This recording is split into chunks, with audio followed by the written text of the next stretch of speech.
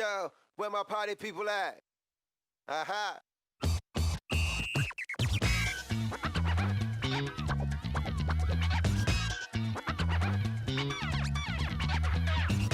We pump the party up. We pump the party up. Pump the party. Kick it.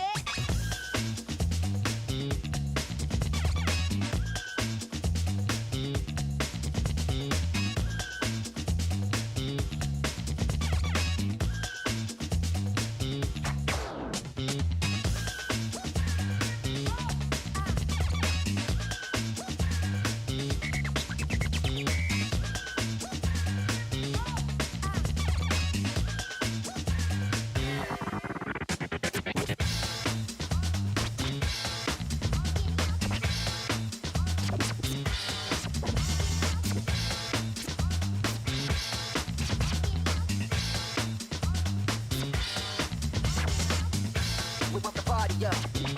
We pump the party up. We pump the party up. We pump the party up. We pump the party up. We pump the party up. We pump the party up. Pump the party.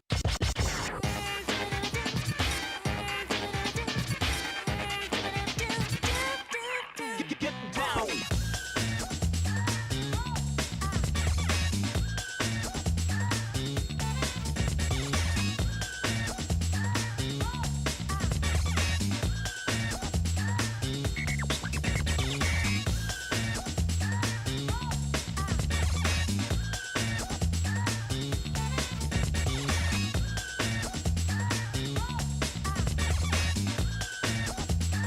Here we go again.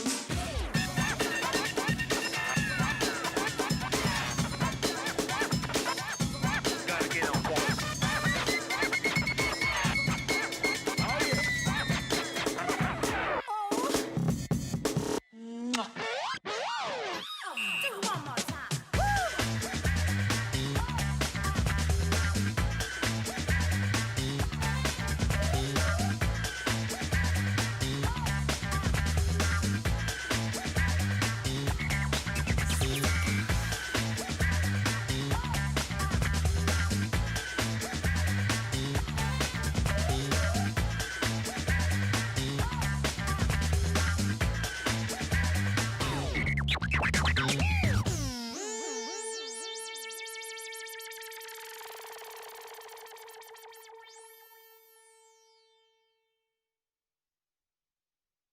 I can't be starred, you are, get out my way. I gotta win, act like I'm not. The one on the top, we've been it before, you know what I did. I'm on my job, I'm doing my thing, I flex on you boys, I do it again. They said whatever, and I don't do talking, you used to score. I'm going in, I can't be starred, you are, get out my way. I gotta win, act like I'm not. The one on the top, we've been it before, you know what I did. I'm on my job, I'm doing my thing, I flex on you boys, I do it again. They said whatever, and I don't do talking, you used to score. I'm going in, I can't be starred, you are, get out my way. I gotta win, act like I'm not. The one on the top, we've been it before, you know what I did. I'm on my job, I'm doing my thing, I flex on you boys, I do it again. They said whatever, and I don't do talking, you used to score. I'm going in. I'm going 50 for 50.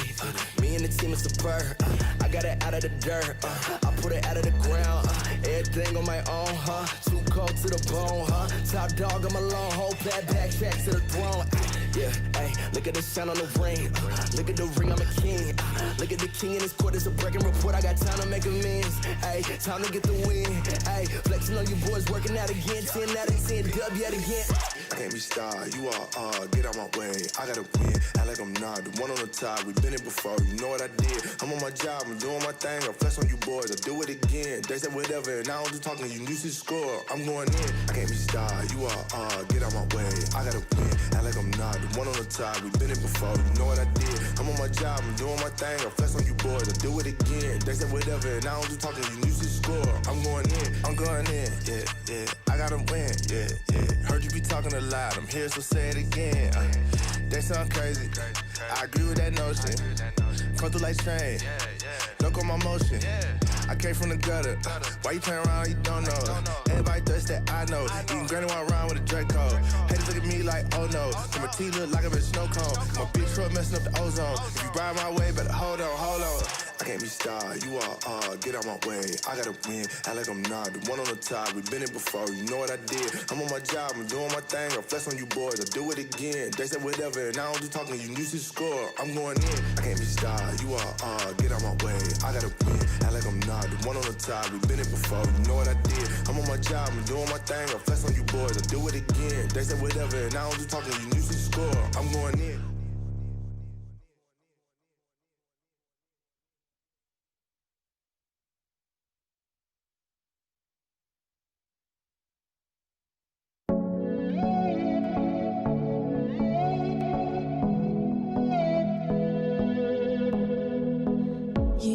Make me smile, you used to hold my hand. You used to tell me that you'd take me to Wonderland. We had it all, you know, we put on quite a show. You were my one and only, never let me go. Then you broke my heart, and I fell apart. I couldn't understand what you did to me. But I'm stronger than you think, I'll make a brand new start. So don't come looking for a way into my heart. Don't come looking for me when the party's over. Don't come crying to me when the party's over. You thought you had it all, but up against the wall I walk right through another open door. I'm gonna hold my tongue, it can't be undone. I'm taking all that I can get from you. I'm not thinking about you, nothing about you. Nothing you can say will change my mind. I won't be back for more, well that's for sure. I'll be flying now underneath the sun. So don't come looking for me when the party's over. Don't come crying to me when the party's over.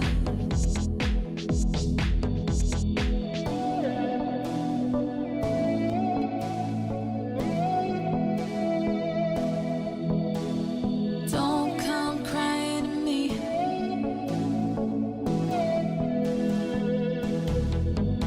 So don't come looking for me when the party's over.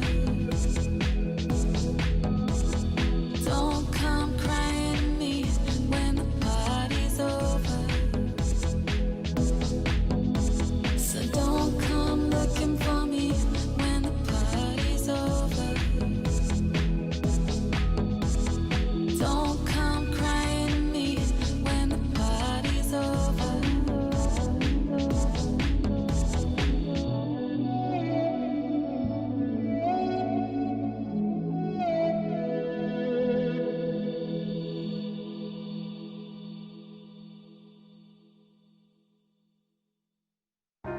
I'm hanging on your every word.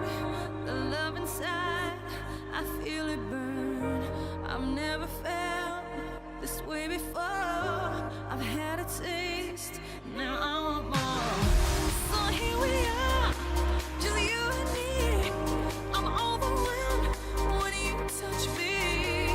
You talk so sweet, I hear the sound. 'Cause when you do, my feet won't touch the ground.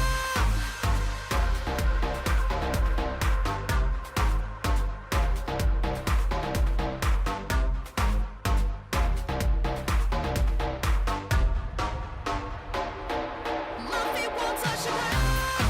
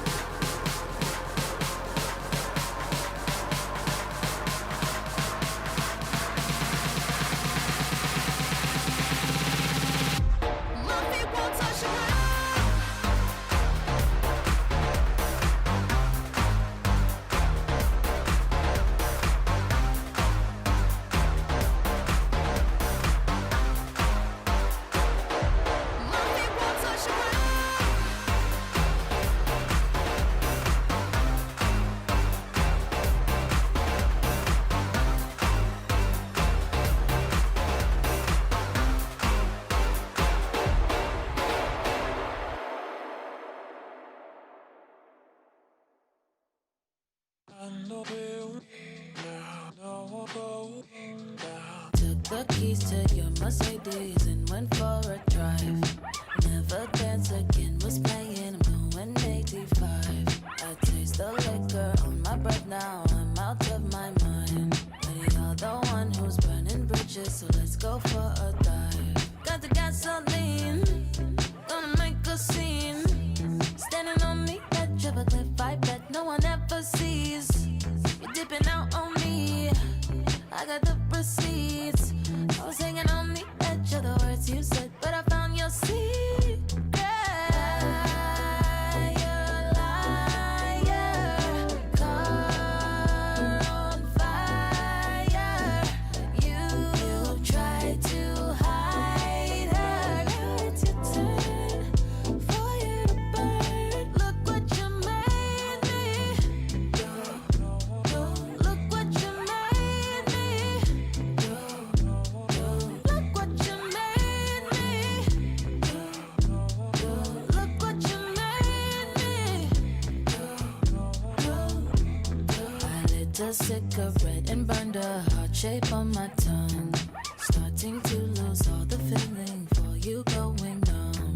Don't tell that shaky alibi you're way out of your mind. And I don't need your 2 cents, not a nickel, no a dime. Pour the gasoline on your off-white beam. I'm placing all my bets on the cards you've dealt me. My hands gon' beat you. You're dipping out on me. I got the receipts and all the things I let you get away with. You gon' find your keeper. Liar, liar, car on fire. You tried to hide her. Now it's your turn for you to burn. Look what you made me. Look what you made me. Look what you made me. Look what you made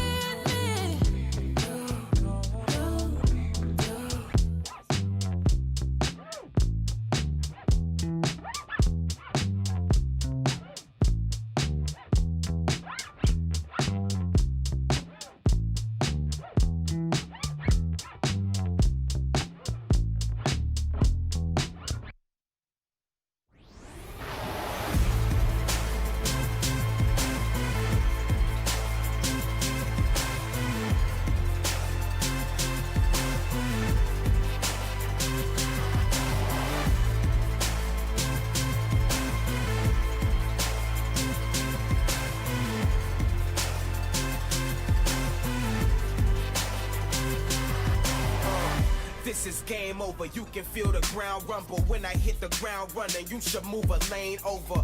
Rain holder, we don't run on the same motor. I'm a chain smoker, you a lighter to a flamethrower. I come from an insane culture, living like a trained soldier, just to make it a day older. No closure, remain closer to the days when I could feel the hunger pains I knew I would take. I knew I would this, and I ain't going out till I take it. What I came to get, I was made for this, and I will never lose, I'm the greatest. Just face it, I was made for this, and I ain't going out till I take it. What I came to get, I was made for this, and I ain't going out. I was made for this, and I will never lose. I was made for this. I feel colossal, choir sing the gospel. I can make the sky move, breathing through my nostrils. Sean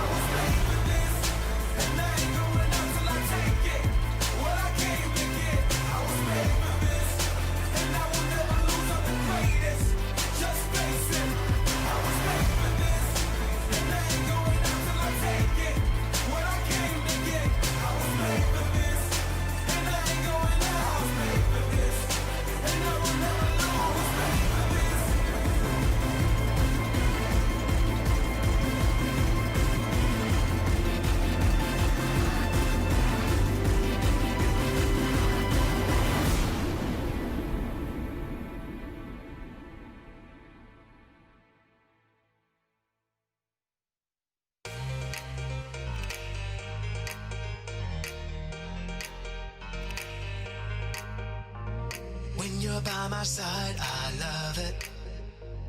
Nothing in this world can hurt me. When you're by my side, I love it.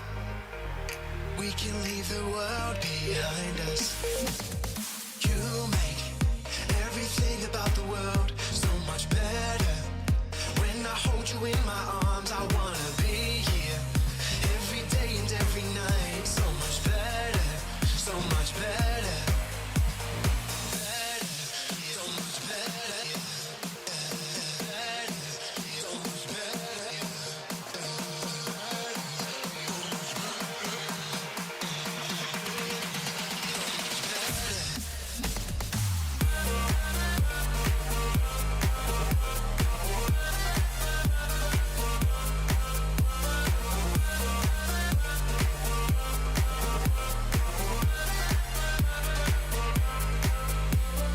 Tell me when your heart is lonely, we could run away together. 'Cause when you're by my side, I love it. We can leave the world behind us. You make everything about the world so much better. When I hold you in my arms, I wanna be here every day and every night. So much better, so much better. So much better. So much better.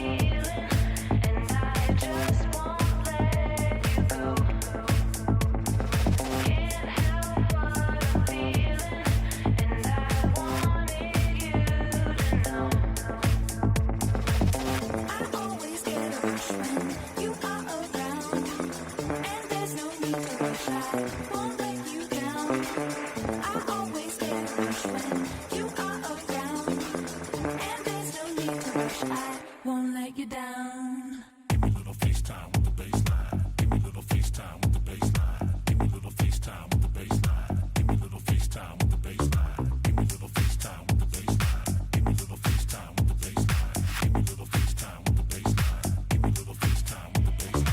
Can't help what I'm feeling, and I just won't let you go. Can't help what I'm feeling, and I wanted you to know.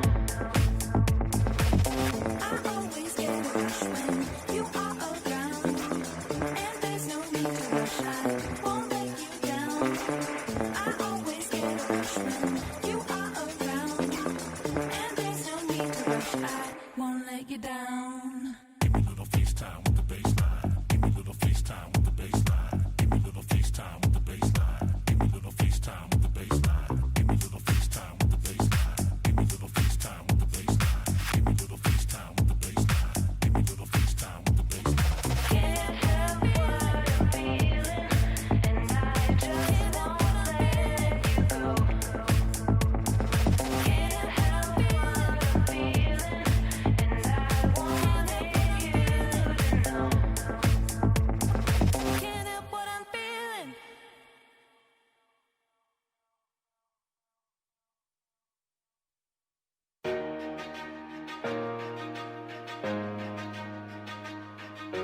Gotta take control. Start listening to my my soul, overlooking back. Where's the point in that? And it feels good, so good, coming back again.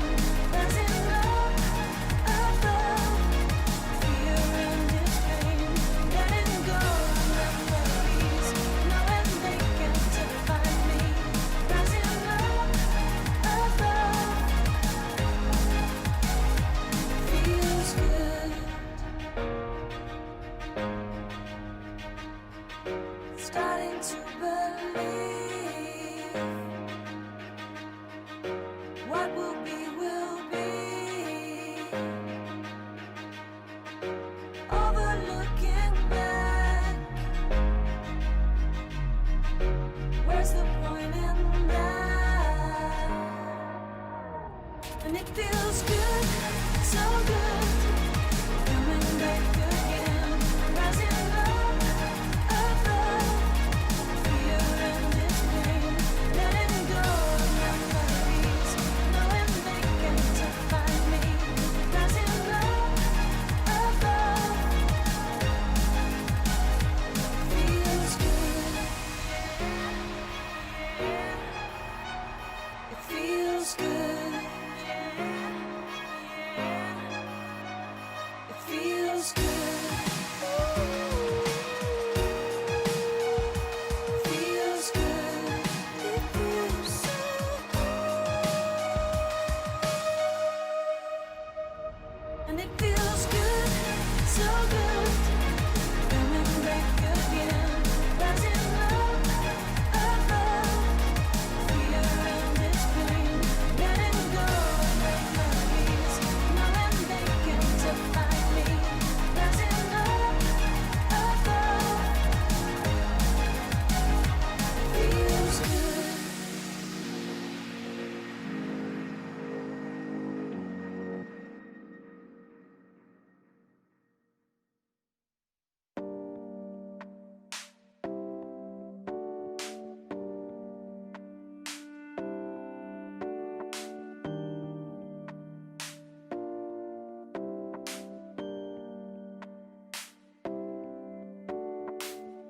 Opening night, everything is cool. Open up your mind, and it's understood. If you close your eyes, you will see the light.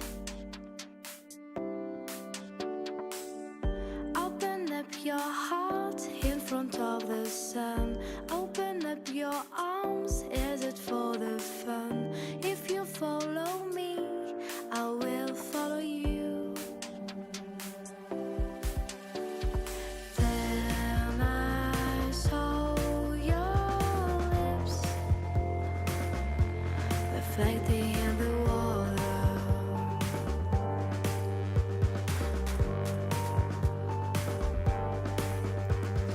I thought we were young, and nothing really matters.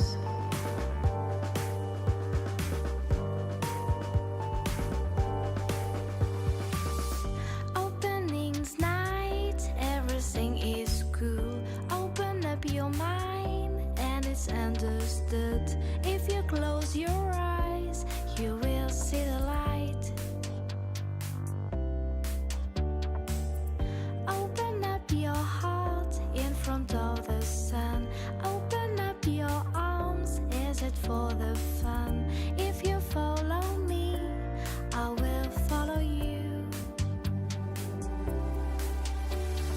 When I saw your lips reflecting in the water,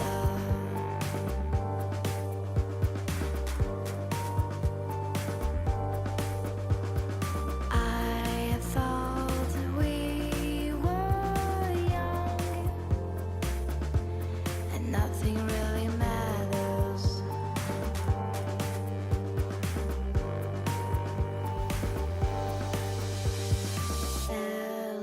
Electricity, you and me. You should come and fly. We should be happy. Open means night. Everything is cool and open up your mind, and it's understood. If you close your eyes, you see the light. Then I saw your lips reflecting in the water.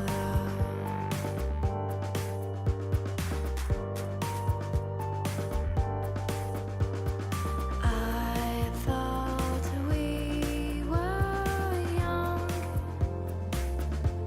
and nothing really matters.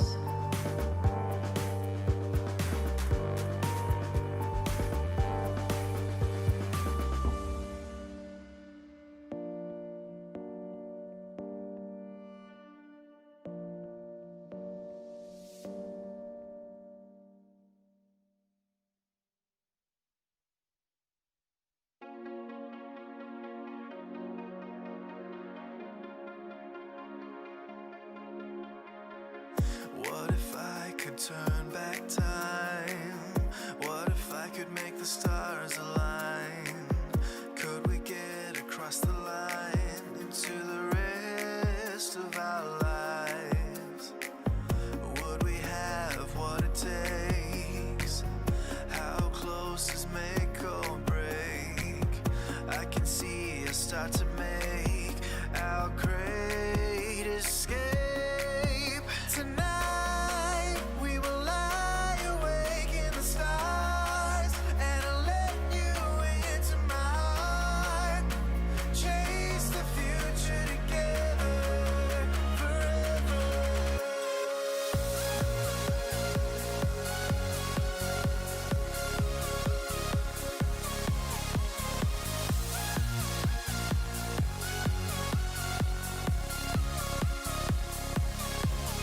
Tonight we will lie awake in the stars, and I'll let you into my heart. Chase the future together forever.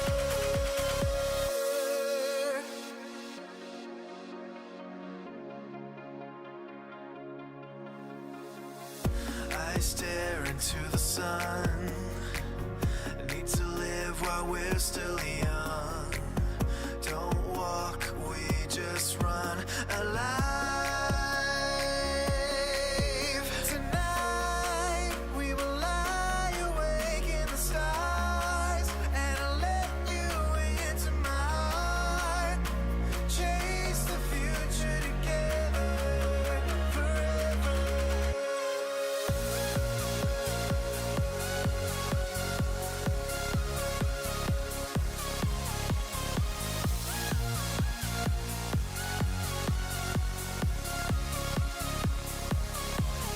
Tonight we will lie awake in the stars, and I'll let you into my heart. Chase the future together forever.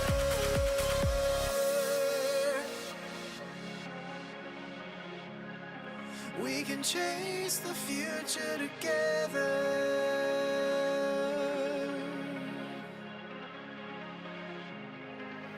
Tonight.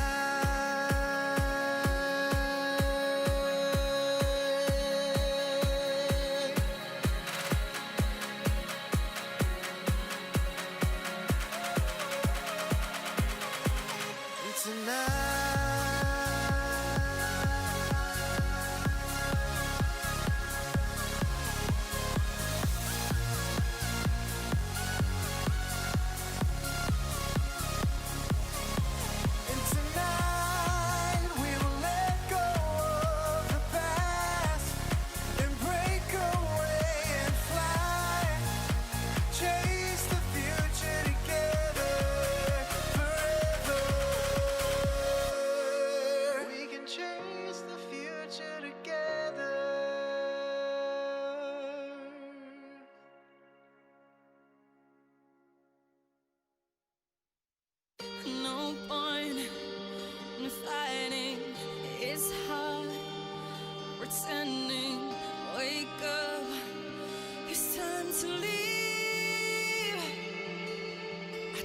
time to breathe, and now I see I'm just too good for you. You're no good for me, and I know what I need.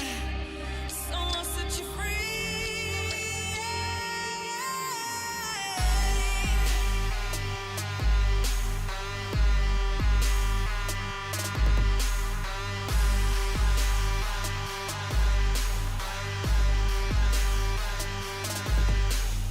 Sad words are spoken. Move on. It's broken. Give up. It's time to leave. I took the time to breathe, and now I see I'm just too good for you. You're no good for me, and I know what I need. So I'll set you free.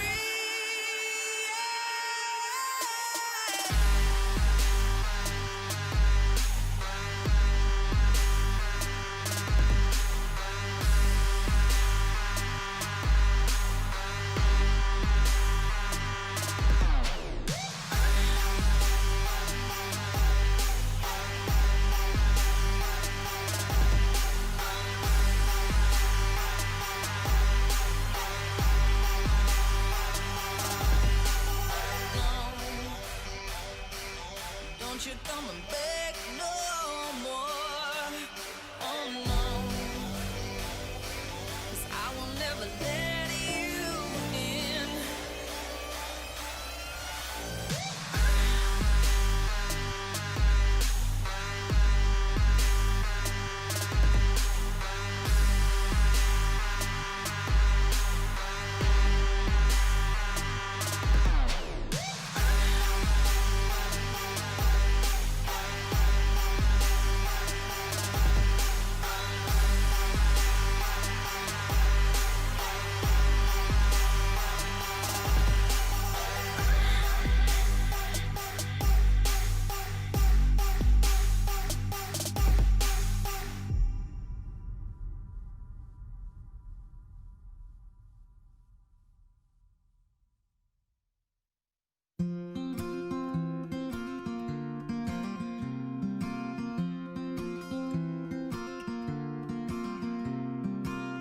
If somebody calls me, I won't answer the phone.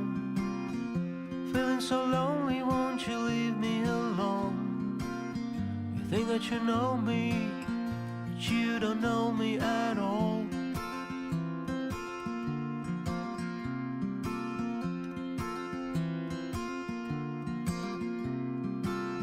Got stuck with the secret to make your wish come true. What your desire strikes you out of the blue. You think that you want me, but you don't want me, do you? You say that you need me, but you will leave me, won't you? Whoa, I'll be perfect for a day or two. Scratch the surface, dig it, why won't you? Why can't you?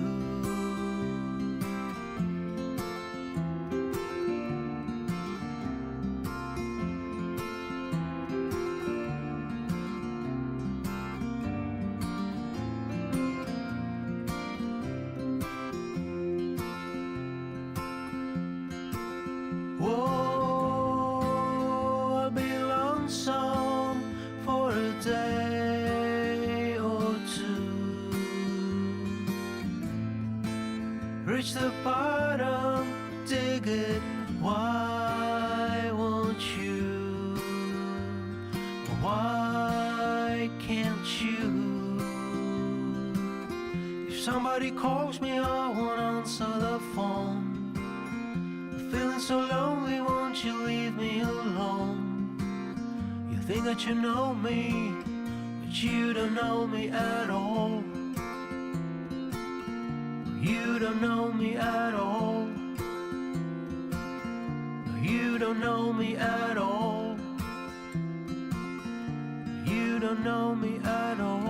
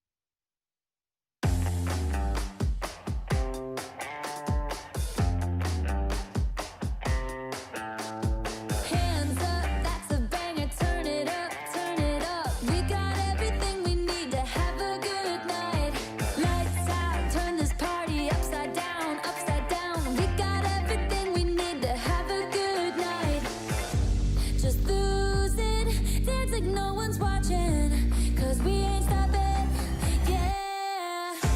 We only want them good vibes. We're gonna party all night. We only want them good vibes. We're gonna party all night. We only want them good vibes. We're gonna party all night. We only want them good vibes. We're gonna party all night.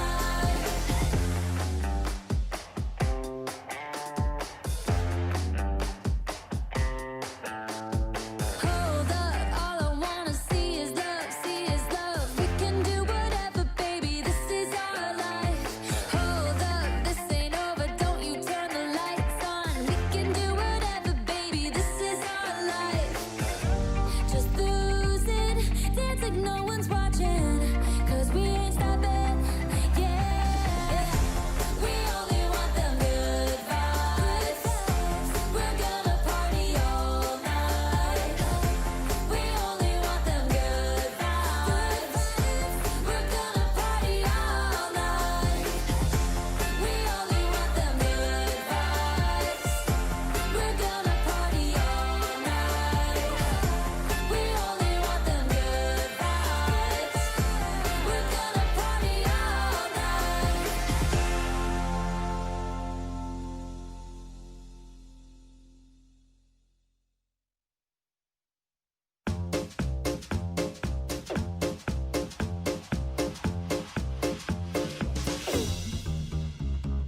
On my suit, shoes to do it, do it at the hat. On my shoe, shoes to boot, do it at the on my suit, shoes to do it at the hat. On my shoe, shoes to boot, do it at the On my suit, shoes to do it at the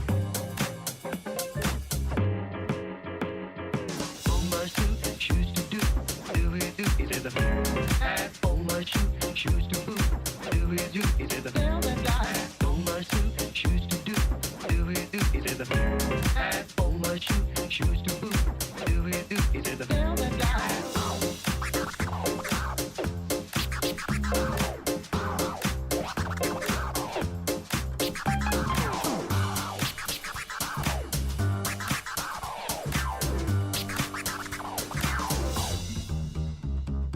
On my suit, shoes to do it at the hat. On my shoe, shoes to boot, do it at the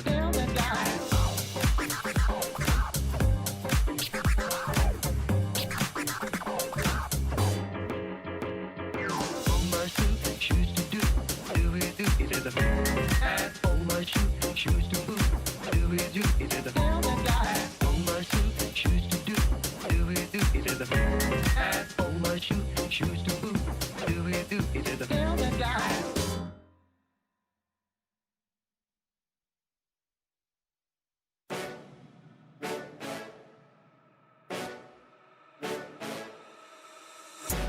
Body bad, that's baby mama. Pretty girls come and play in my arena. I'm so cocky with these bands, mucha bonita. She's so cocky with her hands, oh mamacita. Making money daily, it's a natural high. Focused on this guapo like a fiend day and night. Spinning bands, we don't see no price. Spinning bands, what a time of life. Wake up every morning and I'm counting all my blessings. Then I count the money cause I triple these investments. We stay lit and they mad, we don't care, get the bag. We stay lit and they mad, we don't care, get the bag. So let them lurk, cause we don't mind. So let them lurk, cause we don't mind. So let them lurk, cause we don't mind. So let them lurk, cause we don't mind. So let them lurk, cause we don't mind. So let them lurk, cause we don't mind. So let them lurk, cause we don't mind. Diamonds up, diamonds up. So let them lurk, cause we don't mind. So let them lurk, cause we don't mind. So let them lurk, cause we don't mind. Just let them lurk, cause we don't mind. Pull up to the spot and get them hype. My girl extra crazy, just how I like. She a ride or die, she here for life. If you cannot respect the code, then pay the price. Don't do drugs, this natural high. Making money daily, it's a natural high. Focused on this guapo like a fiend day and night. Spending bands, we don't see no price. My team be the dream. Wake up every morning and I'm counting all my blessings. Then I count the money cause I triple these investments. We stay lit and they mad, we don't care, get the bag. We stay lit and they mad, we don't care, get the bag. So let them lurk, cause we don't mind. So let them lurk, cause we don't mind. So let them lurk, cause we don't mind. So let them lurk, cause we don't mind. So let them lurk, cause we don't mind. So let them lurk, cause we don't mind. So let them lurk, cause we don't mind. Diamonds up, diamonds up. So let them lurk, cause we don't mind. So let them lurk, cause we don't mind. So let them lurk, cause we don't mind. Just let them lurk, cause we don't mind. So let them lurk, cause we don't mind. So let them lurk, cause we don't mind. So let them lurk, cause we don't mind. Just let them lurk, cause we don't mind.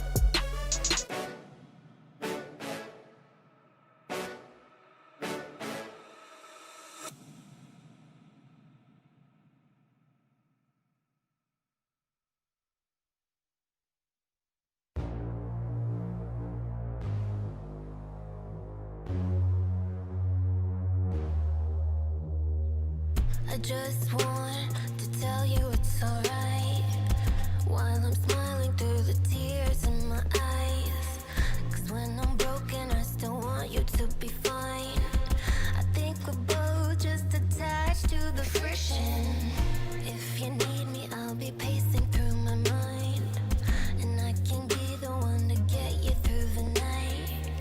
I lose the battle every time you pick a fight. Too afraid to combat this addiction. You're so bad for me, I can't stand to be without you for another moment. This is agony. It's like gravity, you're pushing down on me when I'm around you, but without you don't know where I'd be.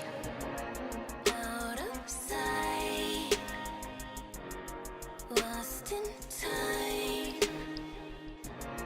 One more night, you and I. Friction. Friction. Friction. Friction. Where we are, I can't quite figure out. I wanna take all of the blame from you now. No matter what, I've gotta fix it somehow. You only know how to play it like the victim. You're so bad for me, I can't stand to be without you for another moment. This is agony. It's like gravity, you're pushing down on me when I'm around you, but without you don't know where I'd be. Out of sight, lost in time.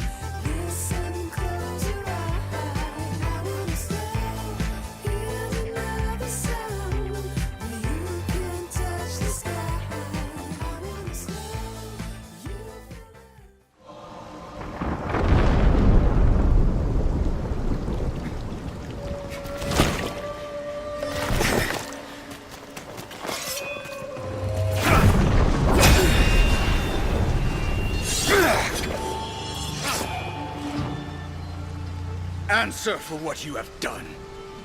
Yone, turn back. You have dishonored us. You swore to protect him. You swore to protect Ionia. Look around you, brother. Your honor stains the ground. Better than living without it.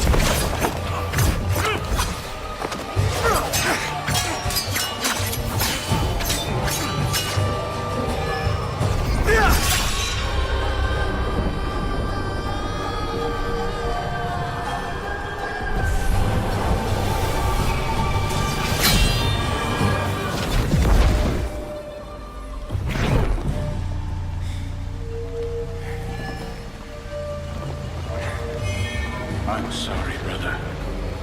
I will not fail you again.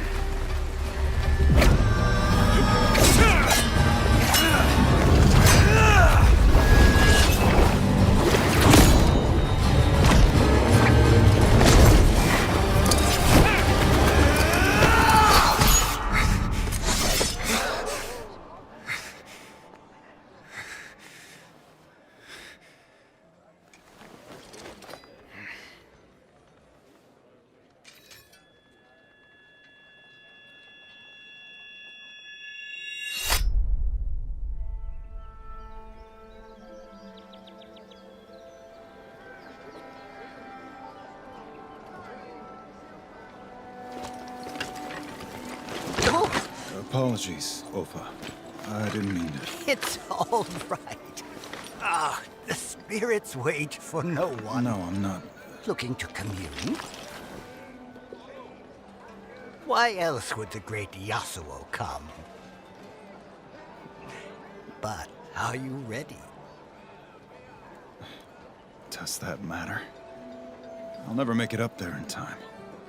True, the road is long. Perhaps my own temple can still provide a way. The choice is yours.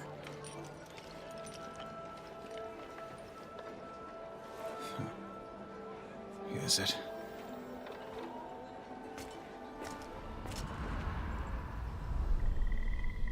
It's taken years for the spirit blossoms to return. If the land is ready to heal, perhaps you are as well. And this is the way? Old men, flowers, and hope. Maybe hope is enough. Maybe. Immerse yourself in the River Whaley. Let the waters cleanse you. Let the currents take this burden you carry. Remember who you have lost. Let me go, Yone!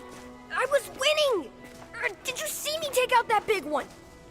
I saw you dishonor yourself. You fight? When I have to, not when I want to.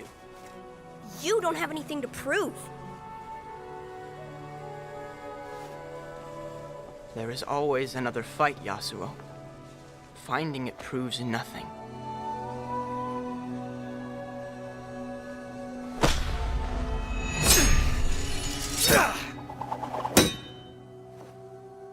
Your place is here.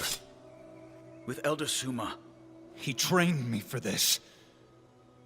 I can help end this war. Your duty is to this school.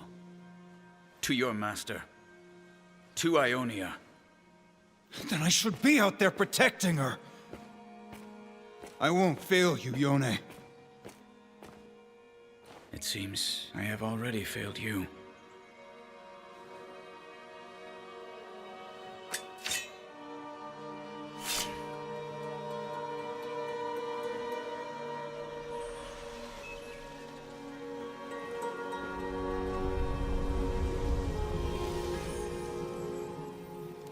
Drink this. It will help forge a bond between our realms. A drink rarely gets me out of trouble. Sometimes we must go looking for our demons.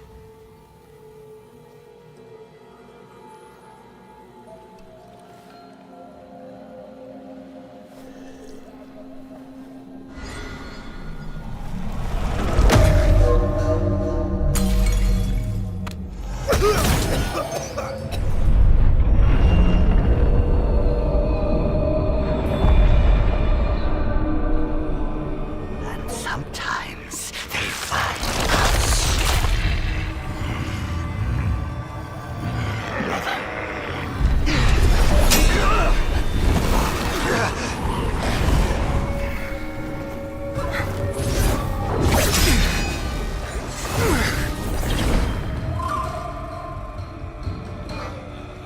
Show yourself.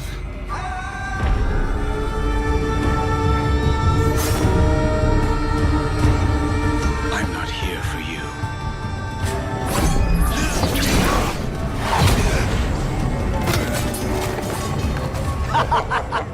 Killing me does nothing, Hunter. If he lives, I will return.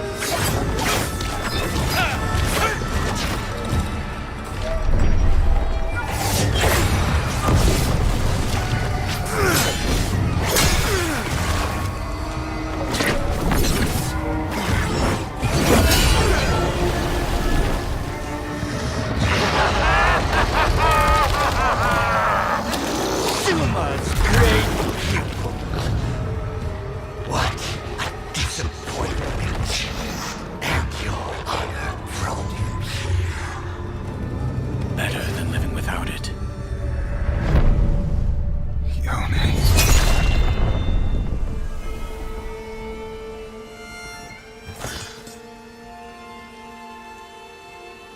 I am no murderer.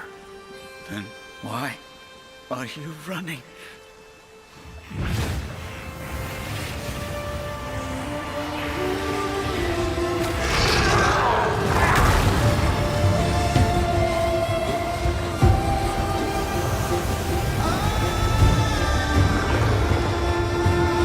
I'm done running.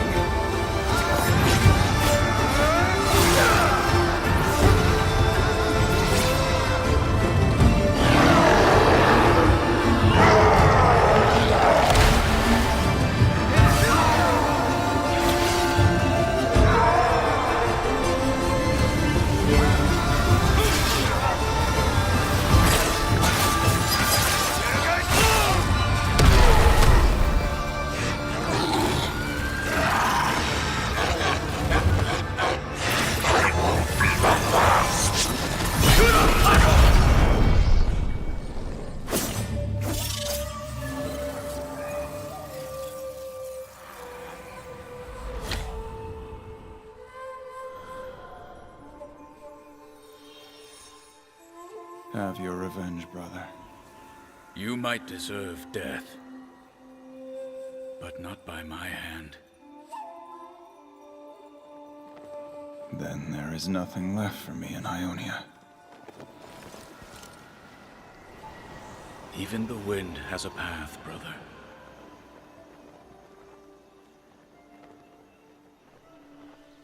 Farewell, Yone. May the spirit of Ionia guide you.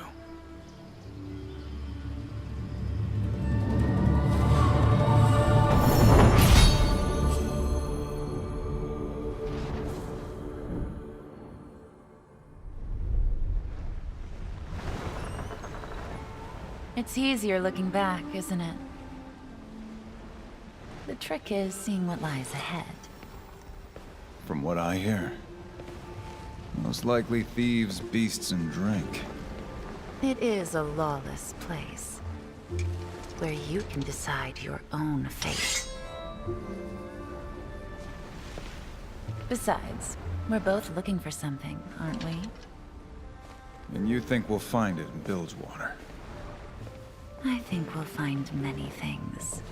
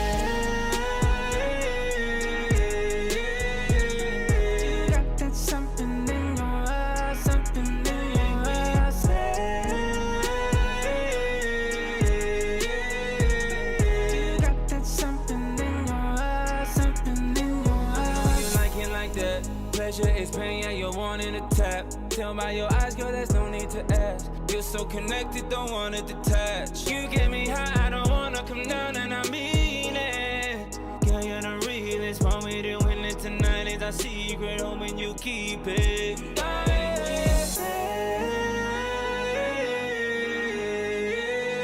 You got that something in your eyes, something in your eyes. You got that something in your eyes, something in your eyes.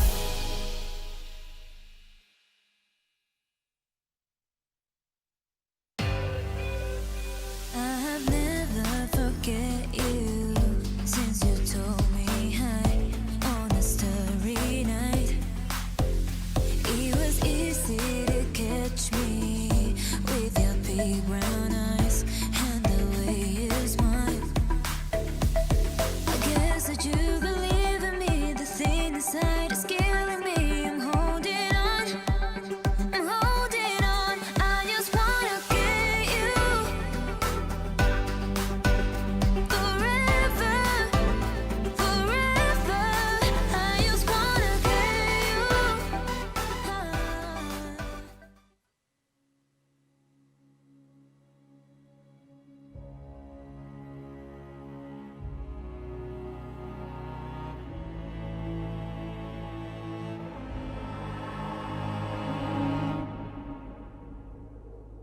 As a 战鼓擂下，8强求变，直面镜中人。昔日传奇状态起落，多有磨难，该如何冲破束缚？背水，反击，上新团队，便是新的自己。红衣少年，欲成先志，涉险通关，该如何冲破束缚？热爱，寻梦，后浪居上，便是新的自己。时光易逝，见识难回，屡次无缘，该如何冲破束缚？改变，解冻，感受前奏，便是新的自己。久居至暗，未曾遗忘，决心一袭，该如何冲破束缚？汗水，付出，颠覆想象，便是新的自己。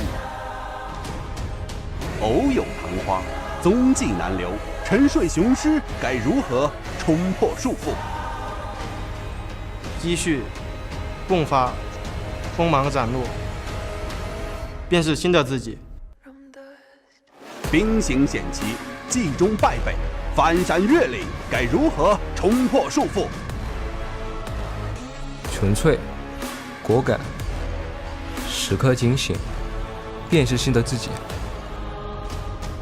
去岁遗憾，出征无缘，兴亡已立，该如何冲破束缚？坚韧，谦逊，完成卫冕，便是新的自己。王座台前，水手将帆，心向银龙，该如何冲破束缚？磨砺，审视，及时调整，便是新的自己。季后赛让新的自己破土而出，肆意生长。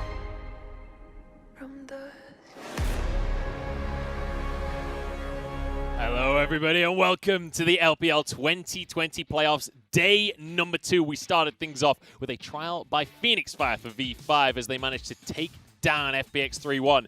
And now we head into our second series on the opposite side of the bracket. My name is Munchballs. I'm joined by the Daggertron, as always, as we head into day number 2.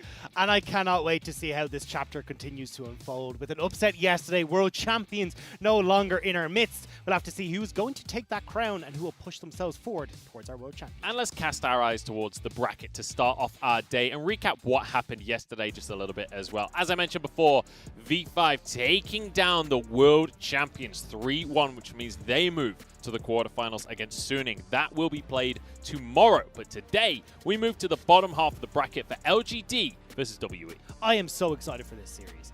This, to me, is going to be bloody, it is going to be action-packed, and it is exactly what I want to see from our LPL playoffs, especially round 1, to get us nice and set up for the rest of our playoffs. And it's important to mention as well, this bracket is all best of 5, single elimination. You lose one of these series, you are out of playoff contention, and Worlds is on the line for these teams. So a lot to play for here today, but let's get the discussion going with our first series here. LGD against WE. It's the 6th versus, it's the 7th versus, no, 6th versus 7th. I got it right the first time, and then I threw myself off. Let's start off, though, by talking about WE. They're the 7th seed coming on in, and let's bear in mind, expectations aren't necessarily that high for WE, but they weren't back in spring, and they took down E-Star, so I think they're still going to come in swinging here, Dagda. They definitely will be, and especially when they've got so much to prove on the stage. We know what to expect from WE, but they've still got a lot on the line. They certainly do. Let's run everyone through what WE are all about, because this is a team that is about pick,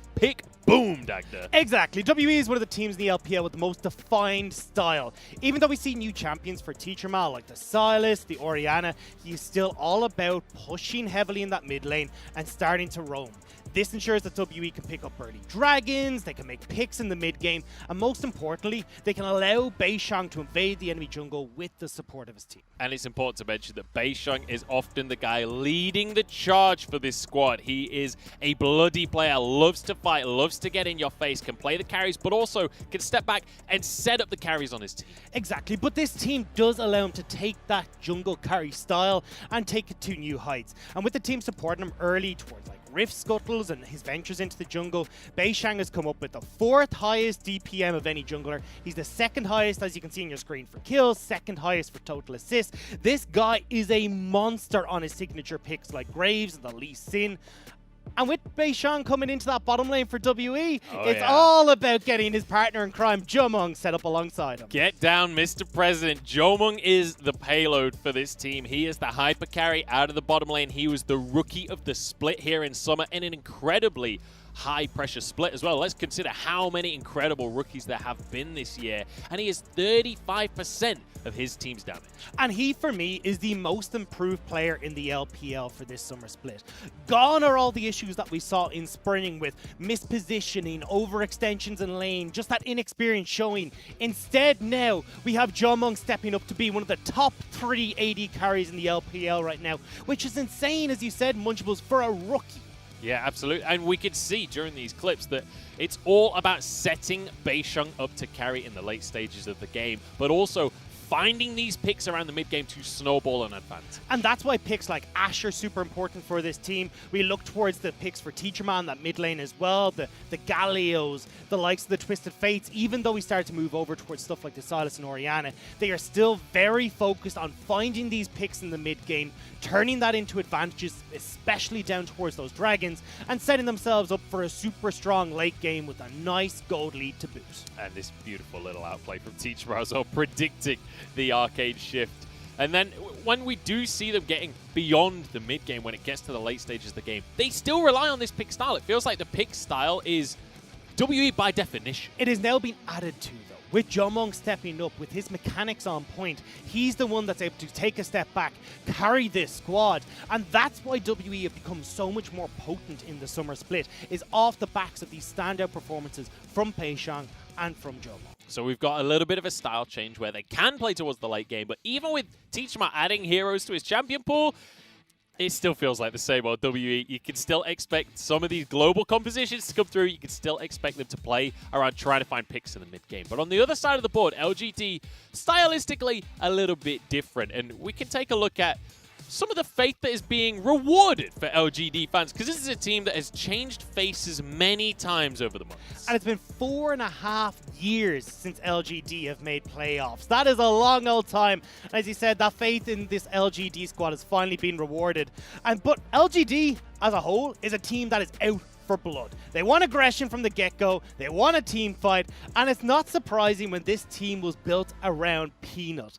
The king of thieves. He will steal your life, steal your barn, and steal your heart all at the same time. Yeah, that cheeky old smile you can see on the left of your screen. But I want to importantly mention the teleport tactics that we see out of this squad, because it's not just teleporting in the late game for a fight. It's going for backdoors. It's going for blowing all of your teleports in the early game to make a play on the bottom side. Especially down towards Kramer. They want to set up Kramer as this late game AD carry, and the way that they do that is through those teleports down towards the bottom side of the map, making sure that they're able to crack open that first tower. Despite only having the second lowest Rift Herald in the LPL, they've actually got the second highest first tower take, and that is because of these TP plays where they gift over those turrets towards Kramer, and then when they get to the later points of the game, they can use these teleports, as you said, for those backdoors plays. And honestly, some of the craziest endings that we've seen in the LPL so far. Shenanigans is the word for LGD in the late game, to be quite honest. But we saw a couple of top lane ganks. That's to set up these teleport plays later. But then when we get to the team fights, LGD are kings of waiting for the perfect moment and then finding that engage. It does feel like a little bit we got those Baron dances going on, though, where we can see LGD are trying to get their engagement set up, but a lot of the times it can be an issue, especially if we have Mark on champions like the Leona and this. I much prefer seeing LGD where they've got Longxing on something like the Ornn, where they have an 80% win rate. You just saw that clip there where he butts his head into that pillar, knocks up the entire team. Longxing looks spectacular on these engages, and I think this is where LGD need to pivot back towards it. The problem is, kind of Ornn ends up banned away a lot, and when you're going up against Morgan, it's going to be a bit of a contested pick. And we'll talk about the draft a little bit more in a few minutes, because there's a few picks on these two teams that could be the cruxes for victory for either side. But I want to talk about mid lane first, because obviously Teachama is a talking point.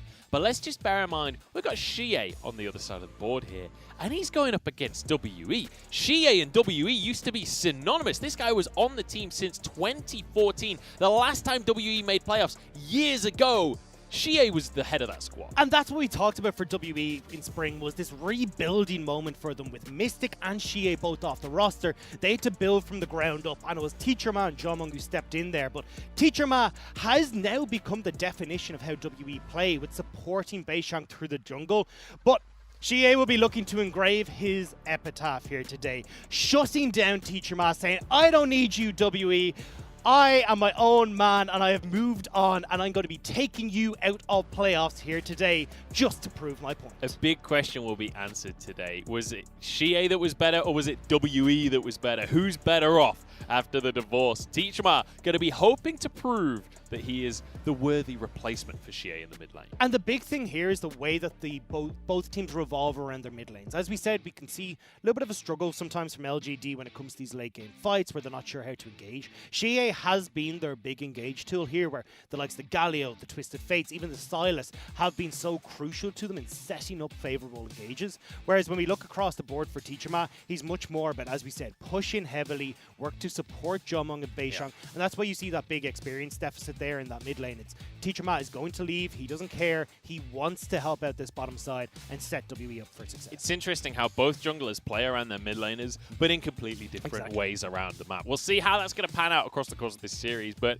before we do get the series underway, it's time to put our names on the line here and talk predictions, because you and I looked pretty good at the predictions yesterday. Both predicted correctly, but today we're split in the caster group. We've got 3 people, though, going for WE. I've got some reinforcements from Penguin and Clement. You do, but if we look back at the predictions from the regular split munch, I'm just going to say the bottom 3 was yourself, it was Clement, and it was Penguin as well. So let us rise up, Hysterics and Lyric, and prove that we're going to be right here today. Because honestly, I think with the style that LGD have, with how they won that 2-0 in the regular split as well, this is going to be LGD.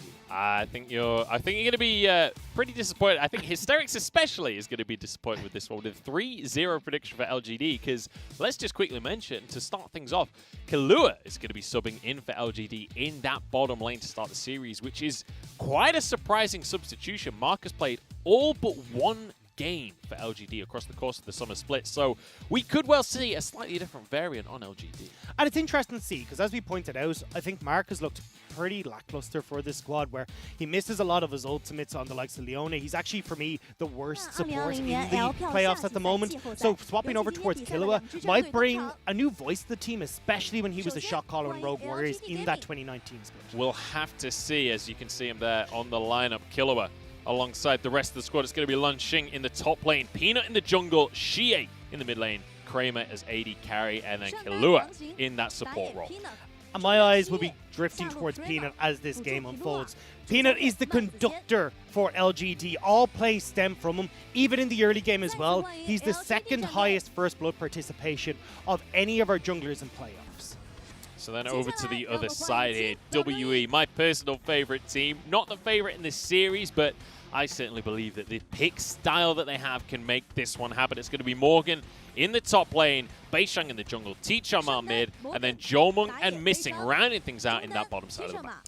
And this is the team that loves to play together. The highest kill participation as a whole of any team in the LPL.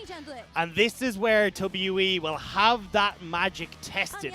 Can they turn around that regular split loss and beat LGD here today? And you can see the featured matchup from the Chinese side is going to be those junglers. And it's because of the way that both of these junglers are very much the driving force for their squads. They are the ones setting up the plays. It's just in different ways that they achieve it. Peanut, generally speaking, hasn't necessarily been so much of a carry for his team in that he's usually setting up his laners to carry. Laners like Kramer, for example, and helping Xie get ahead in the mid lane. It's very much focused on that top side of the map where Peanut will have his attention, especially if we see Kramer onto something like this Ezreal. He tends to then focus elsewhere on the map. The big thing when you look towards Peanut, though, is, as you said, King of Thieves. He is so good at getting these early First Bloods. He is 90% of the First Blood participation when we look towards LGD. He's had massively impactful steals, both against FPX when it came to stealing away the Elder Dragon, and also against Vici where he's able to steal away Dragon Souls. Peanut is the guy that is the carry, even if it's not in damage, but it's still there for LGD. And he's willing to bring out things like the Kindred as well if we do go that far into the champion pools. We're into champ select though here. LGD against WE, and LGD going to have the side selection for the first 3 games of this series. So they're going to start off on the blue side here, banning Galio, banning Set, and banning Caitlyn. It is interesting to see both the Set and the Caitlyn ban from LGD. I thought they'd leave these both open. Kramer's been playing a lot of the Caitlyn in solo queue, so I thought they might try for that Caitlyn Lux combo. And as well for the Set, I actually had pegged as a big pick for Peanut coming into this split, but Beishang, or this series, but Beishang certainly has been playing a lot of Set recently and has been looking damn good with a 71% win rate for that pick overall in WE. Well, we do have standard AD carries coming out for these two teams specifically, with the Ashe and Ezreal being the top 2 picks for both of these players. And they're missing, or I assume missing, bringing out the Karma. It could well be Tichamal in the mid lane. We've seen this a lot from Tichamal. The thing is, though, they usually pair that Karma with the Graves that has just been taken away by LGD on the opposite side. So unless they want to go over towards something like the Kindred for Beishang, so you still get that double AD carry alongside this Karma in the mid lane, that will go down towards missing in the bot side. Although Lilia has stepped up a lot here to work in conjunction with Karma, so this could be the other option. I don't know. I'm still finding myself relatively unconvinced on the Yeah, Lilia I don't picks. think any it's of not us looked are. that good in the LPL, but I mean, there's still possible. It's not like it's not won games. It's not like it's not had some games that look good. I just find that a lot of other junglers often look better. Beishang deciding he agrees here with the Olaf lock-in. As we move towards the bans, it's Thresh taken away from Killua. And right now, I want to see LGD banning away stuff from Morgan. We already got the Renekton ban away. I'd love to see the Ornn, because when we look at LGD's lineup, they very much want to play at range here, where you've got Ashe, you've got Zoe, you've got the Graves as well. So either take away something like the Ornn from Morgan, and you get rid of his 2 top picks in the Renekton and the Ornn, or take it for yourselves and make sure that you still got this nice front line that you can use in conjunction with the range that you built on your squad so far. It's going to be the Lux banned away by LGD. It's been an incredibly strong support, and you can see WE do not want LGD to have engage options in that bottom side with the Thresh ban, the Nautilus following up as well. Might as well be playing against Mark with these bans. It very much feels like a bait here from LGD's side, though. Go with the Ornn. You know you want it. You get that late game scaling AD carry, pair that with the late game scaling top laner, and WE can try and tend towards that opportunity. But I want to see if LGD have something that they want to bring out against that. We've seen the Volibear played a decent amount by Longxing, and that could be the pick in towards that Ornn in the top lane. It's interesting with these support bans out from WE. Thresh and Nautilus are two of Missing's most played champions. Leona is up there as well. Other than that, though, the rest of the picks have been played like 2 or 3 times across the course of the split. So this Leona, very much a comfort pick for Missing down in that bottom lane. It does also mean Teachama gets the Karma mid. And with Kahlua stepping in, we got to give the caveat that we won't be seeing these engaged supports like we usually see from Mark. Kahlua is very much more of a defensive player. A lot of the Braum, a lot of the Tahm Kench. The one game we saw out of him was that Karma, but he will be taking the Tahm Kench here today. So TK coming out in that bottom lane, and now we have to see where they go for the top side here for Longxing. They need some sort of engage. Like right now, yes, you've got the Ashe, but unless you, well, it looks like they want to play fully at range and go for this more poke-orientated squad. I'd like to see them pick up a bit of engagement here, but honestly, we said, hey, look, LGD, they've been struggling to figure out when the best opportunity is for them to look for these engages at late game Barons, the Elder Dragon, and those Dragon Soul moments. So instead they're like, hey, we're just going to leave that up to Kramer. He's got the Enchanted Crystal Arrow, maybe a couple of these bubbles from Xie, but we're going to play far back at range and try and avoid WE's engages. So Morgan, we mentioned how he likes the Renekton and the Ornn. He's got 15 and 13 picks of those respectively, but then he's on 3 picks for any other champions. The Monkey King himself, Wukong, going to be one of those champions that he has played 3 times. Certainly offers the teamfight ultimate that Morgan so heavily relies on. But I'm curious how that laning phase is going to go, because I don't think that that's a good laning phase for Wukong. It's really not. You are going to get punished pretty heavily. Now, you can have some advantages as the Wukong, where if you can try and trade very quickly, where you dash in aggressively, get that smack off with your Q, and then clone back out, it can be a little bit difficult for the Jace to try and trade back on top of you. But once both those spells are down, it's very easy for this Jace to go aggressive. It can be very difficult for you then to try and manage this lane. So certainly I think that the work will be cut out in the top lane here for Morgan, but if he can get into these team fights, you've got great speed up coming through from the Karma, you've got Olaf who's going to be diving in on top of you with them, and you can set up this engage perfectly for WE. So a lot is riding on the back of Morgan here to set up these engages alongside the support from Missing. And it's so great to see LGD realizing that WE are all about forcing the fight. So LGD, they draft themselves this composition. It's pretty much all about keeping the opponents at arm's length. WE want to run in with this Olaf, with this Wukong, with this Leona, whereas LGD want to keep them as far away as possible.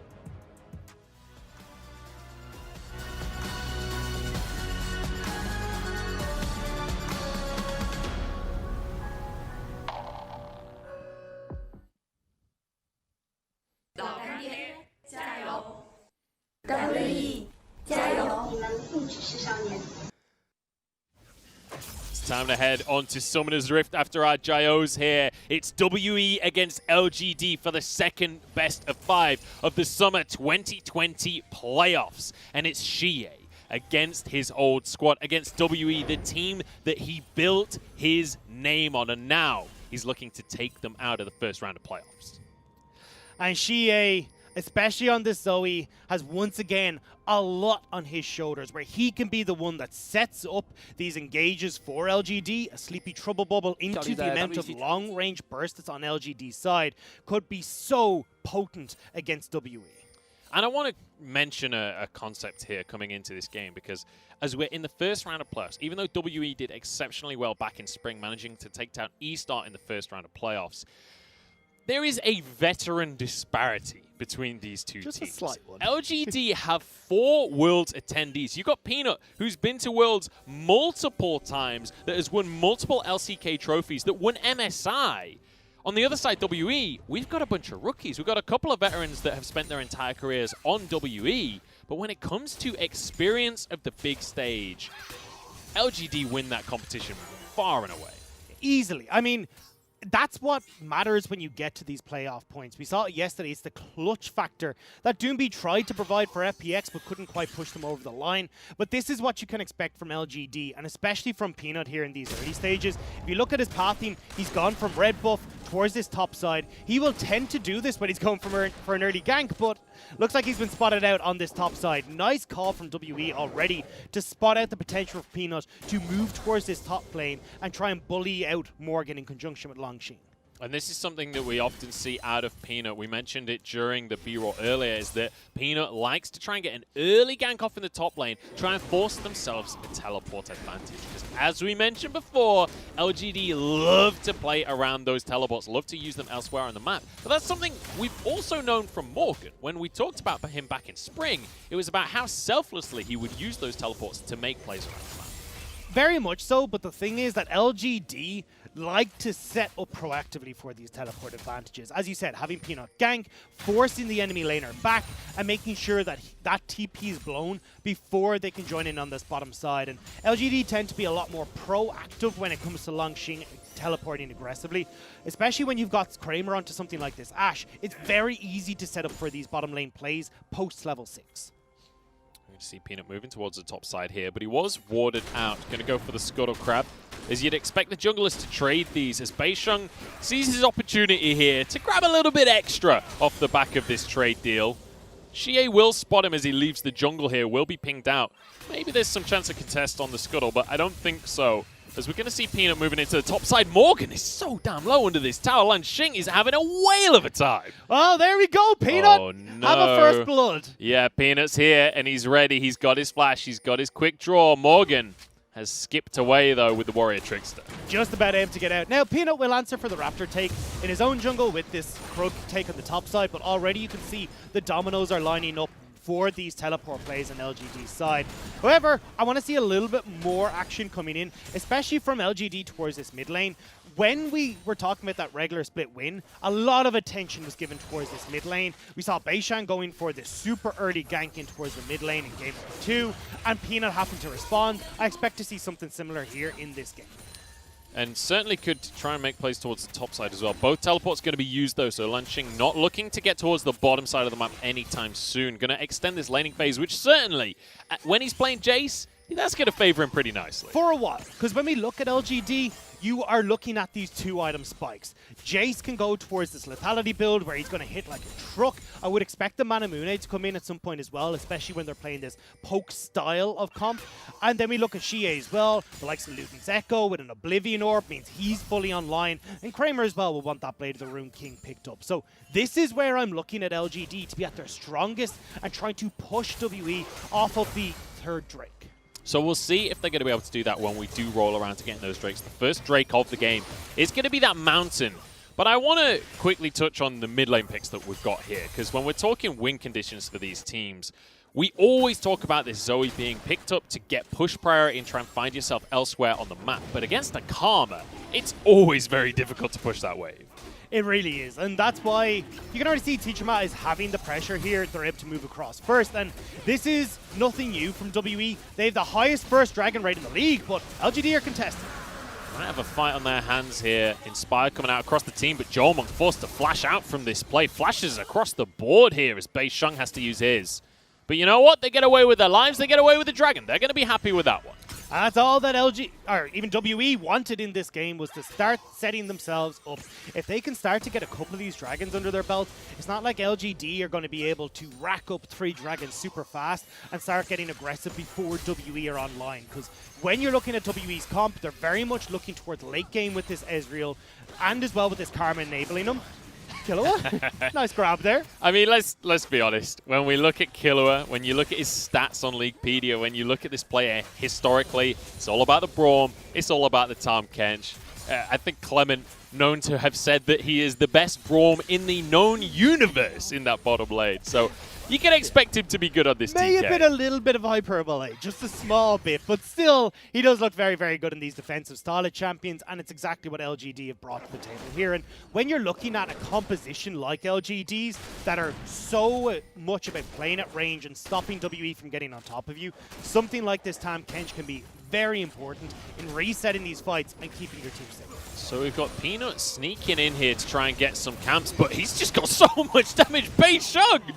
He wanders in, he doesn't realize the whole squad's already here. No, and especially when you've got Xie pushing in mid, you've got the push in bottom lane as well. Your jungle ain't safe anymore, Beisheng. And when we talked about how crucial both of these junglers are for these squads, Peanut coming out on top is massive thumbs up for LGD. And, you know, I was expecting a bit of a scrap between the junglers there, but there was no scrap to be had. Beisheng in a 1 versus 3 couldn't fight back. And this is a fantastic advantage for Peanut here, because on the Graves, you want to be able to power farm. Olaf is one of the few champions that can match his farm speed. Not while he's dead. Definitely not. And this is what we were saying. Peanut is the conductor of LGD. That was Xie's real flash. That was very aggressive for not much of an opportunity, to be quite honest. Well, he had the double ignite, so maybe looking for some funky plays. But either way, Xie getting aggressive. Not so sure that one was worth it. Probably not. Beisheng might be able to punish that one in the near future, because let's bear in mind, when Zoe doesn't have flash, she is an incredibly immobile champion. She really is. And that's the thing looking at Beisheng here is that, okay, well now you've got at least Teacher Ma who could teleport back into lane, help shove in. You can either go for this gank in the mid lane if you really want to, off of the reset from Xie, or you can have the push come through from Teacher Ma off of this TP. They roam over towards this Rift Herald and start to set up objectives. Now, this is what I expected from WE. When we look at LGD and their objective control, they have some of the lowest in the league, especially, not lowest in the league, lowest in playoffs, but we'll have to see if they can try and contest it. Going to be trying to go for this Herald. Beisheng is the one on the play for now, but LGD have answered. You can see Jomung moving up, as is Kramer, but Jomung will be here first. And I think LGD realizing that this is not something that they can go for 4v5. Beisheng grabs himself a Herald. I'm surprised that they started to move Kramer up, though. You could already see how quickly Jomung had moves. Like, he was going to be there miles before you were able to respond as LGD. And usually they do leave Kramer down on this bottom side. They're like, right, we'll forego that Herald. Instead, we'll start looking towards these turret plates and set up for that bottom lane play that we talked about, the one that usually nets them that first turret. But that's not the case this time around. And WE end up getting that Rift Herald and not losing too much force. Perhaps a little bit of playoff jitters here from LGD, feeling like maybe they could force something. Obviously, with the Ashe as well, you do have some influence of these team fights from a long range if you're able to land the Crystalline Arrow. But when we look at the junglers right now, so far, in terms of gold, they're going to be relatively even with Peanut, a slight advantage. But that's going to come down to how this Herald is going to be used over the next couple of minutes by Beisheng. Where do you expect him to be moving to set this advantage up? I imagine it'll be towards the mid lane, because realistically what WE want to try and do right now is not so much give gold to Teacher Ma, but they'd love to try and create pressure where they can use this Rift Herald to turn it in towards a dragon. Now, you could also look at them to put in towards that bot side, but it doesn't create quite as much pressure as using it in that mid lane. I think I'd like to see them just using this Rift Herald to get dragons, and that has been the usual win condition from WE. Securing a bunch of these early dragons, and then fighting over that fourth and final dragon. So Morgan was actually losing CS while doing that. That was purely to deny the recall from Langxing, because he is out of mana here, and this is the perfect opportunity for Morgan to be able to shove in. It's not only that, it's because this dragon is up. Langxing now can't back. He has his teleport up in just a few moments, but he'll have to clear this wave, and if any sort of shenanigans start out at this dragon, Langxing won't have any mana available. That was a great call from Morgan. Really nice play from Morgan, and it's good to see, because let's remember that Morgan has been one of the players on WE that has looked a bit weak this play. It breaks my heart to say this out loud, Dagda, but Morgan has definitely been the weak spot for WE more recently. So it's good to see good map-aware play coming out from him, as he's going to get his recall after shoving that wave in. Has the teleport available from both sides of the top lane here.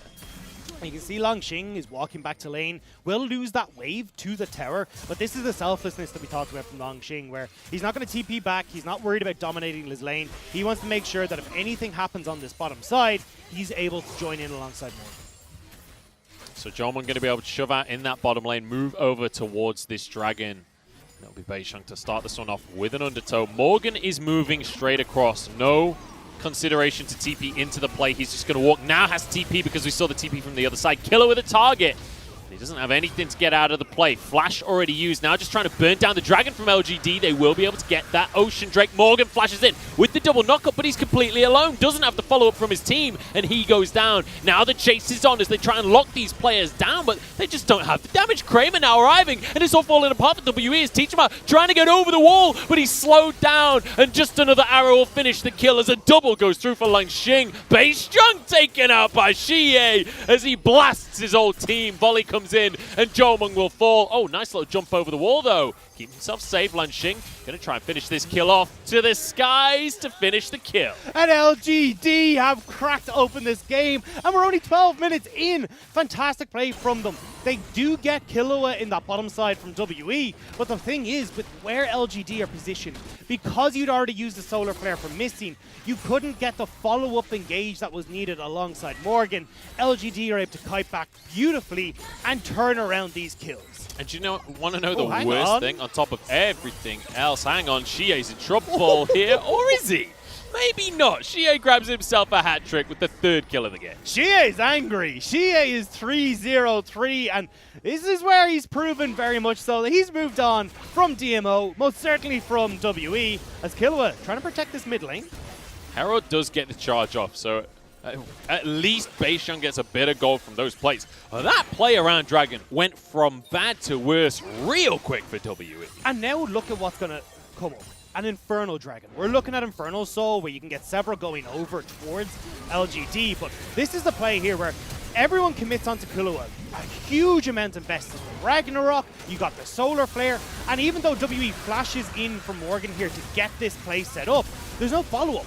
Mistine doesn't have the Solar Flare to follow. He's forced to flash in with the Zenith Blade when it comes up, and with Beishang having no Ragnarok, that stun shuts him down, the slows come through, and LGD are able to turn the fight. And it's the fact that they clean up everyone. That was a clean ace coming out for LGD. Obviously, Killua went down, but that's it. There's one kill for WE, and it was in that fight. The rest all going the way of LGD. And just look at the gold lead that they already have. We're only 14 minutes in, and they're 4,500 gold up. And look who it's on. It's on Langxing, it's on Xie, the two prime targets to poke out WE. So now you're looking at that Youmuu's Ghostblade already completed. Luden's finished. You're going to get an Oblivion Orb soon from Xie as well. This is where you just take over this game as these two carries. And if WE tried to set up for any of these objectives, if they find themselves in a pit, it's open season for LGD.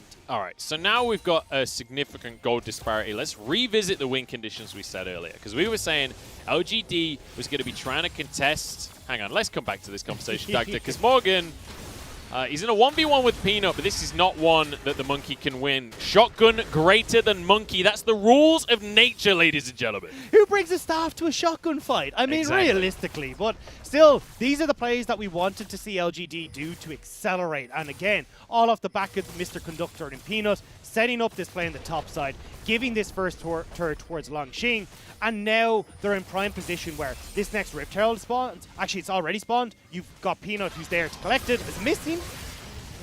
Missing is going to find his health bar missing here as he's just going to be taken down, trying to defend a tower here. This is going to be two now going down as one went down in the top side, one goes down in the mid lane. Teachama answers in the bottom lane, but that is not an even trade. It's really not, as LGD might just keep pushing here. They have that Rift Herald that is making its way over, and in these siege scenarios, they are so strong. Xie is on fire right now, 3-0-4. He cannot miss a trouble bubble. And here's the thing. This is the kind of composition that when you are ahead is going to do so much work. Look at the gold lead that Langxing has in the top lane. 2,500 gold almost, and a similar disparity in that mid lane as well. And this isn't what I expected at all from LGD. We haven't seen the Jace from Langxing thus far in the summer split, and I thought, okay, let's get engages. Let's try and set this up where they can have this massive team fight where they're the ones that are coming out on top. TP's blown galore to get over towards that dragon or towards the Baron, and that's how they win this. LGD are playing this kite back style super well, finding these tempo windows where they can catch WE out in transition and using these long-range siege potentials so well. And I feel like this is the kind of composition that was a kiteback style, and they used it as a kiteback style in that one dragon fight. And now it's a kite forward style, because with a 7,000 gold lead, they can do basically whatever they want on the map at this stage. Yeah, this is their game. You can already see how big the gold lead is, and honestly, how good has this got to feel as an LGD fan? 4.5 years since you were able to get into playoffs. Exactly. And now they've managed to come into that first round. They are looking so damn clean. And at least in game number 1, it's looking like LGD are going to come out on top. It's feeling pretty good for LGD right now, I have to say it. We were talking about how they were going to contest that third dragon. Well, no contest needed. They're so far ahead that they're able to just sweep up that Infernal Drake, which means they've now got themselves the 2 Drakes. They've got themselves a huge gold lead. And the question now is, what on earth can WE do to get back into this game? The answer might be nothing if there's a catch here. That's going to be onto Beisheng as Missing tries to move his way in here alongside Teach 'em Up. Blue buff taken.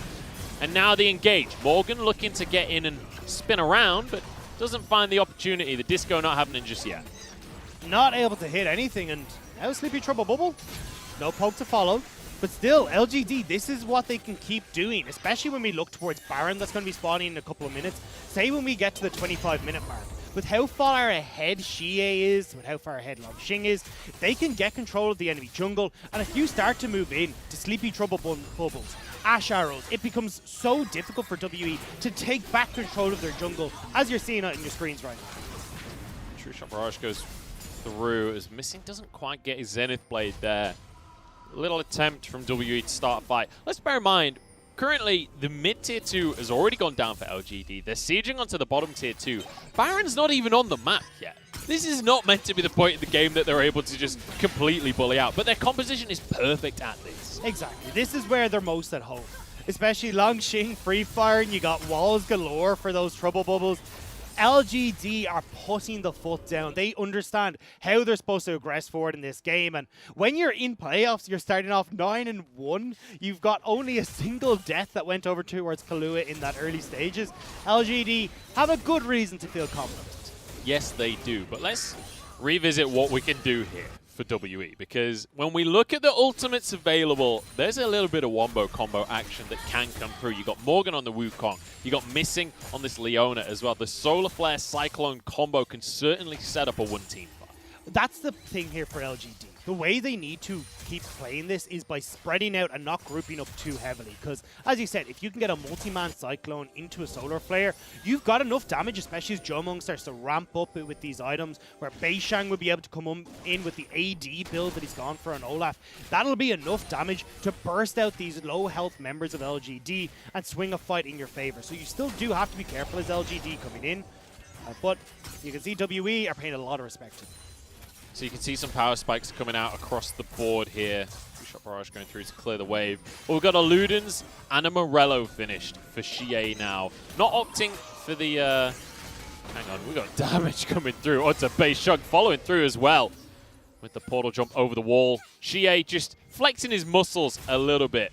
Not going to go for the Death Book just yet in that mid lane. But he does have that Dark Seal, so that could be the next option for it.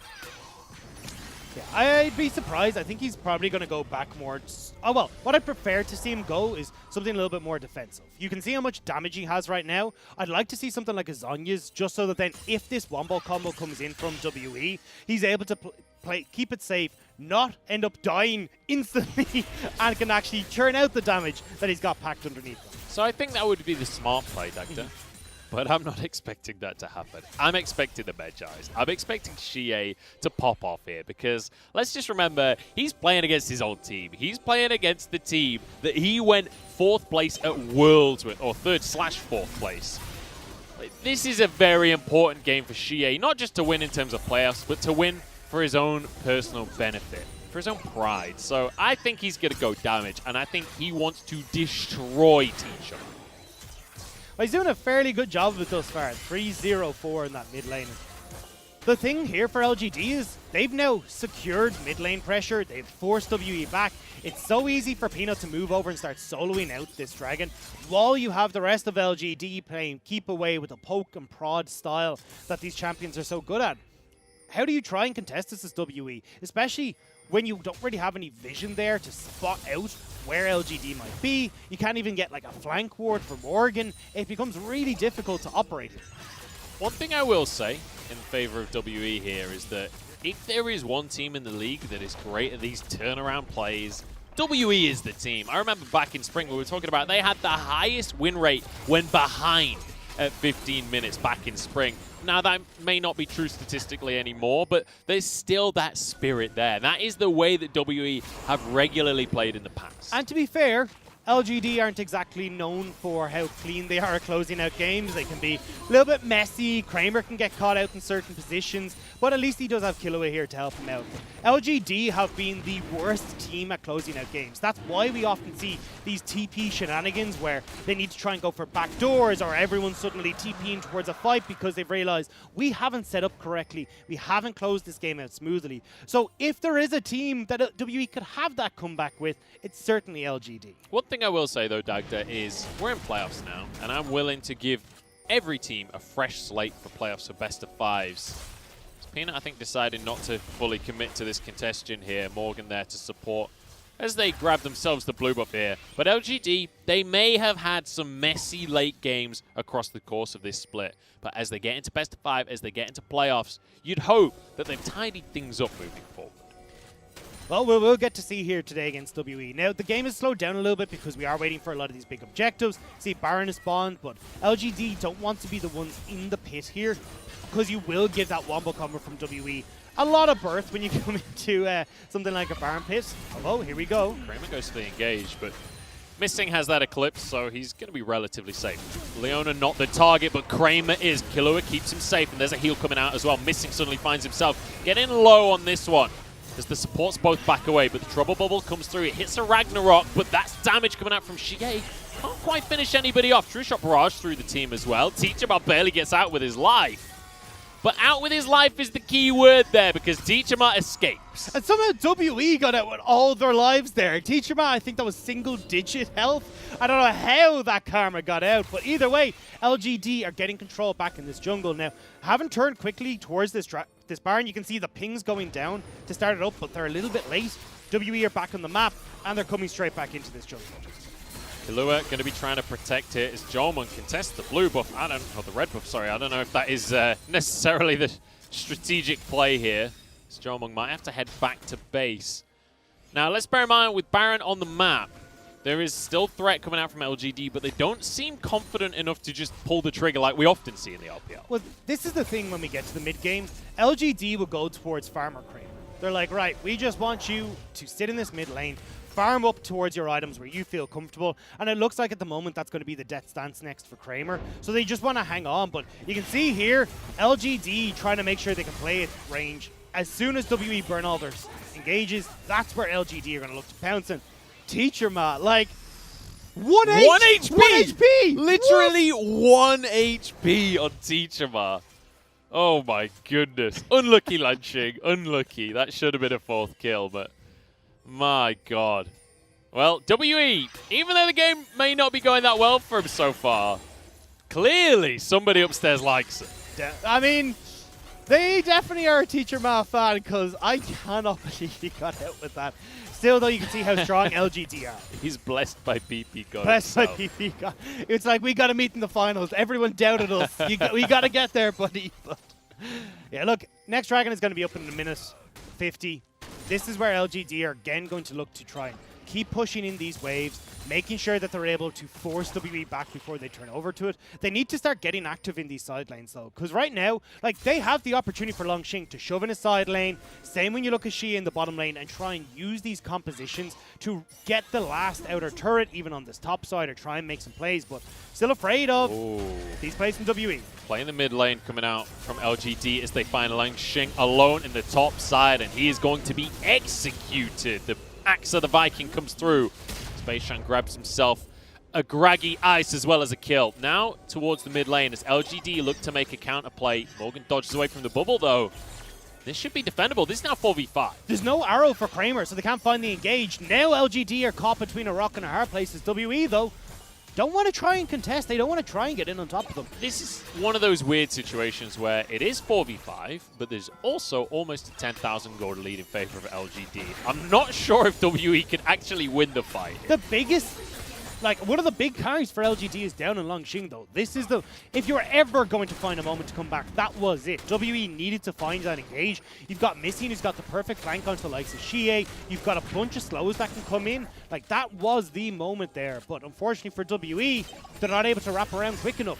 Now LGD have Longxing back on the map. They can start to poke, they can start to shove in, and with this Dragon up, that's where LGD are going to We've got a Dragon in 30 seconds here. Missing takes a chunk out there from Xie. And Ultimate's still on cooldown here for Missing, so that big engage tool not available for WE just yet as Longxing arrives on the play. Peanut getting some damage down onto this front line. WE just getting bullied off of the map right here as they try and contest in the mid lane. This just opens the Dragon wide for LGD. They can move over if they want to. But it looks like they want to fight for now. And look at the way LGD are playing this. Way spread out, so Missing can't get on towards multiple people. The Solar Flare, you're not going to be able to just turn and burst down the whole team, although Missing. There's an arrow coming on through the mini wave, pluck the Paddle Star, but it's not going to matter. Longxing now moving towards the mid lane. As Peanut is going to be able to solo this Infernal Soul, the rest of the squad is looking for inhibs. Morgan the target of Longxing as he's moving underneath the tower here. This is sheer confidence out from LGD. With the jungler over at Dragon, though, this is the moment for WE if they ever had a chance to fight. But it's not happening. They're not pulling the trigger. They can't. Morgan doesn't have Flash, and it's such a crucial summoner spell to try and get onto this team, especially when they can play so far with the acceleration gate. Just run back, kite back, and now you're losing your base. And we haven't even got a Baron yet, but Morgan has TP'd in. Yeah, but he's alone. He doesn't have the rest of his team following up on the TP. Survives for now, gets away with the burn ticking. Somehow makes it out of that one. Jomung now on the front line as he's just trying to dish out as much damage as possible. Xie looking for a trouble bubble. Just jumped away from, is Missing. Happy to be the front line, but not for much longer. Flashes forward here. Missing's going to go down. That might just be it here, Dagda, because LGD, they've got the gold lead, they've got the damage, they've got the inhib, and now they're looking for the game as they move in with the minions. But they're deciding this is too much, and they back away. Well, they've already got everything. They've just picked up so much gold. They've got that Infernal Soul. LGD can now turn towards that Baron, shove in this mid lane as well, collect that turret that's on maybe 100 HP. Like, LGD are looking so close. And with an Infernal Soul as well, this Baron is easy pickings for them. And I have to ask you, Dagda, where was the late game messiness from LGD? Because that's what I was sold here. That's what I was told was going to happen. Morgan, I mean, they saw him channel the TP. They knew where he was. I love this new style of LGD, though, because what we were highlighting was LGD struggle to find engages. They will look at you across the river, stare lovingly into your eyes, and not actually go for an engage or ask you to dance, because they don't have these perfect setups, which seems to be what they're eyeing for. Instead, LGD have gone, right, but if we're not going to find engages, let's just put a composition together that doesn't need to engage. We don't have to look to try and get on top of the enemy team. We can just poke, prod, and have an Enchanted Crystal Arrow to start things off. That just goes wide. Trouble Bubble will do the same as Missing.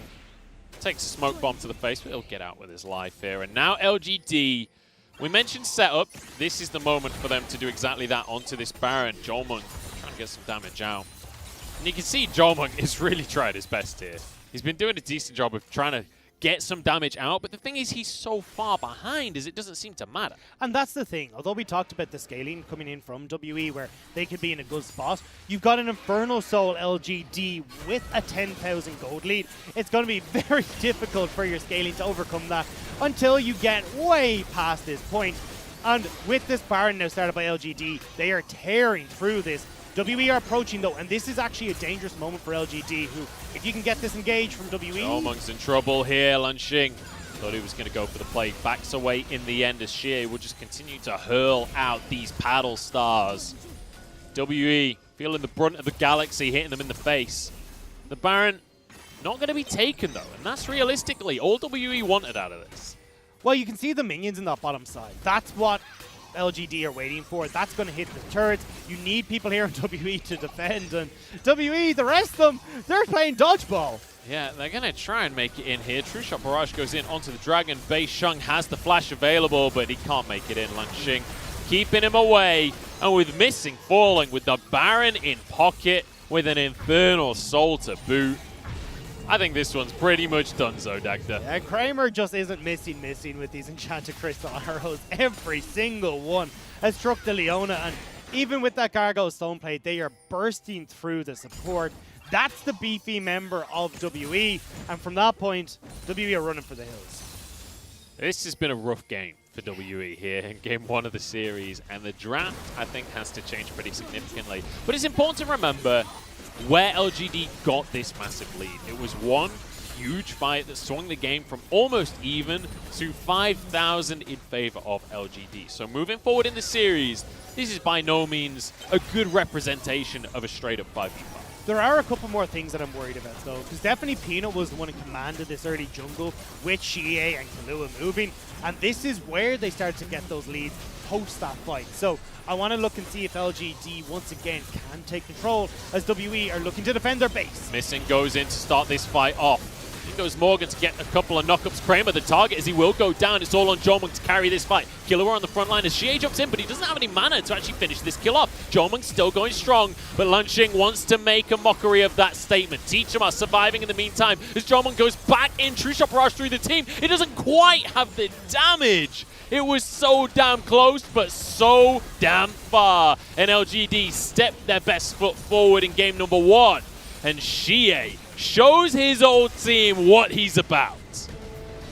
Xie making a statement performance on this Zoe. 3-0-10. LGD show up to playoffs, because my word, that was a butcher. It certainly was. I'm not going to lie, that hurt to watch. As a big fan of WE, that was difficult. But let's revisit what actually happened in this game. Because in the early game, it was relatively even, as you rightly say. Peanut was very much in control of the jungle matchup that we saw. But then, for Dragon number 2, we saw WE be late to the Dragon players. They were trying to get a kill onto Kahlua.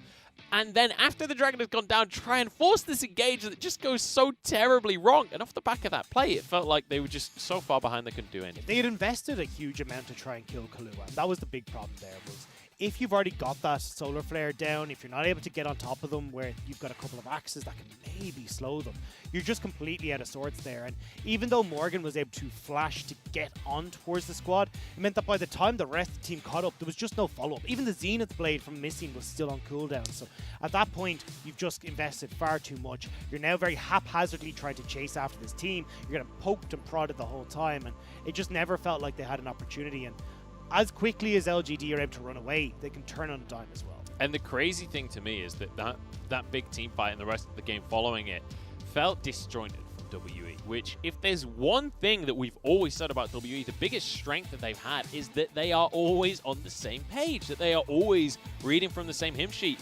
That was not happening today. Like, Beisheng went the long way around the Dragon. He never even managed to get into the fight. The fight was over before he even arrived. I want to give credit to LGD, though, for that, because this composition from LGD is incredibly difficult to operate if you fall behind. They made damn sure that they were never giving an opportunity for WE to come back into this game. Constantly grouped up, making sure they had great vision control, catching out WE when they were using these tempo advantages. It was fantastic to see from LGD, and something we haven't seen a lot out of them in the regular split. And I want to point something out on this damage chart here. It does look like Jomung's in elo hell. This is a composition designed to set Jomung up to be the damage dealer, so this isn't just the other players not performing. Obviously, Karma not really going to step up. Morgan, I would say, probably should have been doing a little bit more damage, though. And not almost dying to Lanxing in the early stages of the laning phase would have helped that. But, I mean, this is the problem that we had with Morgan for a while. He's the weakest top laner in the playoffs at the moment. He hasn't been able to step up and, well, secure laning advantages for himself, even in matchups where he is favored. And then it means that when we get to these later game portions, he's already fallen behind. He's doesn't have a TP advantages. Other teams can try and use that. And as well, we never got to see WE operate their style. And it's not only because of what happened with Morgan, but because LGD were doing such a good job of pushing in and then moving towards objectives, WE never got the chance to try and go for these picks that we know them for, that they've worked so well with, and even this composition that wasn't so much set up for picks, but more for these team fights, this front-to-back style with Karma shoving everyone in with these shields and speeding everyone up alongside Jomung. It just never really got going because they're constantly trying to play dodgeball the entire game. And I want to quickly mention a statistic that we've got from the regular split coming into this series, because LGD have side selection for the first 3 games of this series because they are the higher seed. And when you look at LGD on blue versus red side, the statistics are relatively even. They have just over a 50% win rate on both sides. For WE, however, their blue side win rate 15-7, their red side win rate 9-12. LGD can just opt into blue side all 3 games in a row, and that is a difficult situation for WE because they rely on that blue side very heavily. And specifically the Ashe. That has been the big pick for Jomung. It's been the one that they helped set up these picks to try and get them started. And really, that's where a lot of those blue side wins are coming from, is trying to get like the Galio first pick, the TF first pick, or the Ashe. And unfortunately for them, when LGD have such control of this when it comes into the draft phase, it makes it very difficult. And especially like looking at the draft as well, where you've got a lot of flexibility still here coming through for the likes of LGD. Like the Set is one pick that I was expecting to go across over to LGD. Even the blue side Caitlyn ban, like there's still a lot here that they can move around within the draft, which is going to make it very difficult for WE. We'll have to see, because WE certainly have different styles available. I think get rid of the Karma in the mid lane. Let's see a carry for Teachmar. We'll have to see if that's going to happen, though. We're going to go into a quick break. Join us for game number 2 in a few minutes' time.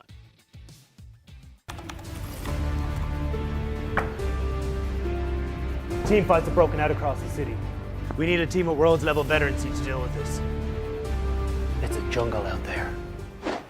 LGD is the hero the LPL deserves. The one it needs right now. We need a team that can hunt them to see if their opponents can take them. Because sometimes people deserve to have their faith rewarded. Because they're a silent guardian, a watchful protector, a dark horse.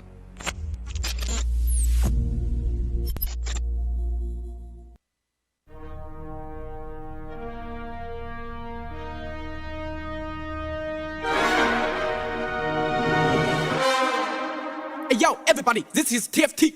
Hey bro， 记得吗 ？Let's go, everybody just let me。民族炫耀，我们是出手，想到装备，全部他们抢走。今天的手气不太 OK， 一起在被发配成队，快你的破绽还没装备，路不大，四肢全部配练。天舞感区预感的第1号去被拖卡成弟弟。我们的战术极限优秀，但是没有钱还不够肉。够大50块，这个历史400，没装备的异性就想刮痧，这个酒窝让我大意下下，我比我的对手，让他胡闹看我，就认靠皮皮草草，我的羁绊速度血量，跑出的是不会被断，找不出意外，不会翻盘，到处退场，有点遗憾，但气势不凡。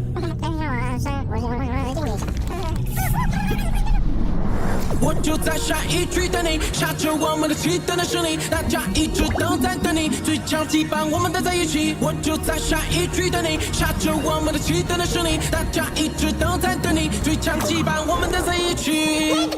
参加这 party， 一定是意义中连一届的胜利。参加这 party， 大家在云顶等你 ，You and me。Keep your voice low.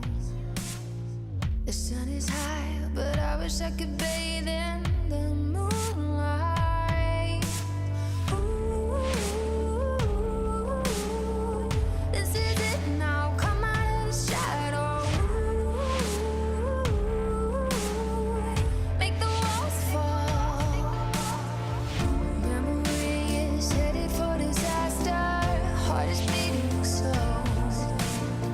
I hear the words, I see the ghost of laughter in the afterglow.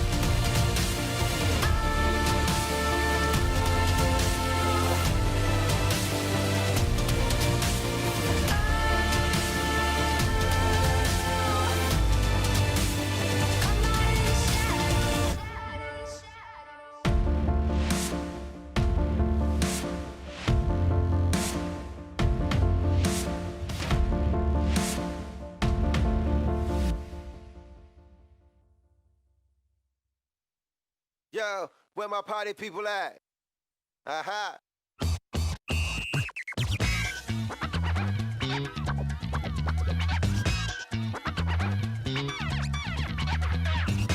We pump the party up. We pump the party up. Pump the party. Kick it.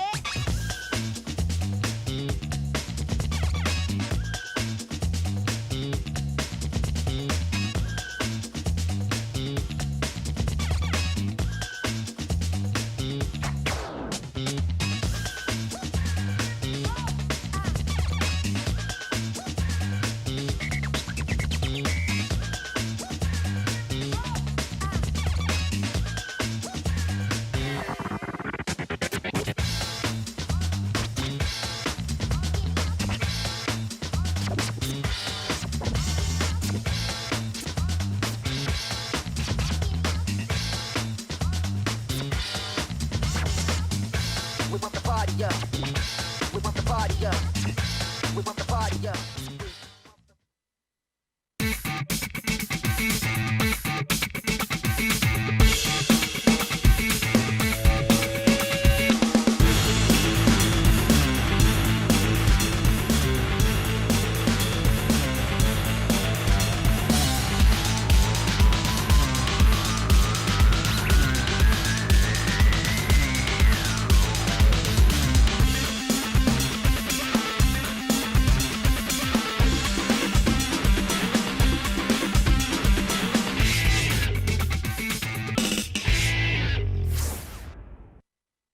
프로에 자신이 있다라 뭐 자신 있다라고 보기에는 좀 힘들고요. 왜냐하면 저희가 어쨌든 저희 팀의 프로 자체가 처음이고 또 팀이 그래도 만들어진 지 되게 한 시즌밖에 안 됐잖아요. 그래서 뭐 엄청 자신 있다 이런 건 아니지만 그래도 열심히 할 자신은 있습니다. A surprisingly humble interview there coming out from Peanut. But hey, realistic, down to earth, right? Yeah. It is a newly formed squad. This squad only came together properly in summer. So No. I want to see we're going to go out, we're going to crush them, we're going to smack them, we're going to body them. He said we're going to be confident when we get into the game. If that's about as good as the smack talk gets in these interviews in the LPL a lot of time. I'm Much More. This is Dagda. We're going into game number 2 here. It's LGD. I'm not going to sugarcoat it. They smacked WE in game number 1. That was brutal, Dagda. It was absolutely filthy. 2 deaths alone on LGD's side. There was just nothing that stopped them. They took over from that early game. Peanut looking great on the Graves. You got Xie, who was looking fantastic on the Zoe. Yep. Longxing in the top lane with the Jace. It was all over the place. It looked beautiful. Xie going to grab the MVP in game number 1. The Zoe looking magnificent, especially in those early fights. But then the trouble bubbles over and over again during that mid game it was so difficult for WE to deal with. Yeah, there was nothing that they could do. They was consistently picking them off. Xie was a menace as well underneath these turrets where you could see him coming in with the paddle stars, pushing back WE, stopping them from getting towards these dragons. And once LGD got a lead, it was him and Longxing that were stopping anyone from WE getting in here. And this is that initial fight that we talked about that just swung this game massively in favor of LGD. And the damage from this Zoe pick is so damn high, and it looks amazing in the hands of Xie. Yeah, Longxing managing to grab himself some extra kills. And the crazy thing about this play to me was that they finished off everyone. How many 12-minute fights have you seen in League of Legends recently where everybody on a single team dies? That is such a huge cash injection for the side of LGD. They were able to snowball beautifully, and they had a composition that if you find a lead like that, and you play it well, it's basically impossible to shut down. It's a composition that relies on getting a lead, and they did it so well, and a lot of that was down towards Peanut. And a lot of LGD's drafts tend to revolve around Peanut. He's a 65% counter pick rate when it comes to the jungle, the highest of any jungler in the LPL. They very much want to set him up for success, and you could see the results in that game where even before we got to that fight, Peanut was invading, he was working alongside Killua and Xie as well from this mid lane to get advantages for LGD that just make it all the sweeter when you get to those team fights. So LGD going to be sticking to the blue side. They have side selection for the first 3 games of the series as the higher seed. And WE respecting Xie here, finding out this Zoe. But it's important to mention that there are picks open here for Morgan if WE do want to prioritize something else. But LGD realize that, and they know how much Morgan loves the Croc. Exactly, and I think they're more hovering it there to show we know Morgan is going to take this. WE will first rotation, this Renekton, in a lot of their games to make sure that Morgan gets it. You're going to see it here. But I think LGD going towards the Ashe is the better option here, especially when, again, you can try and play from range. You can start going back towards some of these picks that do very well with kiting back, as we saw in the last game. And although Pei Shang has got his hands on this Graves, he's going to be looking like he'll have control in this jungle matchup. You still got to wait and see what Peanut can pull out, and especially how Xie and Teacher Ma's matchup will influence that jungle. We're going to see Lilia hovered every game of this series, I guess, as Peanut moves away from the Lilia pick, goes to this Kindred. It's something we mentioned before. Peanut is more than happy to play a carry in that jungle. And this would be perfect. Something like an Ornn that can set up for a follow-up engage, does okay into that top lane matchup, but more importantly, can control the zones in these fights. Makes it difficult for Beishang to move in. Same when you look towards some of these AD carries, and you've got that big Call of the Forge God, plus these late game items for your double AD carries. LGD are setting up wonderfully for this late game. Jhin being hovered here by WE as the option up against the Ashe in the bottom lane. It has to be said, though, Jhin not good against the tanks like we're seeing the Ornn in the top lane. And WE decide Jomung, he was not the problem in game number 1. The Ezreal was fine. They lock it in again. And now I want to see what the plan is here from WE and LGD when we look towards bans. Support would be the way I go for WE. The Thresh isn't one we traditionally think of with Killua, but definitely has been playing it a lot in solo queue. I know once you were talking about that before the game started, but definitely want to see them go back towards something like the Braum or along the lines of this Tahm Kench as well. I think Braum would work super well with the composition LGD have in keeping Morgan out of these fights, making it difficult for Beishang to have these big impactful moments, and say along the lines of Jomo. So we're going to see the Karma band away here from Teacher Ma, all missing. Both of them have been willing to pick it up. I wouldn't be surprised to see more support bans coming out from WE. I would love to see them ban the Tahm Kench. Killua looked amazing on Tahm Kench in game number 1, and it meant that it was so difficult for WE to pull off plays, but they're going for Syndra. They're going for Syndra, yeah. That's exactly what that ban says. And going to be the Orianna taken away from Teacher Ma. So this is one of the picks Teacher Ma has started to move towards, is the likes of the Sylas and also this Orianna. Syndra has been the fallback for Teacher Ma, though, before he added these 2 extra champions to his pool. So I imagine that's going to be the game plan here. Although, might be looking to take away the Braum. We were just talking about how good that would be for Killua. This is a little bit curious now, because Xie could just take away the Syndra. So this feels like maybe they're trying to bait Xie into the Syndra pick. Super strong Syndra. Now, it did get nerfed. It doesn't feel like a big bait to me. Yeah, it feels like you're at just all. giving Syndra away. Yeah. Now, Syndra doesn't do so hot against the likes of the Braum, and you've got enough there that it could be a bit of an issue, but definitely Xie Syndra has been incredible. He's got a 63% win rate on the champion, and even though it did get nerfed, we saw how strong it still can be yesterday from Mole in that last V5 game. Oh, you can see the Chinese fan vote at the bottom of your screen. It was slightly more favorable for WE towards the start. It was about, 35% in game number 1. That has dropped significantly, and it looks like LGD not going to opt into this Syndra despite the Echo ban here. And it looks like they may go for this Sylas, which is interesting because Sylas has been a pick that Xie's played a good amount, but it was one of the picks that Teacher Ma started to play towards the end of the split. Certainly, and it does particularly well into the Syndra matchup as well. You're relatively tanky, you can look to trade aggressively, you can still do okay in this lane, kind of neutralize it to a certain extent, but the big thing here is that this is like a Xie special. He's got a 57% win rate on it, oftentimes ends up banned by enemy teams against him as well in almost 45% of their games, so this is something where Xie can shine and can put in these big carry performances. So off the back of the draft then, Dagda, how are we feeling? Because to me, just on face value, feels pretty good for LGD, especially when we look towards the later stages of the game. But there's a bit more comfort here for WE with things like the Renekton for Morgan. I do agree. The biggest problem that I see, though, is actually being able to operate in these team fights as WE. Because you're relying heavily on Morgan to be your engage to alongside, say, Scatter the Weak from Teacher Ma. And when you're looking at LGD, who've got Ashe to play far back, you've got Peanut with this Stay Alive ultimate as well, makes it very difficult for you to try and enact these big burst combos coming through from Teacher Ma, the follow-up burst coming through from Morgan. It just means WE have a bit of a difficult time in, 1, getting into these fights, and 2, when they get there, having the damage to kill off multiple members from LGD very quickly. Well, Dagda's certainly liking the look of LGD coming into game number 2. Let us know on Twitter as well who you're fancying. Hashtag WE win or hashtag LGD win. Get involved in the conversation and tweet at LPL English as well to let us know what's going on. But I've still got faith, Dagda. I still believe in WE as we head towards game number 2. I believe that they can make this happen now. Morgan has got himself a bit more comfort in the top lane, but I'm still keeping my eyes on that mid lane. Xie against his old squad, against Teacher Ma. And he looked fantastic in game number 1. Let's see if he can repeat game 1's performance.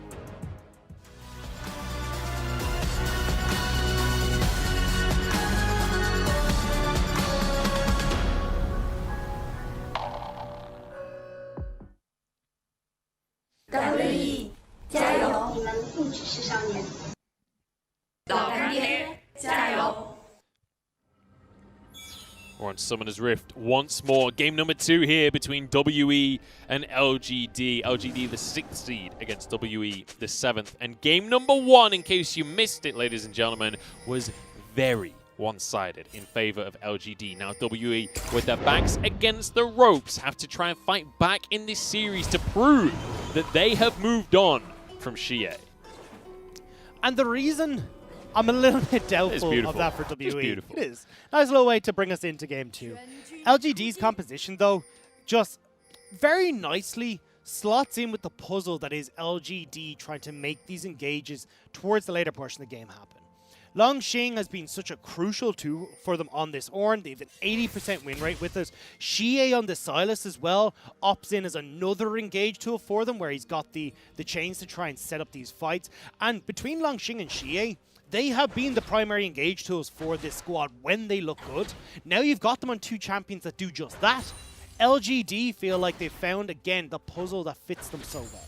And once again, so much of this game is going to come down to the jungle matchup, because we've got Peanut versus Beisheng, and Peanut certainly found the advantages in game number 1 when it came to that matchup. But this time around on the Kindred against Graves, I'd expect Graves to have the advantage at least to start things off.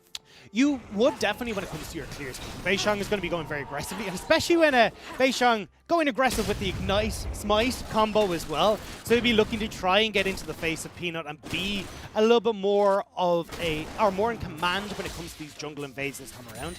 He should be able to do so. Teacher Ma will have control of this mid lane. He's got Syndra primed for that push roam potential that we talked about with the WE mid laner. So I want to see how Teacher Ma and Beisheng can get into Peanut's jungle and get these plays off nice and early. I have to say, I'm glad Beisheng changed the right summoner spell. He was at risk of losing a month's salary there if he'd misclicked the wrong one. But I am interested to see what Beisheng can do, because he does have this Graves once more. It's a pick that he has shown real prevalence on this split, and it's something that he has carried games for WE on. Morgan already having a bit of a hard time in this top side. Obviously, Renekton does have a good amount of sustain if you can get the Cool Meek around the whole minion wave. But he also wants to try and catch out Longxing with the edge of that as well, because you do get a little bit of extra healing, but Longxing doing a good job of trading aggressively, then backing the hell out of there when Morgan doesn't have the opportunity to trade back. Xie, though, already taken relatively low, and this is the same change that we saw from WE in their series in the regular split. Beisheng starting to play far more aggressively towards this mid lane, because he realizes, hey look, especially on something like a Syndra, we get Teacher Ma rolling, we're in a great spot here as WE. And it's kind of the opposite to what you'd expect out of WE playstyle-wise. It's usually Teacher Ma getting out of the mid lane to get people fed elsewhere on the map, but more recently in summer, when we've seen things like the Syndra, things like the Sylas out of Teacher Ma, while he generally is still roaming away, Beisheng has given him a little bit more attention. Killua going for a quick grab onto Kraber there. Not really needed, but definitely this is a lane in the bottom side of the map. It's going to be pretty stale. You've got a Tahm Kench versus a Braum Ezreal. There's going to be no action happening there. Instead, we got to see what will happen when Kramer, if he can get that shove off in the bottom lane, start to knock through these turret plates instead. Morgan, I wasn't sure if he was going to try proxy a wave there for a second, as he somehow ended up on the wrong side of the tower. Got a slice and dice back over to the lane. Didn't miss any CS, just some shenanigans, I guess.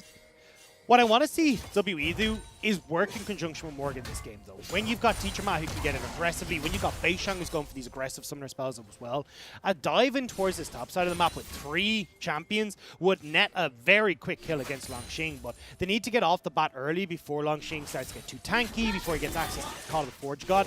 We can see the TP, or at least the back coming through from Teacher Ma here, where I want to see him TP mid, push out this wave aggressively, especially not quite able to get the corrupting potion, but still will have the advantage when it comes to shove, and then move towards this top side. Yeah, the Dark Seal's certainly going to help him with the mana regen there as well.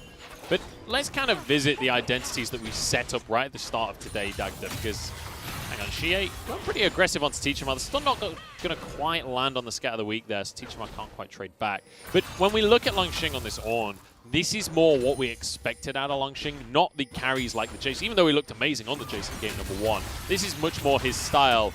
Longxing doing a lot of work in this mid lane. He is winning this lane hard. And you can see the effects of that nerf towards Syndra. So she got a bunch of her damage taken off her Dark Sphere, the Q, and you can see not able to trade back as effectively. Bot side, though. Beishang trying to make a play. Killua forced to flash out from this one as Kramer looking to punish. Peanut now stepping into the jungle, and Teacher Ma is found alone. Does get the stun from the Scat of the Week. Barely gets out with his life. Flash still available, and with Beishang here, he's going to be safe. Beishang stepping past Peanut. I think he knew he was there potentially, but just deciding, you know what, I'm going to allow it. I'm going to go clear the wave mid. This again, though, is slowing down the pace of the game for WWE. Now, they're not exactly on a timer where it's like, if you don't get to these early kills, you're going to fall behind. But certainly when you look at a double AD carry composition with Ornn in the top lane, late game's going to favor LGD. So I want to see WWE getting off to these early starts where they can start making these aggressive plays. But when you've already got Teacher Ma shoved back thanks to that play from Peanut, and now you're securing that early dragon for LGD as well, it feels like it's not the start that Beishang really wanted in this game. Beishang's been struggling a little bit, but it has to be said, against Peanut, that's probably to be expected. Peanut has been one of the players that, even back in spring, when LGD finished, I think it was 16th in the regular split, Peanut still looked exceptional. Peanut still looked like a top 5 jungler in the whole league, which is incredibly impressive on a team that is in 16th place. Now, he's got a team around him as well. So this summer, Peanut has looked exceptional. Beishang has been in the conversation with the top junglers in the league. It feels like Peanut's really giving him a run for his money. And it says a lot when LGD scrapped the entire squad and just said, hey, look, we're building around Peanut. And that's why we've got LGD, who we talked about traditionally being very aggressive in these early stages. Peanut getting out onto the map, making these plays towards Longxing in the top lane. This time around, though, Peanut realizes, hey, look, I've got a bit of an issue here where Beishang, especially with this Ignite, he's going to beat me in a 1v1. We've got Morgan and Teacher Ma who controlling the pace of the game through their 2 lanes. So instead, he's taking a little bit of a step back and instead looking to help his team escort these minion waves in and make sure that they're not overextended in a bunch of situations. You can see it here on the bottom side of the map where, okay, we're a bit worried with where Killua and Kramer are positioned right now. I'm going to pop down here, make sure they can push in that wave nicely and not get bothered by Beishang anytime soon. Missing gets away on a blast gun here as LGD look to answer for the blue buff that was stolen on the top half of the map here. Peanut going to set that up for Xie to grab for himself. And he'll grab a Grump on top of it because he knows that Beishang took his entire top side of the jungle. True Shot Barrage did connect onto Peanut. With the smite coming on through here, Peanut gets himself another stack. That's 2 now already. A split map like this favors LGD super well because, as you said, stacks for Kindred, fantastic. But you're also getting chip damage on bottom. But Peanut, there's going to be some stacks on Peanut's tombstone right here as the Q comes out from Braun. Peanut jumping away, but Killua is here on the TK. And he's going to get him out to safety. And look, Beishang will be able to trade towards this Rift Tower at the top side, but we're already seeing Kramer is like, right, I'm going to start putting damage into the bottom lane tower, so they're trading already for these turret plates. And look, if Beishang puts a bunch of this gold in towards Morgan, it's like, well, we don't really mind. Morgan's not really going to be able to have a big impact in these fights unless he finds these massive flanks. They'd love instead for WE to put that gold into Jumong, but when you've got no real camps on the bottom side for Beishang, it feels a little bit sad to try and move down towards that bottom side. So I do quickly want to talk about the lane matchups that we've got on our hands here because it feels different to game number 1. In that game number 1, LGD found advantages in the CS numbers in every single lane. And while they've managed to repeat that in the bottom lane, mid lane and top lane are going in favor of WE. In terms of the CS numbers at least, but Xie wants to change that as he moves in. Peanut getting into the mid lane as well. Killua is here. LGD really want to punish Teachama. They're not quite going to find the opportunity. As Beisheng moves into the jungle here. They're going to clear the vision. They're going to maintain control of this bottom side Scuttle Crab. With missing here as well, Beisheng can grab it. Nice job from WE to bully out LGD, although Teacherman does need to be careful about how much damage he's taking in this mid lane. Overall, though, this is, as you said, LGD playing a slower paced game than they did last time because there's no rush for them. Although, as I say that, already looking for the dive for WE in the bottom lane. If that ain't a red flag that there's a dive coming, I don't know what is. Kramer is gone. Missing Happy to take the tower there for now. And Beisheng, he's got that Rift Herald if he wants to give that over. Jomung tanking tower for some reason there. Not quite sure why he was staying in range, but that is going to be a nice little play for WE. First blood for them. And they're not going to opt into dropping the Herald just yet.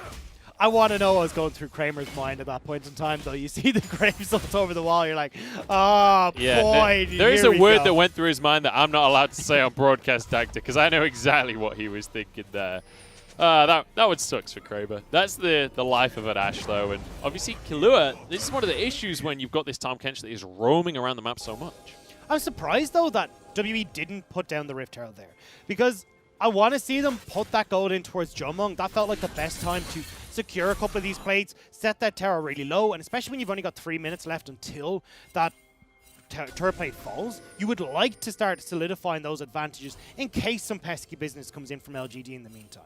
Could be a signal, though, that WE have something else in store for us over the next couple of minutes of the game. Well, it's going to be towards the Dragon. I know that they want to try and use this Rift Herald to create pressure somewhere. But honestly, with how strong their team is right now, I think they can just put that gold in towards Jomung. He'll be able to back finish off a bunch of these items, and then you're in a pretty good spot comparatively to Kramer, who's only gone for the Cull and that FAM sector. So Dragon number 2 going to be spawning here. This is the point in the game where WE lost everything in game number 1. Missing might find himself in the same situation. Goes down for the second kill of the game as Jomung forced out of the bottom lane here by Kramer.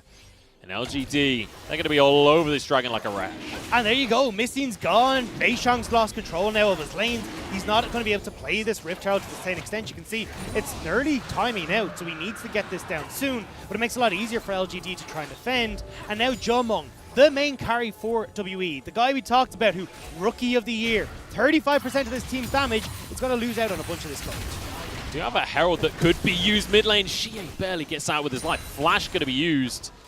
Beisheng could have his opportunity now to drop that Herald. This will be 3 plates going the way of WE in the mid lane. Peanut threatening that he wants to go in. He's just going to let the Wolf chomp on these minions a little bit.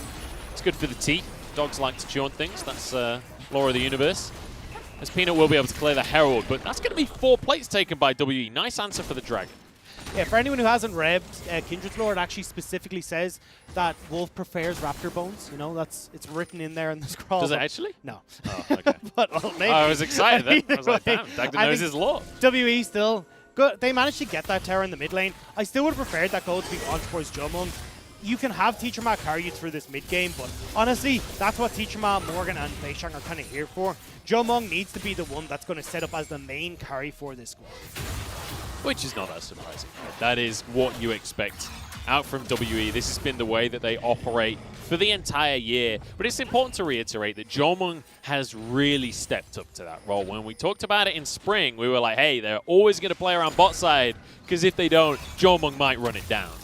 Now in summer, it's like, okay, they're going to play around bot side because Jomung is the premier carry on this squad, and he has looked like one of the best AD carries in the entire league, winning Rookie of the Split. Yeah, he's top 3 for me, right? And, I mean, like, it's Loken, Jackie Love, and then Jomung. That's where these guys lie for me, and that's incredible for Jomung, especially as the rookie AD carry, you said. When you put him in towards veteran names like that, it is insane for WE, and especially to see his growth, how he's improved from spring to summer. It is impeccable performances from Jomung. And it's great to see so far in game number 2 them going even or finding themselves some slight advantages here over LGD. Because let's just remember that you're mentioning Kramer is an incredibly experienced player. You can say that for 4 of the players on LGD. It's just the support role that is a player that hasn't been to Worlds. The rest of the squad have all attended Worlds. Peanut managing to grab himself second place at Worlds, managing to win an MSI as well. Like, this is an exceptionally experienced roster from LGD.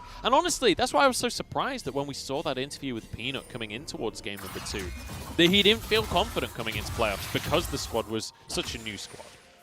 Sometimes that pressure is what forges diamonds, and right now LGD with that pressure seem to have kicked it up a gear, and this is where that veterancy comes in, where they can really take on new heights. Now in this game, it's been a lot slower. We haven't seen LGD get ahead too far or kind of do too much, but certainly that game 1 looked very much LGD in control. This time around though, WE in a much better position. We saw that early Rift Tower go their way, but now coming to try and contest the second one, although Shie does need to be careful here. Shie, I've been impressed at how much he wants to go aggressive here onto Teachama, trying to punish every single time. Teachama steps just a little bit out of position, but does need to be cautious because Beishang has shown he's more than happy to jump into the fray there. And this is difficult for WE, where you can see how much pressure Peanut is putting towards that Rift Herald, but LGD are guaranteed a Terra bot lane if Jomung tries to leave, and they're not feeling confident enough right now that they can just try and fight 3v3, especially with some of the tank stats that have come in for Longxing in the top lane, and how well Shie is playing in this game. And it's worth mentioning as well that Peanut grabbing this Herald on the top side, still going to be on 2 stacks of that Kindred, and in the meantime, Beishang is able to get the bottom side scuttle.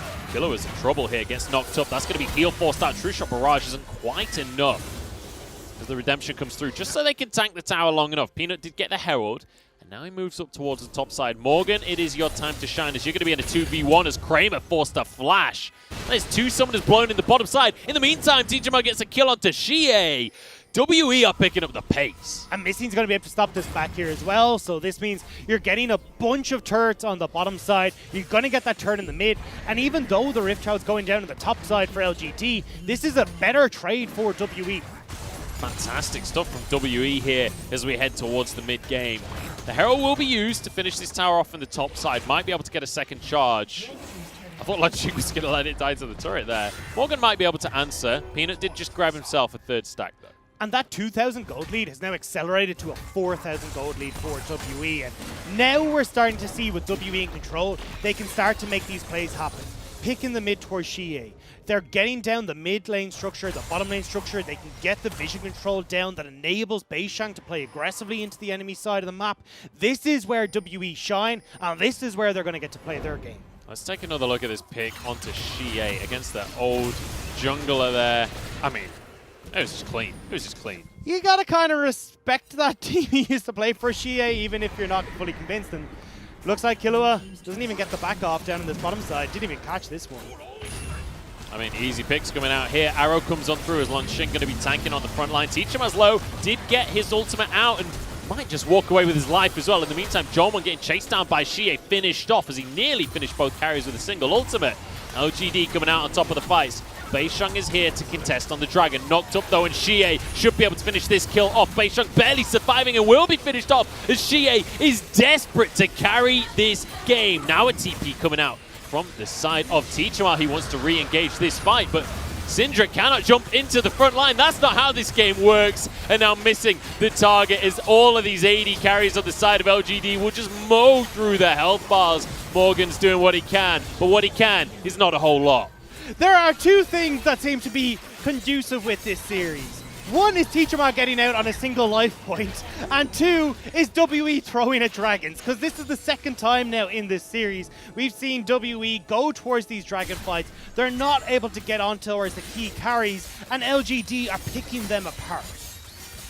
Oh, that's heartbreaking, Degda. That's going to be 3 dragons now in favor of LGD, and WE just can't seem to get the ducks in a row here. Felt like they were joining in the fights at different times. Teachama, and I mean, we didn't quite see how the fight started, but it felt like it was Teachama getting caught out of position.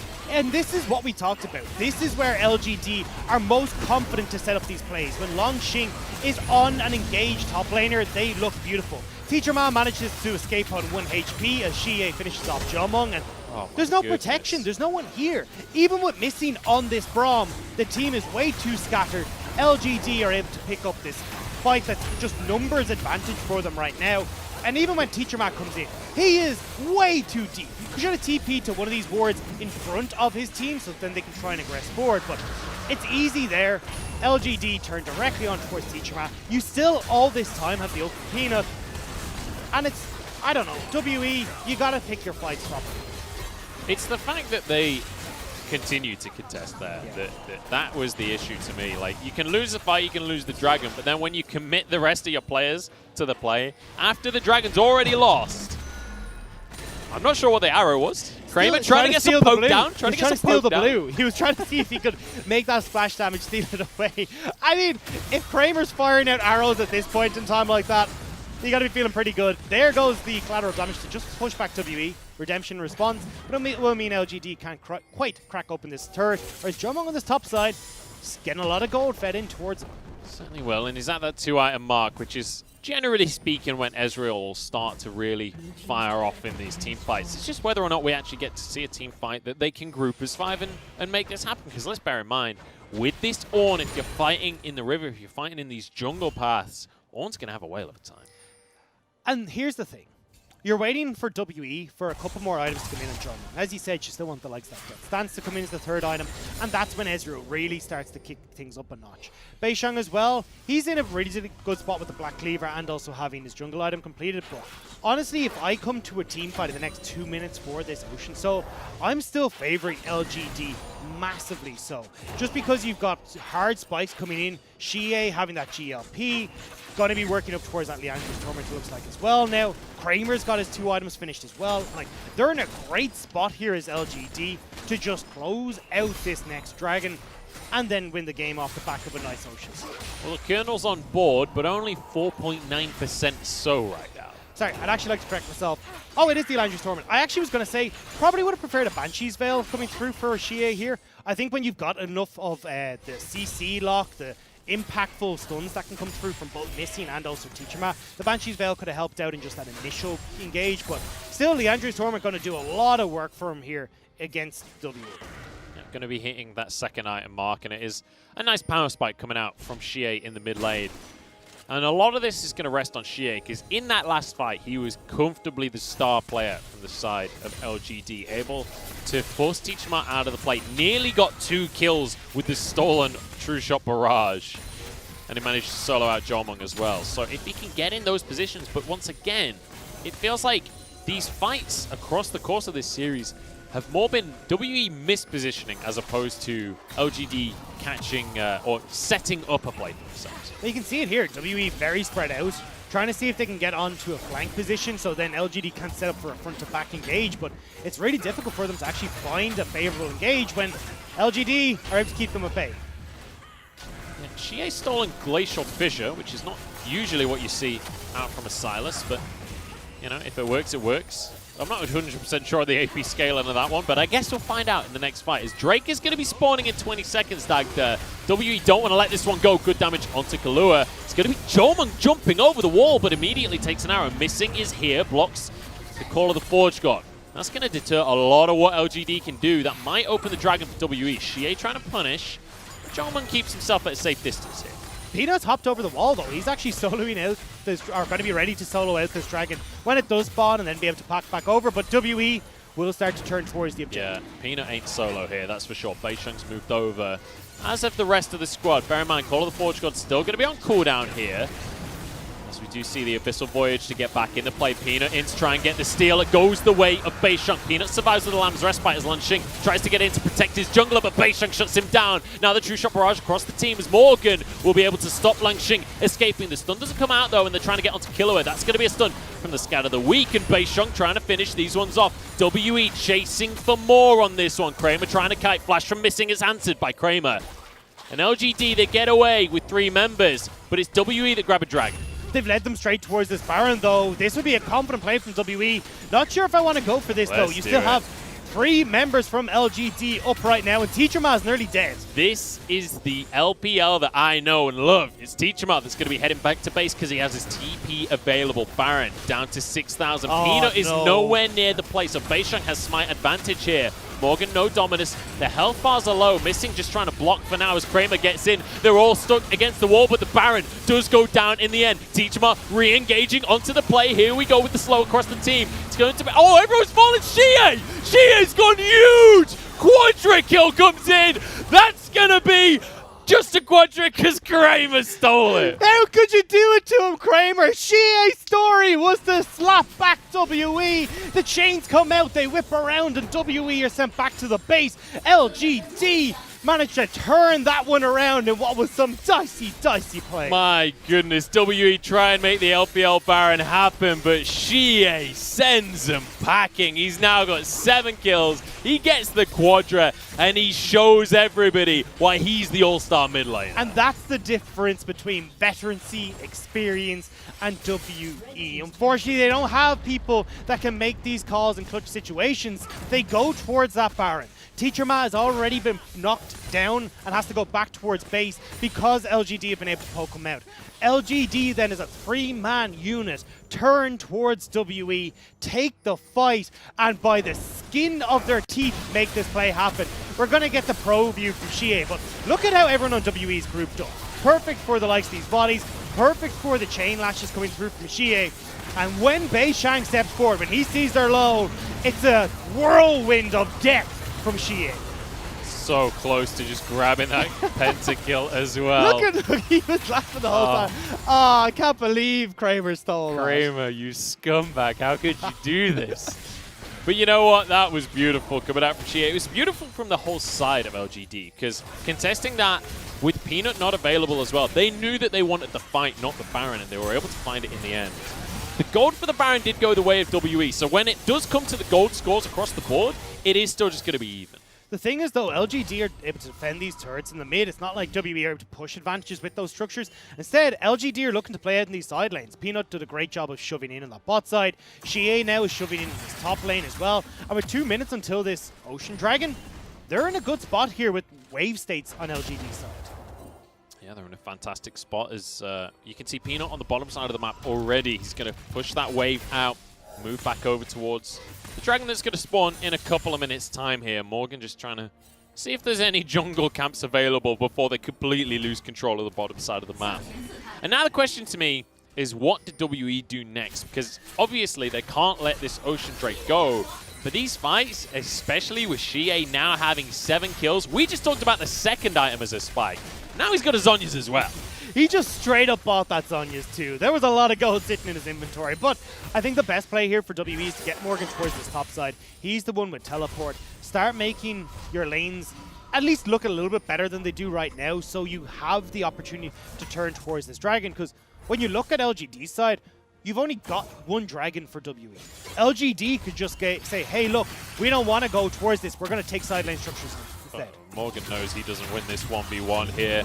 Shie is massive, and that's going to be Ornn jumping in on the plate as well. Morgan barely surviving, and Missing arrives to save the day at the end of everything here.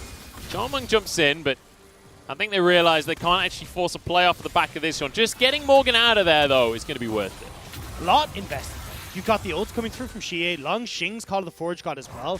This makes things a little bit easier for WE approaching this, where they can actually group up in these close quarter fights, try and play some sort of front to back stall, which disables Shie from getting in. Long Xing not really able to touch the back line either.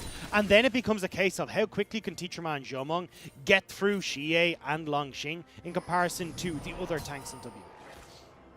We'll have to see what WE can do in this next fight, because 7 seconds, this Drake is spawning.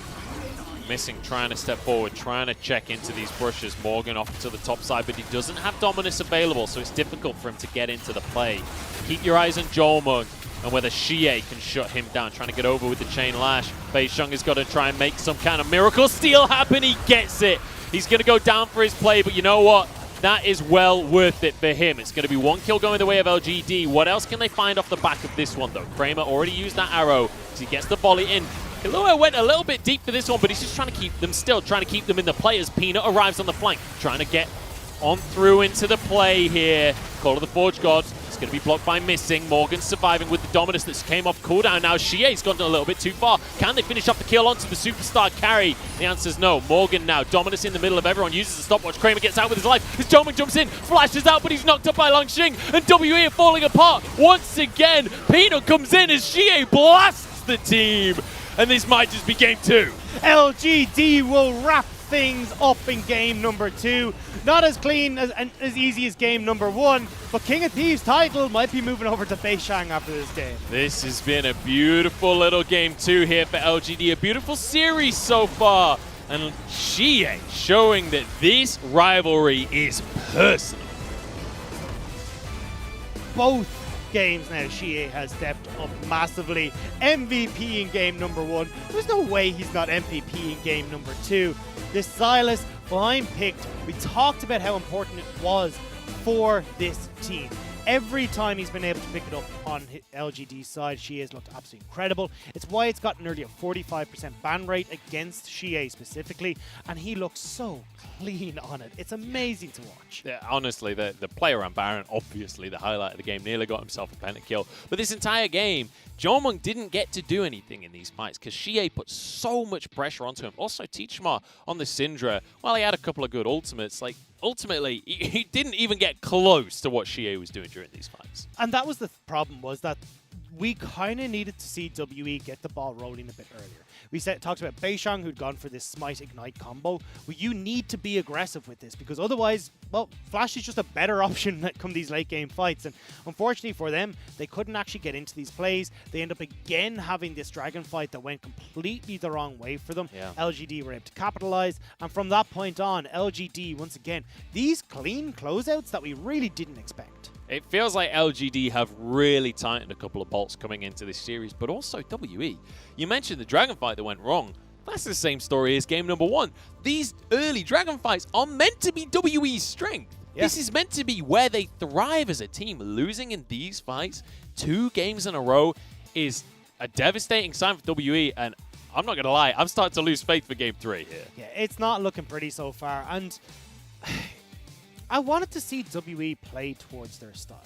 Like, it feels like in a awful lot of situations, we talk about, hey, the pick, or whatever the hell we kind of go towards in that mid-game for them. But honestly, I want to see them take a step back and go, right, who is the carry for this team? Because it's not Teacher Matt, it is Jomung once again, who is the highest damage in this game.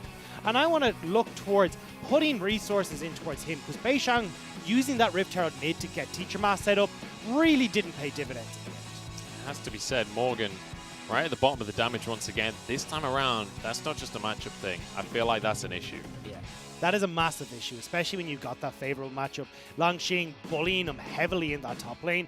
And I think that overall, WE kind of feel like they're not sure how they want to approach this. You're getting outclassed in the top lane, outclassed in the mid lane, and even when we look towards that bottom lane where Jomung is doing good things, they're not giving him the resource to get set up.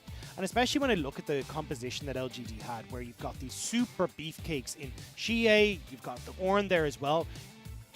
You're not going to get through that as a Syndra. You need Jomung and also Beishang to be the ones that are capitalizing on this. So putting that Rift Herald play in towards Teacher Man instead of in towards Jomung in the bottom lane didn't make a lot of sense towards me.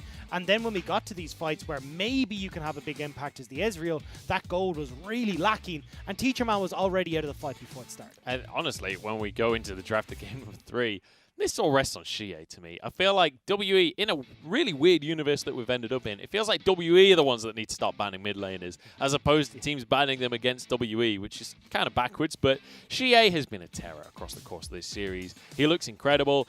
Clearly, this is personal. This is against his old team. This is against the team that he built his name on. And now, just dominating them 2 games in a row. And like such an evolution of LGD comparatively to the regular split. So much so. And I love how cleanly they're closing out these games. And we already said, hey, look, we love to see the likes of the Sylas for Xie, the Ornn for Langxing, because that decisiveness is there with these 2 veterans. But when we see it from something like Mark, where he's on the Leona, it looks a little bit shaky. So again, we're seeing just picture perfect from LGD. Game number 1, they bring out a composition that we really didn't expect them to play. Game 2, they bring out this engaged squad with 2 of the big things that we needed to see from them working well. So I don't know, I'm not looking happy for WE game 3. I still believe, guys, the reverse sweep on the cusp potentially. We'll have to wait and see. We're going to game number 3, though, and LGD feeling fantastic off the back of 2 wins in a row. We'll see if WE have anything left in the tank right after the break. To my dear beloved, I have missed you greatly since your game but a few days ago. Every waking hour is empty without you. You have shown me the ways of friendship and magic, and for that, I will never forget you. forever, WE's biggest fan, Munchables.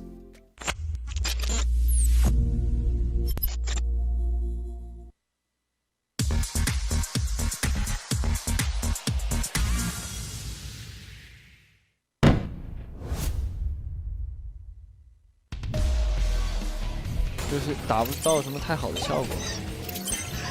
还在摸，这波下勾到墙上，刘伟强这波位置有点开了一个金身，但是这个位置又被爆了一下，吸回来。泰坦因为有卡丽莎保护的，所以并没有什么太多办法能够击杀他。我这边射 TJ 拉到3个人，这波完美的开团。 3个人能不能打？小东北要收割了，感觉这波确实蓝色方现在作战能力非常的强，而且微微还被圣地给抬了回来。小东北再拉了一发飞星，把进场的一个进攻给带走。这波导播也是很人性。 是这个位置还是能造成点威胁的。这是究极下大棋的位置，没有找到鳄鱼哦，这边已经拉起来了。大招的打野，这波进去扛了很多输出，鳄鱼进来，但是第一时间只能找到贡子哥，另外 PP 尬的一个一指指到对方的一个支队伍中心，但是林伟强这波突然吃到了一发飞星，血量下一半，赶紧把流星钟给收回来。这时候鳄鱼闪现过去，一个大步技能定到的是谁？杜云碧，杜云碧的位置很危险，开了一块表，正面 biu biu 已经先带走了一个小天，又是一发飞星。 杜云碧倒下了，交了闪现以后也没有办法走了。另外一边追到 F6的位置，小东北再拿一颗人头击杀掉了一个泰坦。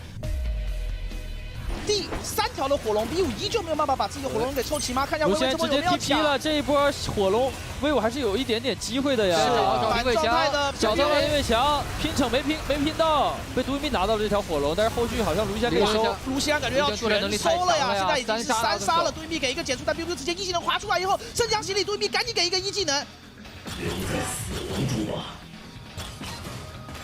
Triple kill， 就可能还是给一个沙皇跟塞纳的一个后期吧。感觉这2个英雄后期劲儿挺足，但是这个塞纳找着小天有闪现的，这个闪现拉，赶紧叫闪现走。然后是有一个都睡了，睡2个有水银。 解掉一个，吃一个，躲掉了一个钩子 ，EZ 到了，但是这边 EZ 被纳尔直接开到了，我这边 EZ 要被秒了。这波能不能秒掉？发条大招，哎，把圣地给丢了 ，EZ 没死，最后是被一个回旋镖给丢死，但进攻的位置有点危险，跟莫尔在对点魔法发条拿到这个人头，看一下正面的一个战场，鳄鱼进场，这波是直接带走刘青松，带走了一颗人头以后，杜碧这波才用流沙一飞过来，没有杀掉 biu biu biu biu， 反而是回起来，自己的血量还足够，莫尔拿下了一个3杀，感觉 biu biu 还想要再进场，他身上是有闪现的，闪现过去，林伟强交了一个闪现以后，自己的位置被莫尔直接打了大半条血量以后，再运球，小天也是下一丝血。我们走。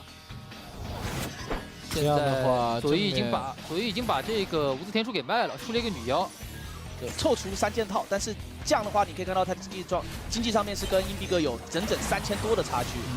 睡到这边睡到了一个泰坦直接下了一个半血，旁边一勾没有勾到。 这波直接关到了贾克斯，已经打起来了。另外一边微微进来，直接限制了一下，往里飞了一下，被泰坦的大招给击飞。另外一边应该是在起火，两边都有被起火的一个前排，贡子哥倒下。另外一边微微同样的也是被方 plus 给处理掉。现在这边是一个4打4的一个局面，柱子卡的不错，让莫尔第一时间没有办法后退。但是B5这个位置也往前想要再压方 plus 打龙的一个空间，飞行这一发是空掉了。硬币哥的状态非常好，一个一技能可以给自己非常高的一个护盾，交了简单的一个闪现，进化解掉。 这波进化解掉以后，看一下后续。biu biu 现在的大招是没有好的，龙是怎么谁拿到？就由小天拿到以后，左一过来吃到发条的一波爆发，左一的血量下的比较低，这波要看圣地的一个输出空间。PPG 的扛在最前面，寒冰是点掉了一个泰坦，但是小天在正面有一个大招很肉，杜云碧是直接带走了一个 double kill 以后，小东北的伤害一直没有办法拖到后面残血的一个杜云碧，非常标准的一个走位，再丢掉一个飞行，拿下了4杀。这肯定很有趣。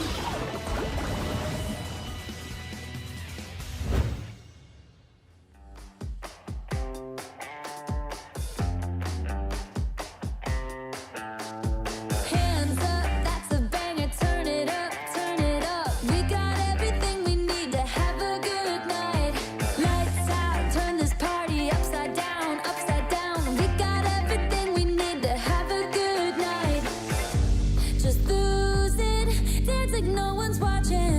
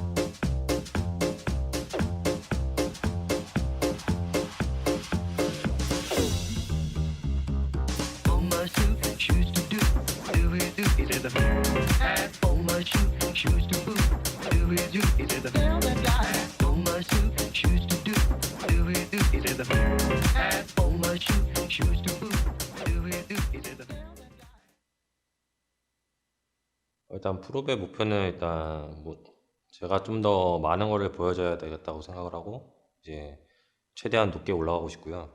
이제 뭐 일단 호흡은 이제 저희 팀이 잘 맞는 것 같고 뭐 팀한테 할 충고는 뭐 우리가 열심히 하면은 뭐 이게 5판 3선이든 3판 2선이든 다 똑같으니까 열심히 준비했으면 좋겠어요.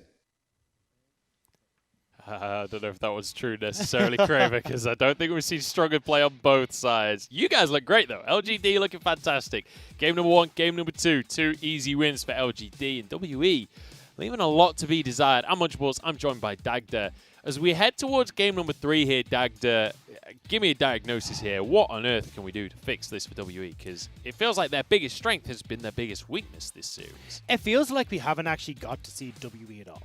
Like, Teacher Matt, even with the control in the mid lane on the likes of the Syndra, we saw Beishang, yeah, great, get a couple of ganks off towards the mid lane. They do get a kill from onto Xie, who overextended a little bit, but they never did anything from that. We didn't get them invading into the jungle, getting vision down, having missing roam, especially when you've got something like an Ezreal in the bottom lane. That unlocks you to make these plays as missing, and oftentimes it has been this 3-man unit of Teacher Ma, Beishang, and missing that work together, but that's not what we're seeing in this series. And I've been kind of disappointed to see missing, especially game number 2 here on something like a Braum. Like, when I think of missing, I think of the Thresh. I think of these playmaking supports that you can really have an impact. Like, we made so many jokes this split about missing being the opposite of his name with these hook champions, but we're not seeing that proactivity. We're not seeing it, especially from a Braum pick.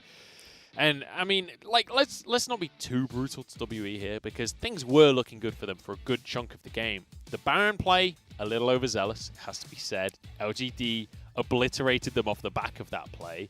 And I actually kind of like that they went for that play. I think that that is the LPL way, but moving forwards, maybe just play the safer ones. And I think the thing was that once Xie got in there, once he got that Baron, like, that was the play, and that was why he was just set up so massively in this game to become the MVP. Yeah, and Xie going to grab himself the MVP on the back of game number 2. Not too surprisingly, and we can take another look. Keep your eyes on the Baron as well, because he stuns up basically the whole team multiple times.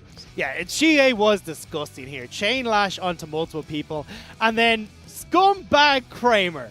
Xie sitting there, it's right in front of him, he's got one more auto attack, and he steals it away! How could you do it, Kramer? How could you do it? Xie now with 2 MVPs in playoffs, both in this series. And it doesn't seem to matter what style he's playing. Winning on the Zoe, winning on the Sylas. Xie just looks magnificent. He really does, and it's great to see Xie stepping up. As he said, look, he's tried to separate himself from WE. This is him moving on and growing into a new mid laner on new teams.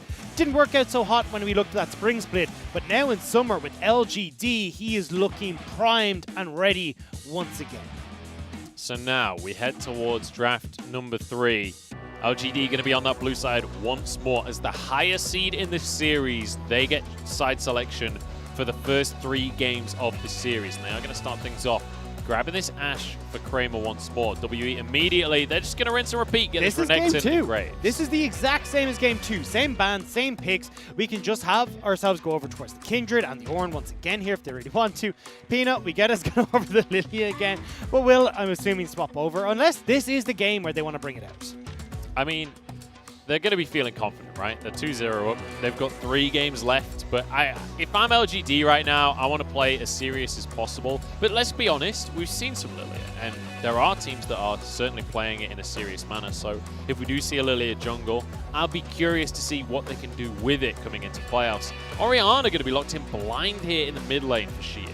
And there is an argument when it comes towards LGD about what you want to show here. Because obviously you're in playoffs, you want to show as little as possible to not give your opponents, hey, look, especially these are all the different styles, exactly what we can play. So maybe Peanut is just saying, hey, look, I've got this Lilia in my pocket pick. I don't actually want to bring her out just yet. But we are going to see LGD go back to the standard here with the Ornn coming in for Lan Xing. Got Xie going towards another lane bully for himself in the Orianna. And I don't really know what Teacher Matt can go for here. I mean, maybe you go back towards the Syndra, but even then, that's not the best of matchups for you in the mid lane. So the Ezreal going to be locked in, which means things like the Karma in the mid lane that we've seen so much from WE are going to be something that maybe LGD can just ban away in this second phase. Could go for double mid lane bans here as WE starting to look towards Kahlua, getting rid of that Tahm Kench. It's super interesting to see the high priority we still have on this Ashe though, because even though we saw the Rangers focus getting nerfed, so you did lose a bit of attack speed off of that Q, it's still super high priority because the lane pressure that you can get from this long range ultimate is working so well. And when you've got so much damage that can come through from both your jungler and the mid laner, there's no need to really worry too much about that attack speed nerf to the Ashe. So the Thresh going to be banned away alongside that Tahm Kench. We'll see if LGD are going to focus in on towards Teachama here. They have been going for a couple of support bans as well across the course of this series, so maybe something towards missing. And it's going to be this Karma, which I guess kind of covers both, right? Well, this is the thing, especially when you've got the Graves and the Ezreal, the Karma has been the go-to for Teachama. You get definitive control of that mid lane with the push power that Karma has, and then you can start to look for him being able to support Beishang, being able to support Jomung, but not going to be on the cards this time around. Instead, we'll more than likely see something locked in for WE here for Teachama on the mid lane, especially when you know you're up against the Orianna, and leaving that support counter. Okay. Possibly. The Syndra available still, so you'd anticipate maybe the Syndra going to the mid lane once again. As Missing going to go with this Braum, and partly this is just to deny Killua, right? Because we know Killua knows the Tahm Kench, he knows the Braum, and those are very much his strongest picks. It does mean that maybe they can push him on something he's less comfortable with, but a Lulu locked in alongside Kramer's Ashe here in the bottom lane. And this is now something that you're really going to struggle with for Jomung and Missing. You've got the volley that's going to push in the lane super hard. You've now got Lulu who's going to do wonders for pushing in this lane. So you're already having a losing bot lane, and now you're going to pair that with, again, this Kindred for Peanut. It is not looking too hot for WE. Okay, though. Teachama is going to bring out another unique pick. Now, Munch, if you cast your mind back to last night, we were looking at some of the picks that have been played by the pros in solo queue. Azir was one for Teachama, but one of the few games we saw from him was like 0-5. So I'm not sure how this Azir is going to work, but it's his first time playing it, and it works very well in this style of composition where you want to try and keep the likes of LGD at bay. You've got super strong team fight. This needs to be the pick to bring out in this game number 3. Yeah, I'm not going to hold one solo queue game as his expectation for Azir here. I'm excited to see what Teachama can do in this mid lane, because the Syndra was open, so if they didn't have confidence in this pick, they would not have gone for it. Teachama showing that his champion pool is getting deeper once more against Xie. Xie has had 100% control of this mid lane matchup across the course of this series, and this is Teachama's last chance to prove it. If it goes wrong, they're out of the series. The problem for Icy, though, is especially with the way that Longxing has been able to control this top lane in this matchup specifically, you now have 3 lanes that are winning, even though you shouldn't technically be winning as Longxing in that top lane. That makes me a little bit nervous, where maybe you just have Peanut, with the control he has from his laners, taking over this game. You see Killua is having a whale of a time on the stage, giggling away as we head towards game number 3 here. It's Xie against his old squad, and Teachama is struggling to prove himself as the replacement in the mid lane.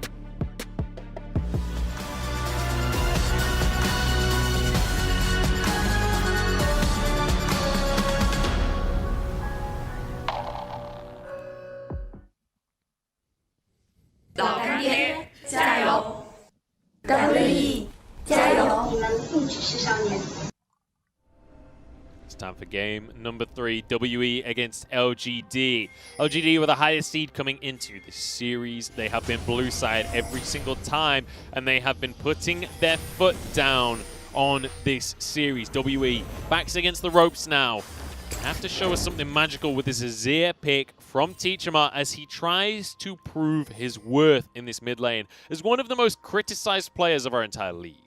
And he's going to be trying to prove it with that rune as well. So he's gone for the Arcane Comet. He has gone for a lane-focused Azir build. He's going to be looking to try and combat against Xie, prove his worth in this mid lane matchup. But it does mean that when we get to those later game fights, if Teachama hasn't been able to solidify advantage with this rune, it's not going to work out for him, where the Lethal Temple would actually just be a far better rune. And when we look towards the top side of the map as well, we got to see a better performance out of Morgan, because it has been a rough series. It was a rough end to the split as well. This Renekton should not be losing out in damage to an Ornn during the early game. And hey, Morgan's got himself a good trade to start this game off at very least. Got the Conqueror there as well, so getting a nice bit of burst damage down. Now, we didn't get to see a huge amount of these trades in the early stages, but from what I could see from Morgan, he wasn't exactly using his Fury particularly well, but already Peanut. Peanut with a level 2 gank in the mid lane. Teachama forced to flash, but Peanut's going to follow this one. Has his Q, gets the auto reset. The red buff is ticking away, but the pot is just about Teachama seems to get away with it every single time. This is the 4th time in this series. I don't know what he did. I don't know who he prayed to. I don't know what voodoo magic he's All worked. I'm saying is, PP God was on the screen while that happened. Xie's in trouble now as Beisheng looks to answer. Xie surely going to have to flash out of the play. What? Beisheng didn't go for the auto. I think he cancelled his auto.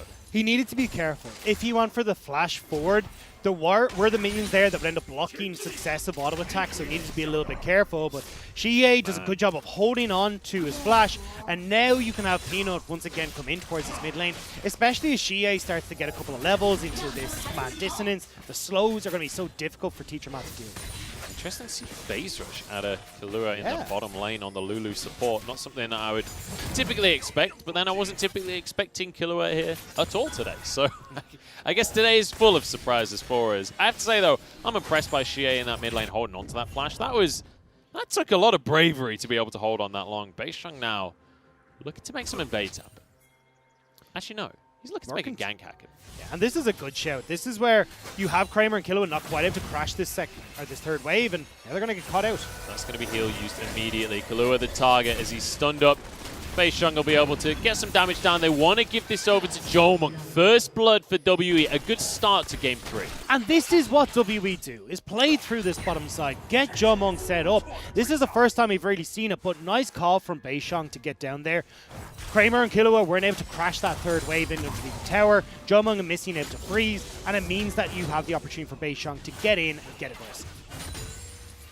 Morgan doing a bit of a better job in the early game here in this matchup, not getting bullied out of lane quite in the same way that he was before. Peanut has moved up to the top side, but with his flash available, I don't think Morgan is going to be feeling too worried about any kind of dive shenanigans just yet in the game, as Beisheng took control of that bottom side of the map, got himself that Scuttler, and now moves into the mid lane. Xie takes a chunk of damage, but the phase rush means that he can get out pretty safe. Beisheng would just kind of show his face there as he transitions back towards his top side. Peanut, though, is sitting around here, trying to go for a sneaky turnaround gank. Yeah, Morgan gets knocked up here. Might have to use the flash. I don't know if Slice and Dice is available.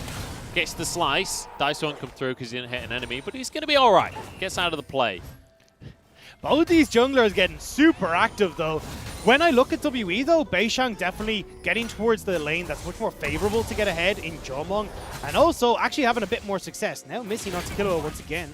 Killua's only level 3, has to flash away. There's the stun coming in, though, and Jomung is going to be able to finish the kill, missing the one with the killing blow. As Kramer forced back underneath this tower. That's 2 kills already for the WE bot lane.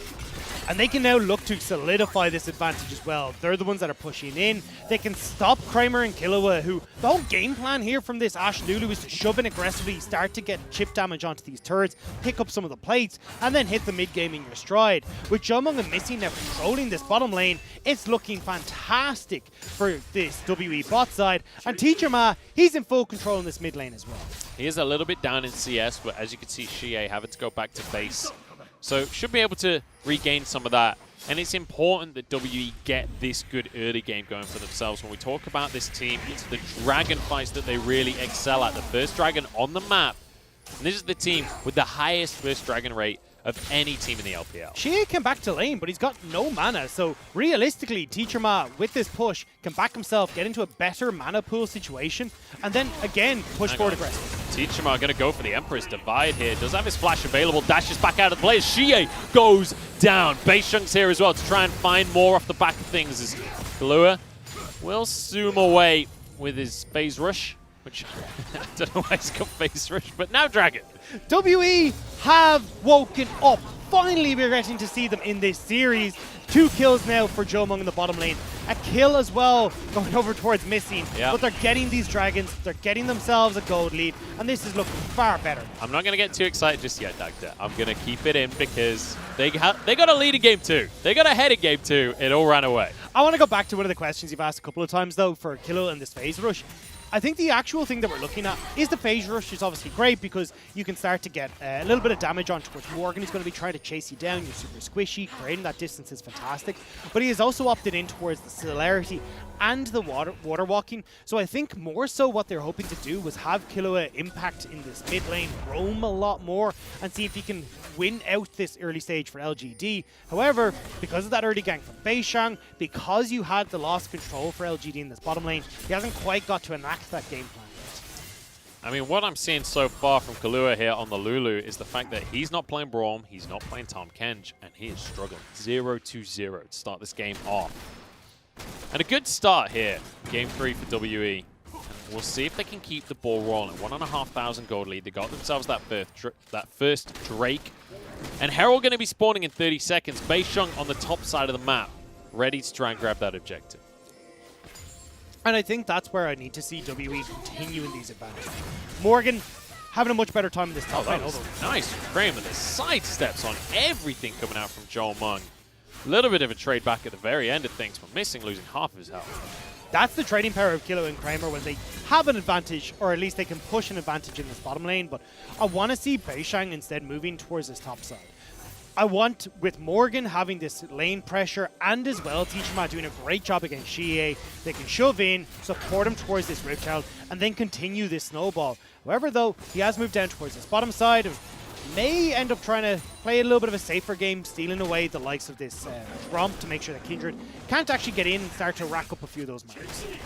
Beishang going to move over to blue buff, play this one out alongside Tichima. And I've not seen quite how many stacks Peanut is on just yet this game. I know he got one Scuttle Crab, so he's on a very least one for now. But it's important to watch Beishang on whether he focuses on towards the camps that do have those Kindred marks over them. Again, though, we got to look towards this Rift. Already you can see the movements coming through with WE fully committing here towards this Rift Herald. And in a full 5v5 right now, I prefer LGD. I think they've got better damage coming out from their AD carry. Xie can have better CC chains working in conjunction with Longxing towards this. And Peanut is going to do a lot of work as well in comparison to, say, Teacher Ma. So you have the opportunity as LGD to fight for this, and it looks like that's going to be the call. I do think, in theory, they got more damage out of the AD carry, but since Jolmung is so far ahead, he already has a Mana Moon, whereas it's just a Vamp Scepter coming out for Kramer as well as those boots. But they do have two AD carries, because Peanut's there as well. Contest comes through from LGD here, and they have Longxing on the Ornn to set a play up if they want it. Longxing moves in, Peanut's going to be here to grab the smite. No, it didn't go his way. Beishang got it in the end. Morgan now jumping into the fray. Beishang just about gets away with his life. Morgan forces the Lamb's Respite. He's going to benefit from that one as well. Knock up from Longxing. Morgan will go down at the cost of this play. Tichama now the target, slowed by Kramer, who's trying to extend the play. Slowed himself, though, as Misting gets out his Winter's Bite. Looks like WE get away with things. They got the smite on the Herald, and it was Morgan that grabbed the eye. Morgan, as he went in for that play, managed to pick it up. So they do get the Herald in the end. The kill goes over towards LGD side onto Longxing. So not the best of recipients, but still, Peanut will manage to get in, invade some of these camps, and just about get a mark for himself there. Peanut just about get away with this one, nearly dying to the chickens. Beishang arriving at the last second, but can't get close in on the play. So WE are finding themselves some advantages here, Dagda, and they do lose out on the fight in the end, but Beishang got that with an auto. And this is where LGD are going to be strongest. Again, great ult from Xie to start things off with a 3-man Shockwave. However, this is where it gets a little bit dicey. Morgan is so strong at the moment where you can see how much pressure he's able to take on for himself, how much attention he gets from the LGD side. And even though you see low health bars in the WE lineup, nobody from LGD is actually able to solidify or CC them long enough for the rest of LGD to catch up. So we do have a CS lead in the top lane in favor of Morgan right now, and a similar CS lead for Beishang as well. The jungler and the top laner looking pretty good so far in that bottom lane as well. While the CS lead isn't that impressive, Jolmung 2 kills up already. Has his tier 2 boots now as well. So that CDR really going to impact the amount of damage he's able to put out in fights. I want to look at how both these teams are going to scale, though. As I may actually not get a chance, but definitely at the moment, LGD will be in a great shape. When we get to the super late game, LGD will look strong again. But WE need to find more fights around this 20 to 25 minute mark where Jolmung is really strong, where you got Teacherma finally getting his 2 items. I think right now, fighting for all these objectives is a little bit dicey. Morgan going to be behind enemy lines here. Lanxing looking for a way into the play.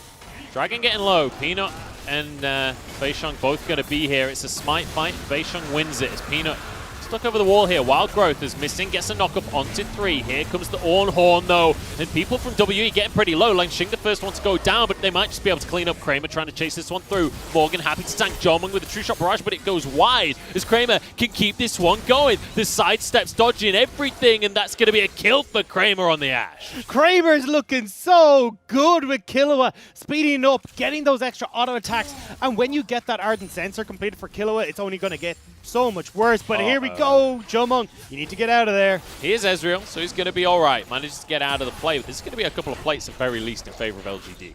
And this is the problem that we're talking about, is that WE, although they are getting these dragons, they are giving a lot of gold back over towards LGD. Turret plate mid, turret plate bot side, and although we're even at the moment, this is where LGD are strongest. Because right now, Peanut offers so much when it comes towards that ultimate. You've got a heap of CC that can come through for every member on this team right now, and it overall gives LGD the advantages in these fights. And when you get towards that 2 to 3 items, this will swing in favor of WE for a while until the uber late game scaling comes in from Ornn and the double AD carries and all that mess will come through for LGD. But WE need to take a step. They don't want to be giving this gold over towards LGD when they were so heavily in control of this early game. So now WE moving to the top side of the map here. Try and grab themselves the first tower of the game. Going to find themselves one plate. Herald charges in. It's going to be a second one doubling up here. Morgan and Beisheng, the ones to grab the gold off the back of that one. They get it just in time before these turret plates time out. They're not going to be able to finish the tower off, but they managed to maintain at least a good chunk of that gold lead, but it has diminished somewhat from early. And even though you do have the top lane turret now low, it's going to be a while before WE can kind of impact that top lane enough where that is going to bring a significant advantage. Again, probably would have preferred to see this using the mid lane, get those turret plates, give them over towards Jomung and even Teacher Ma. Like, Morgan is not going to be the one that massively impacts this. And although Beisheng is in a decent spot now and has a massive CS lead over Peanut, getting that split gold over towards Morgan just isn't the best call for WE. Not for now, at very least. But when we take a look at the items across the board here, you can see WE. Well, you can't see anything anymore because we're looking at turret plates, ladies and gentlemen. 3 plates going the way of WE, and it's just 1 on the side of LGD. But when the items come back, you can see Jomung grabbed himself a Sheen. He's getting towards that second item, which is when we often see Ezreal start to be able to fight a little bit better. It's going to be important to mention that Kramer is going to need those 2 items as well to really impact the game. Teacher Ma heading towards that Nash's Tooth to start things off. I'm looking at where both teams are positioned in the map, because you can see Xia, he's moved up towards this top side to clear out the top wave and also keep that turret safe. You've got the double TP users of Teacher Ma, who has his available, and also Lanxing in this bottom lane. I would much prefer if Teacher Ma was with the team at the start of these fights, though, because if you manage to get a lot of poke off, well, I was going to say it can work pretty well, but Jomung's got a decent answer here as well with 3 kills of his own so far in this game. Good damage coming out from Jomung. And we have to remember that we're in game number 3 here. WE very much with their backs against the wall. But this is where the magic usually comes out, right? When a team is 2-0 down, this is where the true highlight moments of a tournament come on through. Peanut taking a hit there from Jomung as the Herald is going to reset, but it's WE that are in position to try and force this one. Teacher Ma's on the bottom side of the map, but he does have TP available. WE are going to start this up, though, and Lanxing needs to be the one that TPs first, because you want this Call of the Forge God to try and push WE back, but with the pressure Teacher Ma is putting on this bottom side, Lanxing may not be able to, and looks like WE will be able to secure this Rift Herald for themselves. And we already saw how low that top lane turret is. Morgan can go and secure that. They can now turn this extra Herald into more of these turrets towards mid. And importantly, the next Drake is spawning in 30 seconds, Dagda. It's going to be an Ocean Drake, WE already with those 2 Drakes in their pocket. This is incredibly important for WE to grab this one. Should they get this 3rd Drake, WE are actually poised in a fantastic position to snowball this into a win. There's a couple of things that suck here for WE though. Jomung only just completing the culling off this wave means he needs to back now to finish off that Iceborne Gauntlet. So although he does have the TP, you won't be in a position as WE now to actually go and try and take over this river. Although as we say that, this is the problem that we've had with LGD. A little bit slow on the resets, not able to get it in here fast enough. And although they could have been already on this dragon, they've given the opportunity now for that back to come in for Jomung, him to TP in, and LGD haven't quite got that tempo advantage in their favor. It's the power having the TP on that AD carry, and the Braum pick allows that. You don't need to go for the heal on Jomung. He can go for the TP himself. Now LGD setting up to try and go for this dragon themselves. WE, they don't have a ton of hard engage on this squad, it has to be said. Now they have to find a creative way into this fight. Jomung takes a huge chunk of starters off. Nice damage from Xie with that Lucan's Echo completed. As there's the True Shot Barrage. Redemption going to come in fairly early here just to keep Jomung topped up and safe here. Is WE going to try and pull this dragon back to their side of the pit? Morgan looking for a flank, looking for a way, and he has his flash available, so keep your eyes on the Croc. This could be the redemption play for Morgan if he's able to get in. Arrow goes wide. Call of the Forge God here, but Missing is able to block it. Knock up across the team as the dragon goes in. In goes Morgan. Down goes everyone to the Emperor's Divide. And Jomung should be able to clean this up, but the health bar's getting low for WE. Flash from Morgan for the double kill. This is the play we were looking for. And now Xie, last man standing, trying to take it on, trying to go against the world. Gets 2, but he's taken down for the triple on the Crop. And WE managed to bring it back. The dragon that has been their downfall in Game 1 and Game 2 now rises them up as they will get that kill. They'll get the dragon, and now they can also crack open this mid lane turret thanks to that Rift Turret. And these are the dragon fights that we know WE for. This is where they're meant to be at their strongest, and they show us it finally in game number 3. And a great flank from Morgan to kick things off. What? I didn't see what happened there. It just... they're robbed! I didn't charge. They've been robbed! Oh no. It charged, it just didn't do any damage. What did I just watch? I don't know. Either way, let's focus on the positives for WE, where when we look at Morgan, he was able to get this fantastic flank position. Great ward there that was placed earlier. As LGD were coming in, they didn't quite catch that one. That was Beishang's ward that was placed at the back of the pit. And I meant that Morgan was able to sneak in here perfect.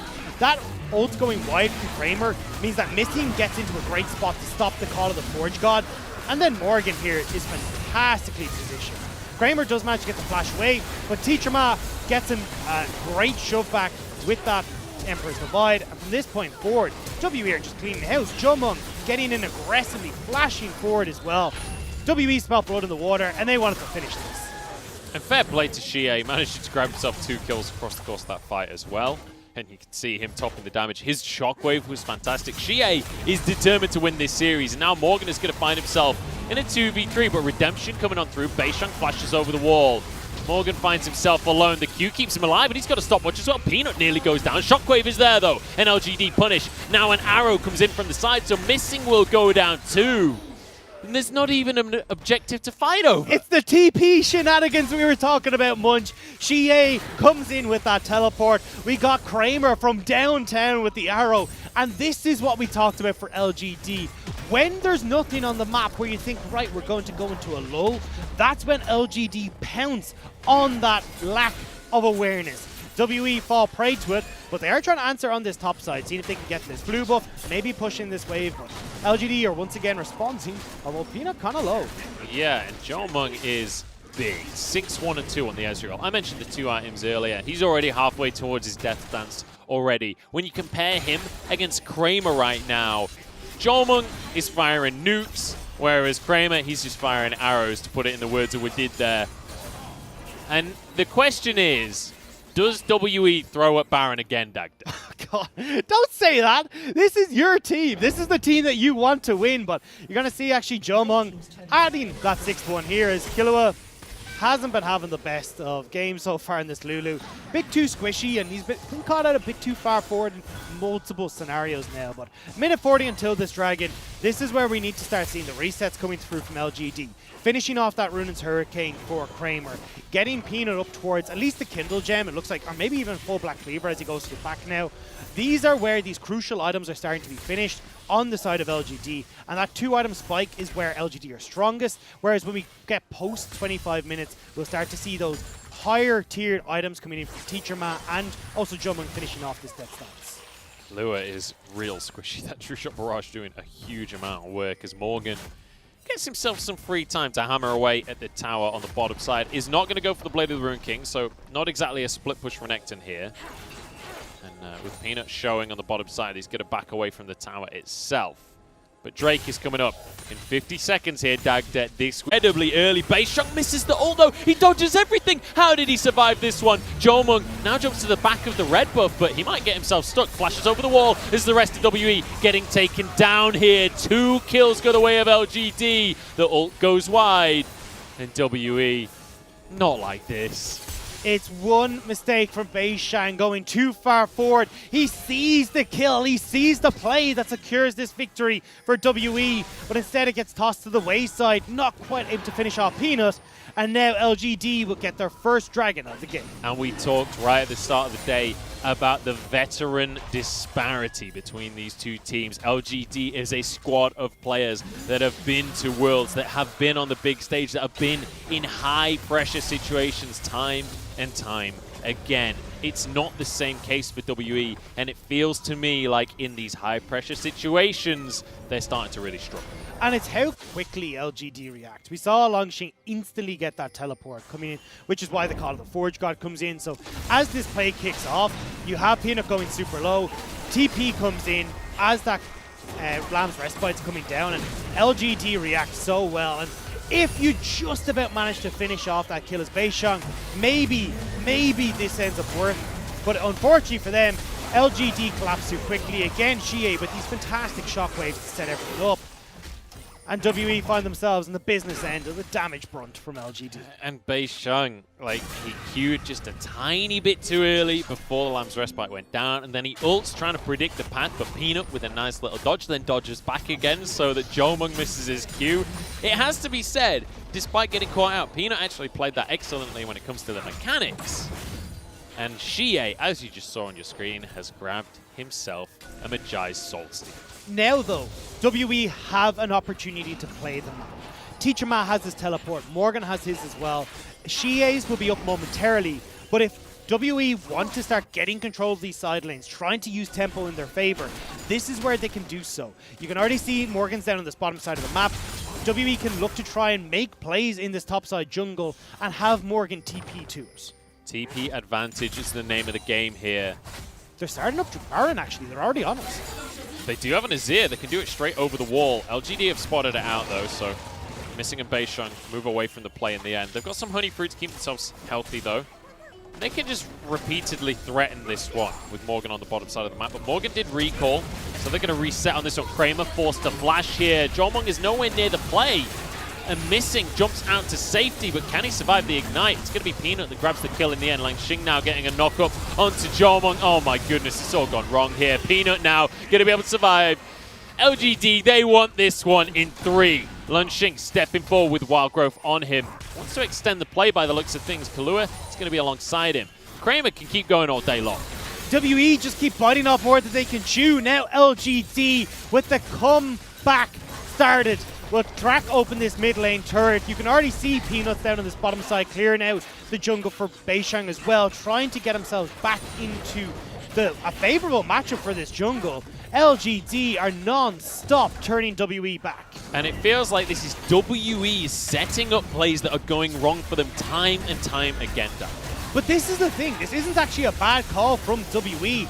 It's just that flash forward from Missing going that bit too far forward. Same with Jomung here, where he Arcane shifts in, doesn't have the flash to get to safety. And one last time, Longxing comes in just off at the right moment with the Call of the Forge God. And that Arcane, that Mystic shot, sorry, just a hair away from hitting Kramer.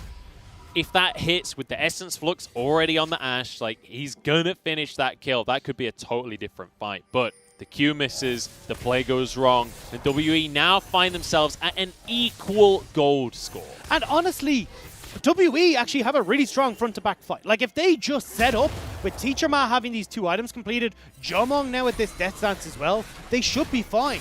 It's going for these picks, not relying in their team fight is what's really hurting them right now. And one thing that's only going to get worse for WE is the fact that there's an Ornn on the side of LGD, and he's starting to give out items. They are getting real scary when it comes to these late game builds. Morgan taking a bit of damage, but he's not afraid. He's quite happy to be the one on the front line tanking some of this up. Lanshing forced away from the play. We've got a minute until this Drake once again. This could be solved for WE. Look, LGD aren't going to be scared about walking in here. Longxing has a bunch of armor and magic resist. He's got the Warmogs as well. He can take a beating, come back later for more, but actually LGD trying to see if they can get some poke down this mid lane. WE definitely poke a bit harder though. They certainly do. Kramer takes a huge chunk from the True Shot Barrage here. It's WE just making sure to clear away this minion wave so that there can't be any kind of push down the mid lane from LGD. Jomong with a very brave arcade shift forward, but he dodges the arrow, and that means he's going to be okay off the back of this one. Missing, blocks the call of the Forge God. Beautifully played here by WE to start this one off. Jomong jumps in once again, getting damage down onto Lanshing. They're winning out this poke war. This time Jomong has the flash. He can play more aggressive, and this is where he can churn out the damage, turn this back in WE's favor. Kramer needs to be careful though. Longxing misses the engage. Doesn't quite get the knock-up for himself. Jomong is starting to get a little low on mana. In the meantime, Beishang is doing this Drake. This is the Ocean Soul. And with the Hawk Shot, Kramer spotted this one out immediately. Over to Baron go LGD. They've got to make this call. They've got to make this play work. Because WE, with an Ocean Soul, are going to be difficult to fight against. The Baron getting down to half HP. Is missing steps forward. He's got to contest. Keep your eyes out for Xie's Shockwave. That could be the game-deciding moment. That's going to be an Emperor's Divide that sets them up for victory here. Kramer goes down. So does Xie. And it's Teacher Ma to make the play at the end of the day. Jomong now onto Longxing as WE look to clean up the fight. And they finally managed to make this work. Just in time. Ocean Soul goes over to WE. Teacher Ma with the Emperor's Divide that separates LGD, brings WE to the brink and pushes them over the line towards victory. WE might just have done this one with a Baron in pocket. In fact, did they do the Baron? I'm not even sure. Yeah, LGD got the Baron. Oh, but LGD got it. Okay, I was real confused for a second there. They're going to push down the mid lane here. Still 10-15 seconds on the dead time as WE, I think, can just finish this one off. Close. This is going to be so close. You've got Xie spawning with Shockwave. It's a hefty old minion wave that they can push on in with. Missing, stepping forward, but it's going to be Kramer caught out. That's going to be it. That's the final nail in the coffin here for game number 3. WE have held on. They've done it. They've pushed us to 4. They've just got to finish this Nexus off, get the building down, and WE hold on. WE managed to push themselves to a first victory in this series, just about managing to take down LGD, and now they've started their path to redemption in the round 1 of the finals.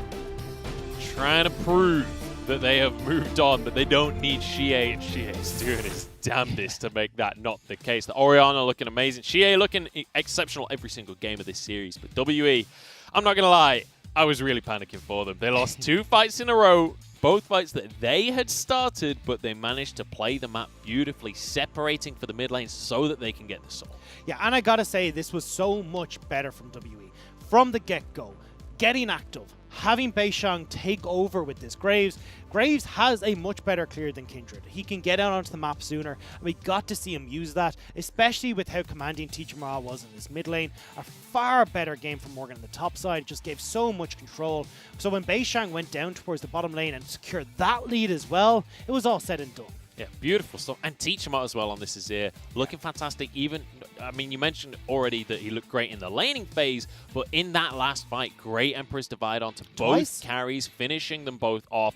Once Kramer and Xie are out of the fight, that's the fight done with. There was no damage left on the side of LG. It wasn't even just that Baron fight. It was also at that earlier Dragon where we saw this massive Emperor's Divide as well, getting a heap of damage, setting up Jomong once again to carry once Teacher Ma fell, but they still got the win as WE, and well deserved in this game. Like, I finally felt like we got to see how WE actually play. Winning mid jungle 2v2, making plays in the bottom side to set up Jomong, and then they get towards these team fights at Dragons, and they're winning. This is what we wanted from WE. And that's the key thing. I think the fight around the third dragon was really the moment where it was like, okay, WE have woken up. They're here to play. They're here to show us. And you can see Morgan's damage so much better than both of the previous games. It feels like Morgan was the guy that needed to step up. And it was Morgan that in that dragon fight we're talking about really was able to have an impact. And it was Morgan's positioning consistently that was the difference maker here, where he was able to get those flanks, as you said, towards those dragon fights, also finding flanks at the Baron to try and set up for these plays. And even that very first Rift Herald scuffle that we had, where instead of being able to turn aggressively towards WE, deal with the members that were so low, Morgan commanded attention, drew all that firepower towards himself, and meant that with that Rift Herald, they could get away and finish out for some nice early gold in their favor. And now that we move to game number 4 in this series, that means we're probably going to see these two teams swap sides, because now WE gets to decide which half of the map they want. And I said it right at the start of the day, I'll reiterate it now. Across the regular split, their win rate on blue side, 15-7. Pretty good. Their win rate on red side, 9-12. Well, that is now, I guess, 10-14. Still not exactly fantastic, but they can move over to the blue side themselves. And this is a team that really relies on getting that first pick. Especially for some of these big picks, like, as we talked about, for Teacher Mouth, the Galio, the Twisted Fate. Even now, the Ashe has been super highly contested here. First pick every single game. And if that's now going over the way of Jomong, this pick power that we talked about, these early power spikes that WE like to play around, become far superior. Yeah, we get to see Jomong being able to be the engage tool for the side of WE. We get to see them be a little bit more proactive, potentially. We'll have to wait and see what happens when we do get into the draft for game number 4. I'm just glad that WE finally showed up, finally got us a game. Like, even if they lose the series now, like, at least they showed up. At least they didn't just go down without showing us a fight around the Dragons. They got to show what they're made of. And that was the big thing here, was that for game 1 and game 2, it really didn't feel like WE were playing. It just was like, okay, cool, well, we've got this strong mid-jungle 2v2. Beishang doesn't really get involved. He's not able to turn that into anything aggressive. This time around, though, WE, as you said, they woke up.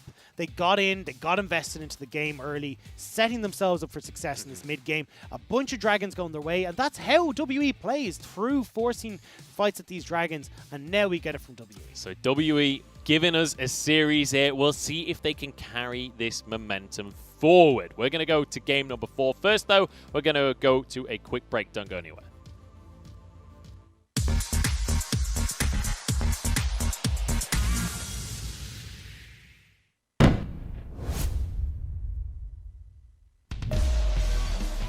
就现在整个补刀上面，因为上路现在差了40刀，AD 这边也是有30刀左右的一个领先，这两个人都有补刀赏金哦，因为二匪流是2个人头应该是150，对吧？又多了150的补刀赏金，这边俺王帝直接强留对方3个人，大家已经发条大空了，清辉夜娘打上去了之后定住，带罪名的，哇，这一波全都要死，应该很难走了，而且 Maple 身上是有闪的。要先杀一个，换了一个泰坦走不掉了，这人头应该是要再交一个给到中单。他13级甚至身上只有1件强化装对吧？一般我们说奥文出反甲的这种，可能13级的时候1件半。就那段时间巅峰战力，先看一下上路这边想要打一个单杀，369现在有点被风筝的受不了。但是这边一边打野一边中路都已经到了，这边先偷一个狗熊大招，能不能换？是，这边直接一出强撸到 W 技能也给到狗熊大招作为收尾，548的一个暴击伤害，再配上一个 Q 技能，大杀特杀的奈的感觉，这把没有人可以拦住塞拉斯了。贝桑这边再被 Q 技能给减速，直接配上被动破敌进法，拿下了狗熊的人头 Double Kill。而且你看这边就是打团的时候，你感觉到就是 LNG 的自己的2个后排其实是被保护的非常安全，急速杀2段踩，但是砍半条。TP 过来，这个位置捡一下，捡一个蓝惩给到以后反手腰带喷死了 ，Maple 已经大杀特杀，再拉一个折返的一个飞行拿下人头，一个 double kill 以后正面巴德想要利用经济独立了，完了把自己控在原地。这波应急长钩进来，看到后波已经把大龙起来压到剩下一半，W 这时候怎么办呢？而且这边悲伤这位置被发条卡住了，一箭射到了，能不能秒掉？闪现过来秒，奈特也有闪现跑回头一个冲击波，但是效果非常差。这边龙2000血有机会，而且这波top 没有打到底，是要把龙给放掉。这边打团了，龙还有2000多点血，这边女警的一个输出位置不错，卡塔保住了一个大龙，就 Jacky Love 在岸上疯狂的偷点，但是战局已经往外面拉的时候，这波 Jacky Love 点不到了，但是卡塔已经收掉了对方的一个悲伤，但这波周末应该也是可以把他杀掉。韩明拿下2颗人头以后反手来看一下 Jacky Love 跟预言家这波怎么操作，是一个2打3的一个局面 ，Q1 全部都空掉，这时候周末反手要来输出，这边一勾到，交出一个自己的一个干锅解掉以后再加上治疗，往后拉开点死了周末以后 Jacky Love 这波应该是要收场了 ，Double Kill 拿到，最后蓝切减速给到以后远方最后一个浪子弹飞。想看帽子戏法吗？是向苏瑞玛之怒吧？留不住啊。中路立一个塔，把中单给逼走。哎，流沙引擎下来一个推到这边小白，但伤害够吗？小白是没闪的，感觉这个位置走不掉了。但是 V 直接闪现往前输出，感觉有点冲动。后期这边鳄鱼进来，伤害够不够？纷纷这边一脚踩上去，但直接被反手2下戳死了。踩的有点急了，后排还想输出，进来落下来，万箭齐发减速，再跟2下全杀了。这波沙皇收割3杀4杀，轮到我了 ，Triple Kill。Body bad, that's baby mama. Pretty girls come and play in my arena. I'm so cocky with these bands, mucha Janita. She's so cocky with her hands, oh mamacita. Making money daily, it's a natural high. Focused on this guapo like a fiend day and night. Spinning bands, we don't see no price. Spinning bands, what a time of life. Wake up every morning and I'm counting all my blessings. Then I count the money cause I triple these investments. We stay lit and they mad, we don't care, get the bag. We stay lit and they mad, we don't care, get the bag. So let them lurk, cause we don't mind. So let them lurk, cause we don't mind. So let them lurk, cause we don't mind. So let them lurk, cause we don't mind. So let them lurk, cause we don't mind. So let them lurk, cause we don't mind. So let them lurk, cause we don't mind. Diamonds up, diamonds up. So let them lurk, cause we don't mind. So let them lurk, cause we don't mind. So let them lurk, cause we don't mind. Just let them lurk, cause we don't mind. Pull up to the spot and get them hype. My girl extra crazy, just how I like. She a ride or die, she here for life. If you cannot respect the code, then pay the price. Don't do drugs, it's a natural high. Making money daily, it's a natural high. Focused on this guapo like a fiend day and night. Spinning bands, we don't see no price. My team be the dream. Wake up every morning and I'm counting all my blessings. Then I count the money cause I triple these investments. We stay lit and they mad, we don't care, get the bag. We stay lit and they mad, we don't care, get the bag. So let them lurk, cause we don't mind. So let them lurk, cause we don't mind. So let them lurk, cause we don't mind. So let them lurk, cause we don't mind. So let them lurk, cause we don't mind. So let them lurk, cause we don't mind. So let them lurk, cause we don't mind. Diamonds up, diamonds up. So let them lurk, cause we don't mind. So let them lurk, cause we don't mind. So let them lurk, cause we don't mind. Just let them lurk, cause we don't mind. So let them lurk, cause we don't mind. So let them lurk, cause we don't mind. So let them lurk, cause we don't mind. Just let them lurk, cause we don't mind.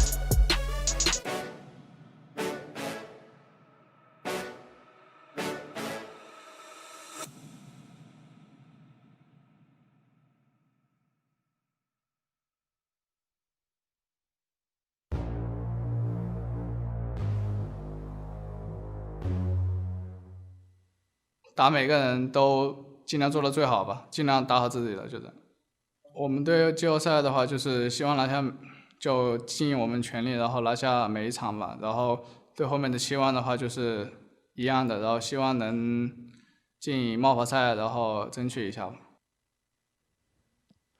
We'll see if WE can keep the momentum going here and fight their way towards the regional finals. I'm Munchables. I'm joined by Dagda as we head to game number 4. And Dagda, we've seen some signs of life from WE. They get themselves a game here in game 3. And it's about time. When they're on the chopping block, that's when they step up. But they looked absolutely incredible. Beishang taking over from the jungle, especially alongside Teachama, on another new pick for this guy. And for anyone who isn't aware, the reason we're so hyped about an Azir pick for a mid laner is Teachama has pretty much exclusively from spring into the start of summer played champions like Galio, Twist of Fate, and when they were gone, it'd be Karma, Aurelion Sol. So they are the 4 champions that we basically associated with them.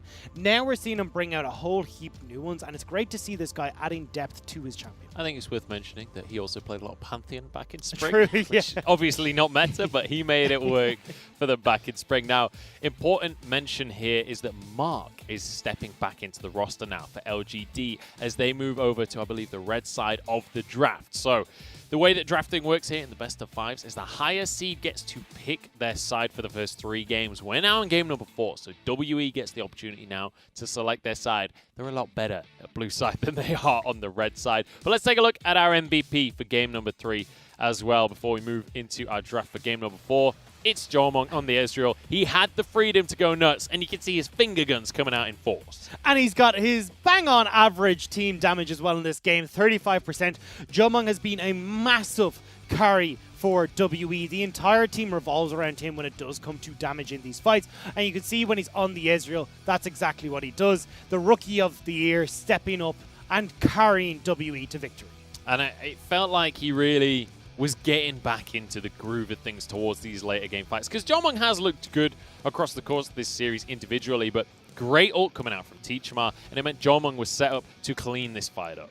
And it was a lot of things going the way of WE. So Morgan getting a much better time in this top lane matchup, Teachama taking over in this mid, and then it allowed Beishang to get down to this bottom lane, quickly set up for a kill over onto that bot lane play, and then from that point forward, it was WE rolling away with this game, and it felt like they kind of went, hang on a second, we know what to do from this position. We know how to turn this into dragons. We know how to turn these into picks, into advantages, and then eventually they found the team fight victory for themselves. So honestly, very well played from WE, and it's great to see them finally figuring out how to approach this. But as you said, Munch, things are going to be swapping up in the draft. We might see WE not only wake up a bit, but have their morning coffee in this draft and really kick things off. Yeah, and my big questions are things like, obviously, the Ashe for Jomong, being able to take that away from Kramer as well could be huge. Mark stepping back in. Now his hair is slightly blue instead of whatever color. I think it was like slightly blonde before.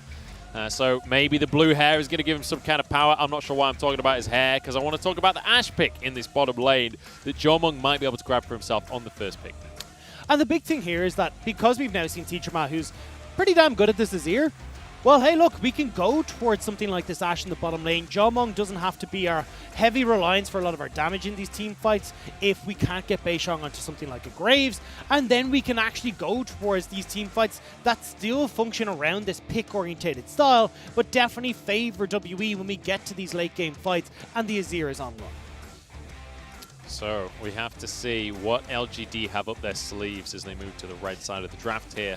But also for WE, like, let's remember that this Renekton is such a high priority for them alongside the Ornn. I'm curious if they will prioritize a top lane pick.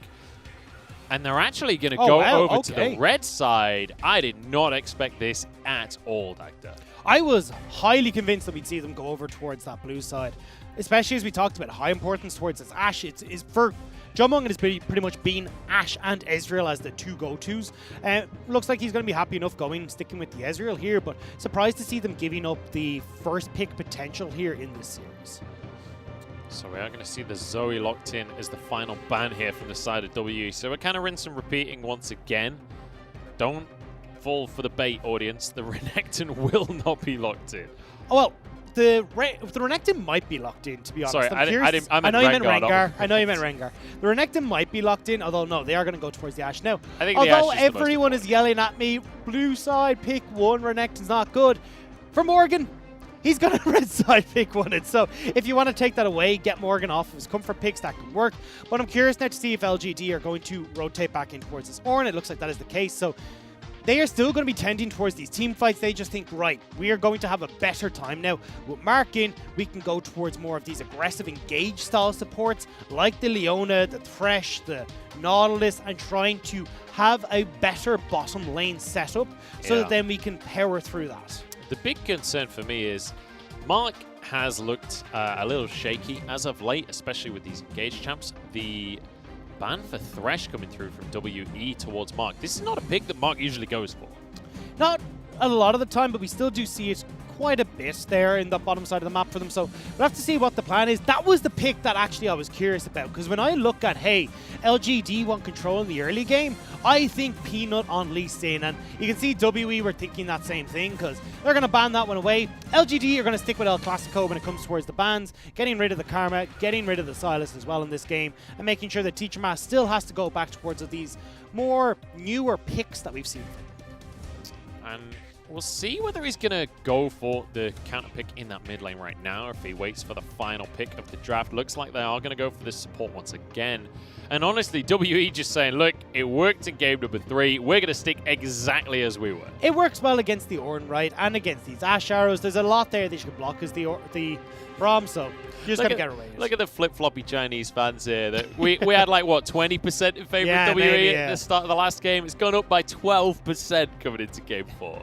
All right, but into this draft, LGD now still looking for, looks like a mage in this bottom lane. Lux has definitely risen to priority alongside the Caitlyn, but teams have just, like, this happens a lot, where it's just a pick will rise in conjunction with something else, the Lux Caitlyn, and then teams are kind of go, hang on a second, Lux is just strong. Let's just go with her, especially into something like a Braum that won't be able to punish you very effectively. And now you've got this great combo you can set up where you can look for the likes of these long range Ash Arrows into the final spark from Lux. That's a lot of damage that comes out very, very quickly. And looks like WE, though, they're going to go back towards Teacher Man. This is here.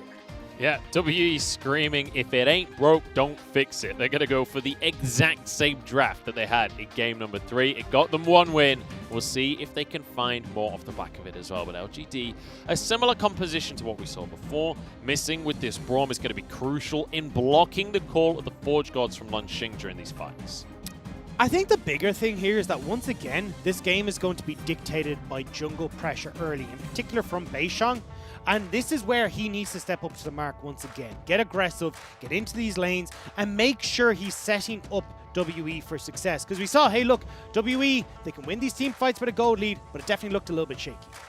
Certainly did. We're getting ready to jump into game number 4 of this series. WE managing to win themselves a game, managing to get themselves some momentum here, and we'll see if they can keep this rolling and pushes to the full 5-game series. But LGD certainly don't want to allow that to happen, and Xie has that Orianna once more. We saw some insane shockwaves in the last game. He's up against Teacher Ma once again in that mid lane. That's the matchup I've got my eyes on. Obviously, the junglers are going to set the pace of the game. When it comes to these late game team fights, both Teacher Ma and Xie showing us what they can do with these game-changing ultimates. It's time to head into game number 4.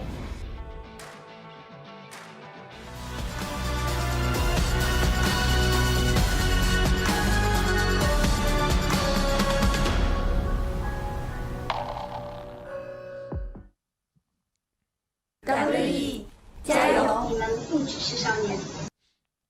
老干爹，加油！ We're on Summoner's Rift once more as we head into game 4 here between WE and LGD. And if you are just joining us, the mid laner for LGD, Xie, started his entire career on Team WE. He's been on WE since 2014, only left at the end of last year, and now in the first round of playoffs has to go against his old squad, has to go against his replacement in the mid lane to prove that he is worthy of climbing up that playoff ladder. And as we pointed out at the start of the day as well, Munch, a lot of this series was going to be dictated by this mid-jungle 2v2. And we've seen Xie and Teacher Ma have gone at it back and forth, but so have Peanut and Beishang. And now, once again, Beishang and Teacher Ma in this game number 4 have the advantages in the mid-jungle. They've got the comment again for Teacher Ma. He's going to look to punish Xie. I want to see if there's any way Peanut can disrupt this, or whether WE can once again find success. And a lot of that success that they found in game number 3 was down to Teachama on this Azir, getting some great Emperor's Divides during the fights. But also down to Morgan in that Dragon fight, crucially. So much of this series has been decided by these mid-game Dragon fights. Well, it's going to get a little bit harder for them because this bottom lane is not going to go well for them. Mark has actually opted for an Arcane Comet of his own in that bottom lane. So usually we see the Guardian from the looks where they're like, right, we're just going to try and survive, going to get a lot of tanky stats. Mark wants to punish heavily in this bottom lane, poke out Jomung and Missing, and solidify this bottom lane as the fort of structure and strength for LGD.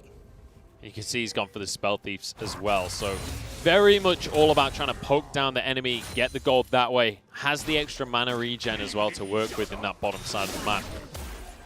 And we'll see whether or not that's going to pay off for them on the bottom side. I'm really curious to see how Mark does, because Mark has been a point of criticism for LGD over the last few weeks. Some of his engages had been lackluster, his Leona, his Nautilus had left something to be desired.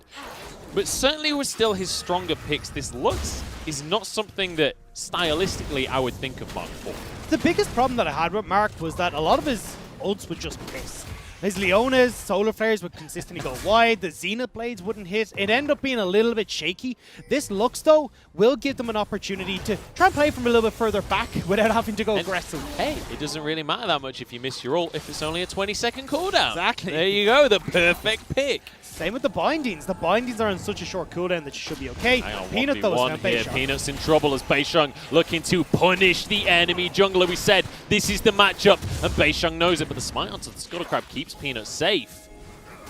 Now Beisheng does have his own smite available. With Peanuts on cooldown, this crab could go the way of WE. Dodges away from the binding, flashes in to get the crab. Peanut still level 3 as Beisheng moves away. Good damage coming out as Missing trying to block for everyone. Xie is here though, Missing's going to go down surely. Teachama went into the play, but he doesn't have the backup from his team. This is so damn messy, but 2 kills go the way of Peanut after all of that in the start. And now Jomung will go down. It's Kramer to grab the third. It's a disaster for WE. Beisheng flashing in aggressively to try and get the Scuttle was way overboard. He could have just passed towards swap side to get a Scuttle for himself. And as well, you have Teachama going in, Jomung going in. What the name of God were WE thinking, Munchables? They were thinking that maybe this was the miracle fight that could start off the game, but it's gone the exact opposite way, and now Kindred is snowballing. And at this point, I was like, right, everyone back away. You've already got the push in that bottom side of the map, and usually when we see junglers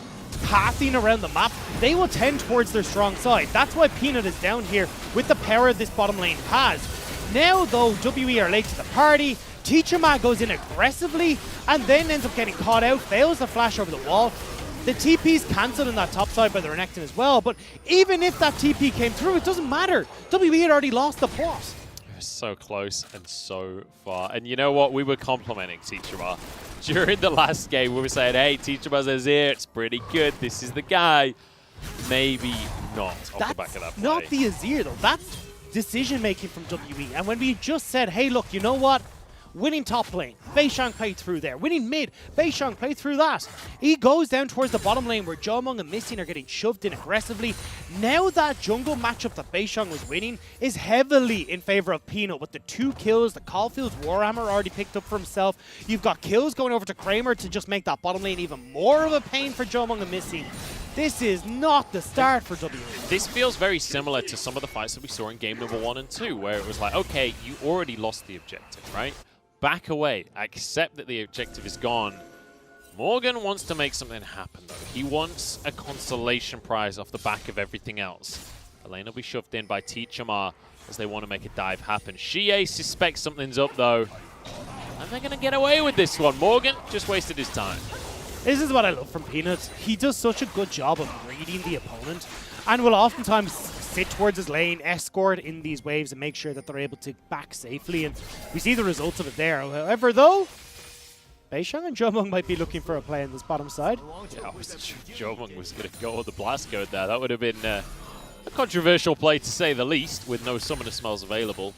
LGD will walk away with this one. Infernal Drake to start us off here. The binding just going slightly wide there, or just out of range slightly from Mark. So GD will need to hold off on this Infernal Dragon on the bottom side.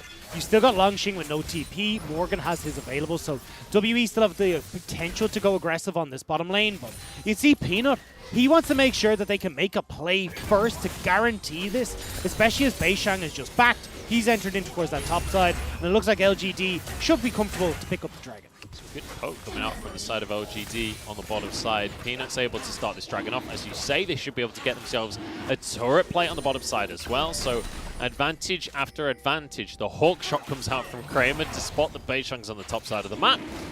And well, off the back, I mean, obviously off the back of that early skirmish, they're going to be able to find further advantages. They are 1,500 gold ahead, which at 7 minutes is a big, big deal. WE for them, it's more about stopping the bleeding. Well, it gets really difficult for WE to try and do that, especially when we look towards the likes of this Rift Herald that's about to spawn. Kramer and Mark have been pushing so aggressively here. You can already see they're starting to get their backs. They can move towards this Rift Herald first, or they have the option as well to just keep playing down on this bottom side. You've just got a massive cash injection for Peanut, big cash injection for Xie as well. They can just look to use that power that they picked up in that early skirmish and transition that into a play on the top side. Beishang going to be able to grab himself this blue buff as he knows that Peanut was over on the bottom side of the map grabbing the Scuttle Crab. He'll grab that and just skedaddle away out of the jungle once more. His blue buff is still on the map though, so maybe can still grab that one for Teacher. He's going to start up this Rift Herald though. LGD will be spotted moving in. Look at where WE are right now though. They're not actually in a position to follow up on this, so LGD have a brief window of time here to try and burst this down. Yeah, that's the problem with Herald though. You don't really get to burst it generally speaking, but it looks like WE decided not to contest this one in the end. They'll return to their own half of the map. So LGD finding themselves this objective to start us off here. They got themselves 3 kills. They got themselves the first Drake. Now with the Herald as well, they can continue to build a snowball that they are going to look to roll to victory. And I'd like to see them try and use this in the mid lane. Although Xie is going to be a pretty big... Oh, Shockwave wants to teach him, huh? Just going to be for a bit of poke here, just to try and force Teachama out of the lane. Not going to do all or too much. So from LGD's perspective, I want to see them crack open this mid lane turret, because if you can get this mid lane structure down, it makes it a lot easier to push waves in fully, then move over towards dragons, and LGD can set themselves up a lot more successfully, and actually might have a play coming in towards mid.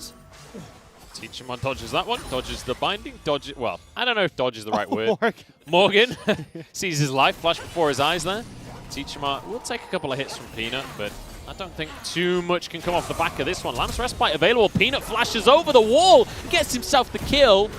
Bear in mind, he still has his ult, but I guess he didn't really fancy using it. Beishang going to force a flash out of Mark as he tries to chase this kill through as well. Xie low on health and mana.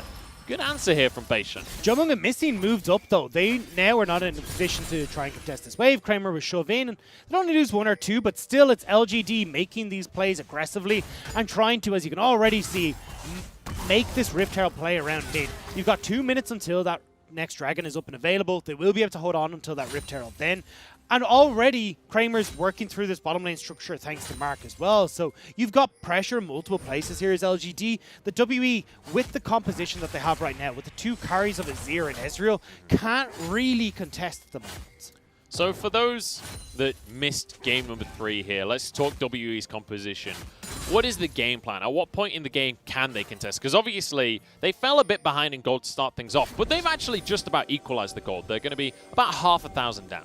Definitely going to be the 3-item point where we're looking at, Teachama having that Nashor's Tooth, going to be holding on to the final chapter. I don't want to see him complete that Ludens. I'd rather see him move in towards some of these Magic Pen items like the Liandry's Torment and Haunting guys, these guys first, and then go back and finish off the Ludens. I think at that stage, you're in a really strong spot as Teachama. We already know the build from Jomong. The 3 items are the classics of the Muramana in towards the Iceborne Gauntlet and that Death Dance. And at that stage, that's where WE are going to be more than happy to scrap. It's going to be the Herald dropped in this bottom side. This first tower taken here by LGD. Obviously not really able to contest from the side of WE. They weren't in position. Beishang couldn't get there. Missing wasn't on that part of the map. So it's going to be a nice little advantage taken as Morgan going for a pretty aggressive trade with Longxing. He's able to trade it back a bit. Gets a knock up on the back side of the play. So traditionally when LGD are in a situation like this... Morgan could be in trouble here. Flashes away. keeps himself safe, but that's a lot of pressure, and it was because Xie was moving up as well. Yeah, needed to get out of there. Lickety-split. Morgan just about manages to escape. I want to go back to the point I was making, though, because this is what LGD do when they've unlocked Kramer on this Ashe pick, where they love to push in aggressively in this bottom lane, move Kramer towards this mid lane, and see if they can make picks off of this Ashe ult to solidify these leads. And especially when you're looking at this Dragon available in just 15 seconds, you want to make sure that LGD are grouped up together, but with Longxing using that teleport up towards that top side, LGD not really in a position as of right now to make a pick. This may just be going over to WE. Beisheng standing in Pixel Brush there, looking for a pick onto Peanut, which, after the first play of this game, I'm not sure if that's the fight that I'd be looking for, because it didn't go so well last time around. Jomon going to be slowed here by Kramer. Oh, the flash arcane shift, that was clean from Jomon. Just needed to get to a skinny enough part of the wall where he could actually get over, and manages to escape just by the hair of his chin. And LGD now will be in a position to hold on towards this towards this river, but WE doing a good job of fighting back. You saw that Enchanted Crystal Arrow is gone. Longxing not in a position. Morgan actually on the flank with a TP deep into enemy territory. Morgan on this Croc wants to make something happen here. Longxing will be looking for the Call of the Forge God. Dominus already used as Morgan finds himself being pinched actually rather than the one flanking into the play, but he's got his team, the Dragon. Dice is over the wall. This might just be a smooth criminal here. Morgan, though, pulled back in by the Shockwave. The rest of the team going to collapse onto this one. Good knock-up from Longxing onto the rest of WE as they try and collapse. But Longxing the only one to get in. Nice Glacial Fissure from missing to disengage. Still, though, WE will be in a position to clear away this minion wave. Won't be able to get too much here from LGD. One kill for the Dragon. It's not ideal, but WE will be happy enough to just start getting some of these Dragons in their favor. Yeah, just deny the next Drakes coming out from the side of LGD. Stop them getting towards Soul Point, and especially when it's going to be a Mountain Soul against Ornn, you do not want to let him get those Mountain Drakes. To be honest, maybe I'd actually be happier if WE given over a Cloud over towards LGD to stop several of these mountains stacking up, but you don't really have the best of foresight in these situations. Either way, LGD, if they get this Mountain Soul, are going to be so difficult for WE to get through.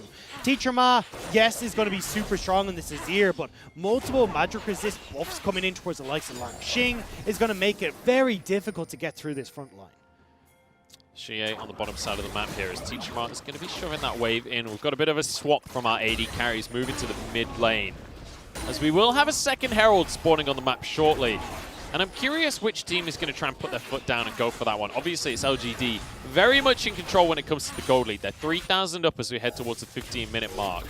You can WE doing a decent job on objectives. You can already see LGD, though, they're in a position where Mark has moved over. He's got vision control down. They can look to use this long-range combo between Mark and Kramer to set up these picks. Longxing pushing in and starting to dip down into River, just lean a little bit in towards his own mid lane to try and see if they can pick folks off. Kramer still needs to be careful about what path he takes here, though, is missing, wants to get in on top of him. And, you know, Kramer's got away with it this series, but let's bear in mind, Kramer's built a bit of a reputation for not necessarily taking the best paths to objectives sometimes. Has been caught out a few times across the course of this year. This series has been looking good, though, so hopefully for him, he can keep his good positioning up around this mid lane. He has been very aggressive on this Ashe when it comes to trading. Morgan going to get away with his life here because Longxing just about misses the knock-up as Peanut starts this Herald off.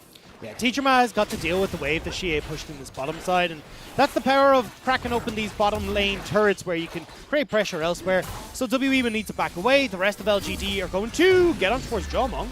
Jomon dips off to the side. Shockwave will be available for Xie if they can find an opportunity, but oh, triple Shockwave, the final spot! The combo is there, missing with a stopwatch to keep himself safe, but Jomon not so lucky. Xie is looking so good on anything he gets his hands on in this series. Orianna Shockwave's on point. Peanut now off to the side, but I think you're going to have to back away from this one, although Morgan might have stepped too far forward here. Peanut's happy to dive because he's got the Lamb's Respite. He's not even going to need to use the ultimate. And with the Herald in pocket as well, they can push for more here. They're going to be able to get this turret, and LGD making plays to push back WE. And WE not respecting how long range LGD can engage from between the Shockwave, the bindings that are coming in from Mark, Kramer, and these enchanted crystal arrows. There's so much you need to dodge, and one step too far forward to try and clear this out. And somehow Xie with the 3-man shockwave. That was beautiful. And I mean, it was already done at that point. We could see Jomong had already used his Arcane Shift. Xie against his old team has looked incredible this series. And Xie was a player that we criticized a little bit over the course of this year. He's had some pretty rough series. He's been inconsistent at best, especially in spring. Now, when he was on DMO, joins LGD, and we saw there was a bit of a time where they needed to mesh a little bit better, but the longer this split has gone on, the better Xie has looked. And I'll be the first one to put my hands up and say, look, I doubted Xie, especially when we saw, some really nice performances, say like that Cassiopeia ult against Top Esports, but they were few and far between. There was a lot of times where LGD as a whole looked messy, but LGD have always thrived when Xie looks good. This series, Xie has not looked good, Xie has looked incredible, and so have LGD as a result. You know you're looking good on LGD when you're taking MVPs away from Peanut. Because, I mean, look at the man's scoreline. Peanut has been exceptional this series. And Xie giving even Peanut a run for his money when it comes to those awards. Missing steps forward to try and defend this tower. There is a decent amount of wave clear on the side of WE. Thanks to that Graves, the end of the line does a really good job of dealing with the back line of minions. Oh, LGD. This is tricky. This is tricky. They're not going to go for it. They realize that nobody's going to face check this one. They're just going to have to settle for the dragon. And what I love about the style that's coming through from Mark on this Lux is that when we looked at Lulu in the last game, it was very much about, I'm going to super empower one member of this team, which was going to be Kramer, and we saw it work in a couple of situations.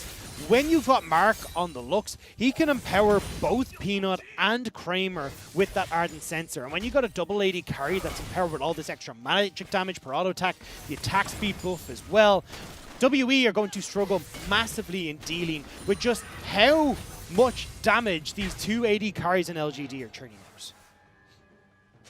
It's already getting to a point where this is looking pretty difficult for WE, but they're 5,000 gold down at the 5-minute mark, which is certainly not a good situation for WE, but it's also not the end of the game just yet. They can still contest for things, and especially if Teachamar can step up on this Azir, if Morgan can step up on the Renekton once more, these ultimates can change the face of the game.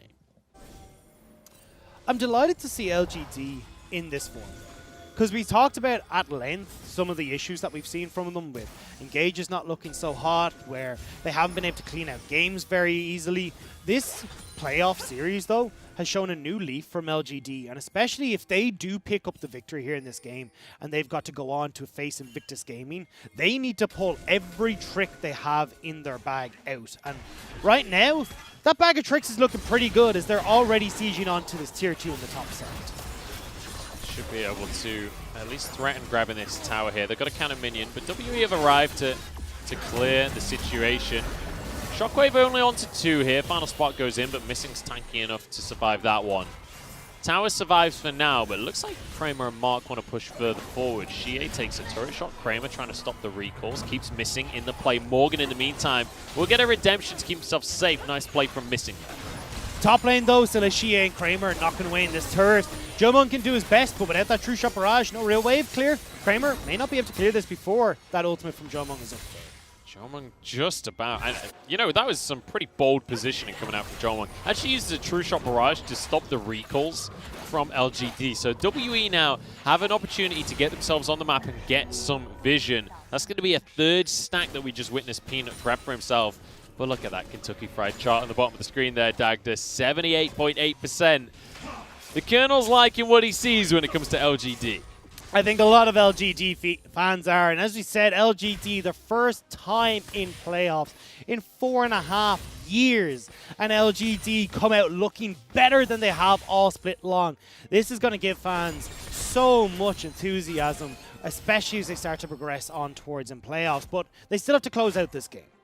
And the best way for them to do that is, as you can see right now, getting control in these side lanes, moving over towards the likes of this Baron that's up, and then using Long Xing's ultimate and these close quarter fights in jungles to set up for these massive engages. Morgan looked like he wanted to contest for that blue buff, but I think realizing that that was not a fight that he could go for there. Let's just take a moment here and look over the items that we've got across the board, because both AD carries now on that 2-item mark, and this is one of the blessings of having an Ezreal on your team, is your first 2 items are pretty cheap, so you can get to that point a lot easier than a lot of other AD carries. And when we look towards the mid lane, it's actually relatively even between our 2 carries. Hang on. Beisheng looking for a pick here. It's going to be on to Xie. Collateral damage is available. Dodges the shockwave. Beisheng, you beauty. Beisheng doing his damnedest to make sure WE stay in this series. Nice dodge away from the phase rush, giving that speed up, but picked back.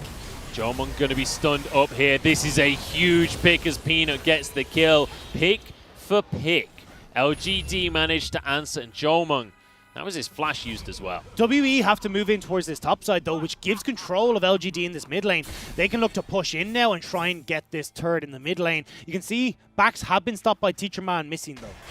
This is going to be really rough. Teacher Man caught out in his own base here as Peanut's going for this one. Empress Divide used, but Peanut still has the Lamb's Respite available. Keeps himself safe from the collateral damage. Zips out underneath the tower as well. Beisheng moving in to try and protect Missing. Try and protect Morgan. Trying to protect anything at this point because LGD are running amok in the base of WE. Flash forward from Mark. Shockwave comes out as Xie gets his revenge for the kill earlier. Peanut still surviving. And now onto this mid lane inhibitor. And LGD are looking to close out this series. Morgan doing his damnedest to get through Longxing, but he's just too beefy. I don't think LGD can end things just yet, but my goodness, this is a showing and a half. And all off of the back of WE finding a play. Beisheng found such a great pick onto Xie, but because of the TP on the Orianna, it just didn't matter. And TPs are how LGD oftentimes pull themselves back into a position where they're good. There's a pause for some reason as that dragon was about to go the way of LGD. But either way, you can see LGD are going to be pretty cool, calm, and collected. They are confident in this game, and I don't know why you wouldn't be. A 6,000 gold lead. They have been in control since the first scrap over that Rift Herald, a Rift Scuttler even. We didn't even get to the Rift Herald. This has been LGD putting a stomp on this game. And you can see the faces of the players on WE here. It's a solemn camp on the side of WE for now, and understandably so, since they have completely lost control of the map at this point. With that mid lane inhibitor going down now, LGD are poised for victory, but LGD, across the course of this year, have been their own worst enemy, Dagda. There are time and time again we have seen LGD throw away massive leads.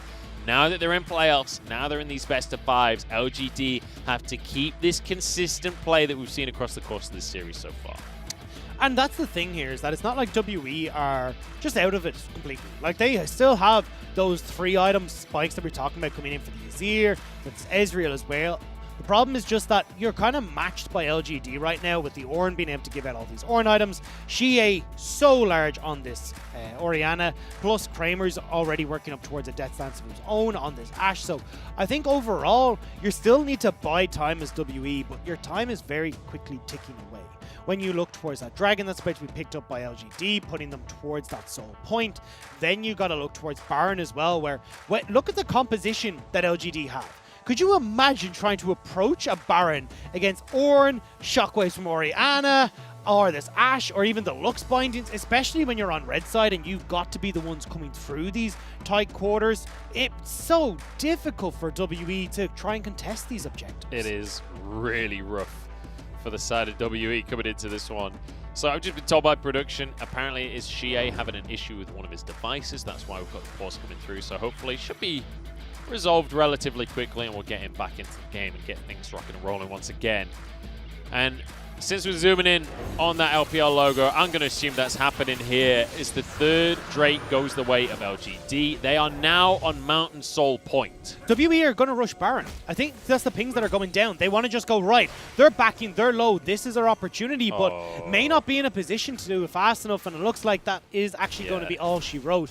Jomung and Beisheng not able to get there fast enough, especially with Kramer and Longxing still on the map. Yeah, theoretically, I like the idea of the play, but when when your carries aren't there, when your tank isn't there, and when your jungler isn't there, it's hard to do Baron. They do it so quickly, though. Between Jomong, Beishang, and Teacher Ma on this Azir as well. You'd be very careful as LGD not to go for, or at least get caught out by that play. So Peanut will, though, move in here and get all the vision back.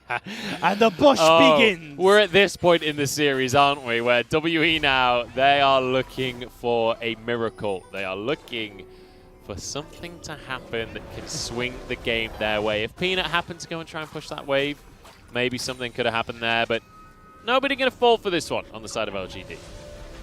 They're actually just going to back away as LGD. Rapid Fire Cannon completed for Peanut on that recall.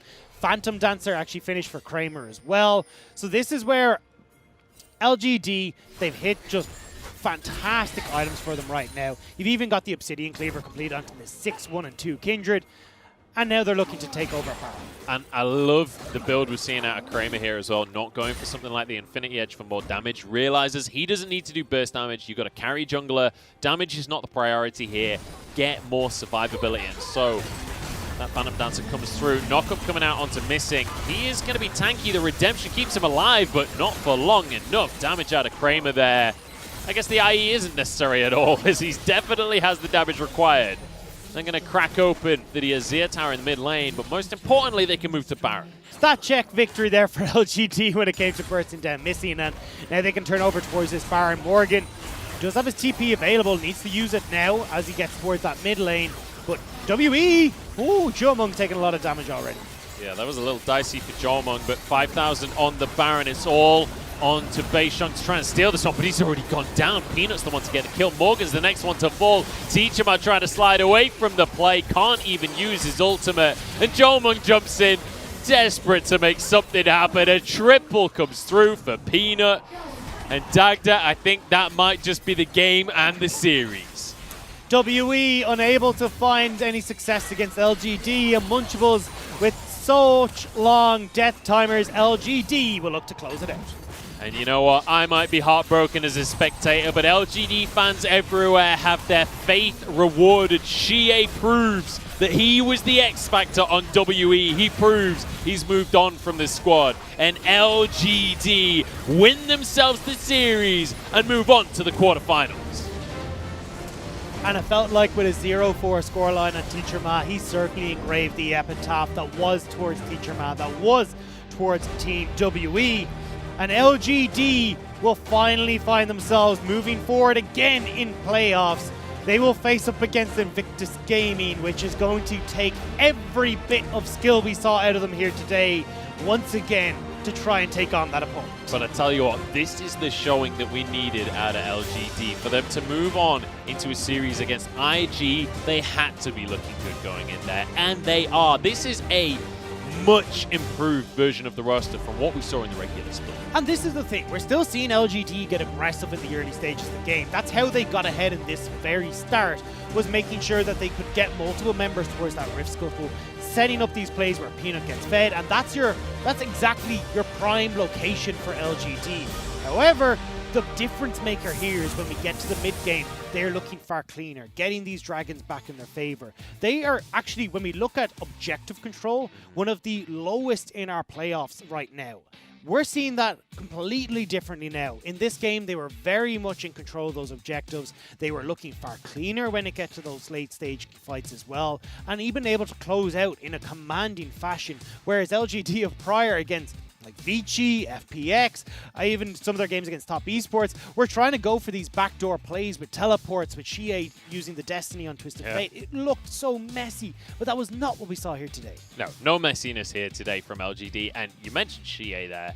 I'm over the moon for Xie, because what a win. Being able to beat his old team, but importantly, looking like this standout each and every single game here for the side of LGD. Looking amazing on the Orianna, looking amazing on the Sylas as well. Being able to carry these fights as a mid laner.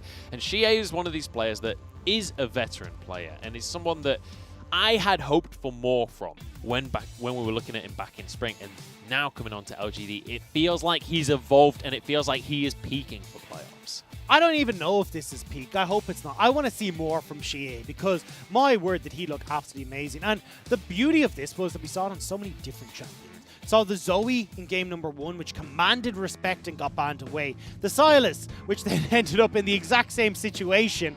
And then we get over towards this last 2 games where Orianna tried to carry in game number 3, wasn't quite able to do it, but in game number 4, he certainly did it.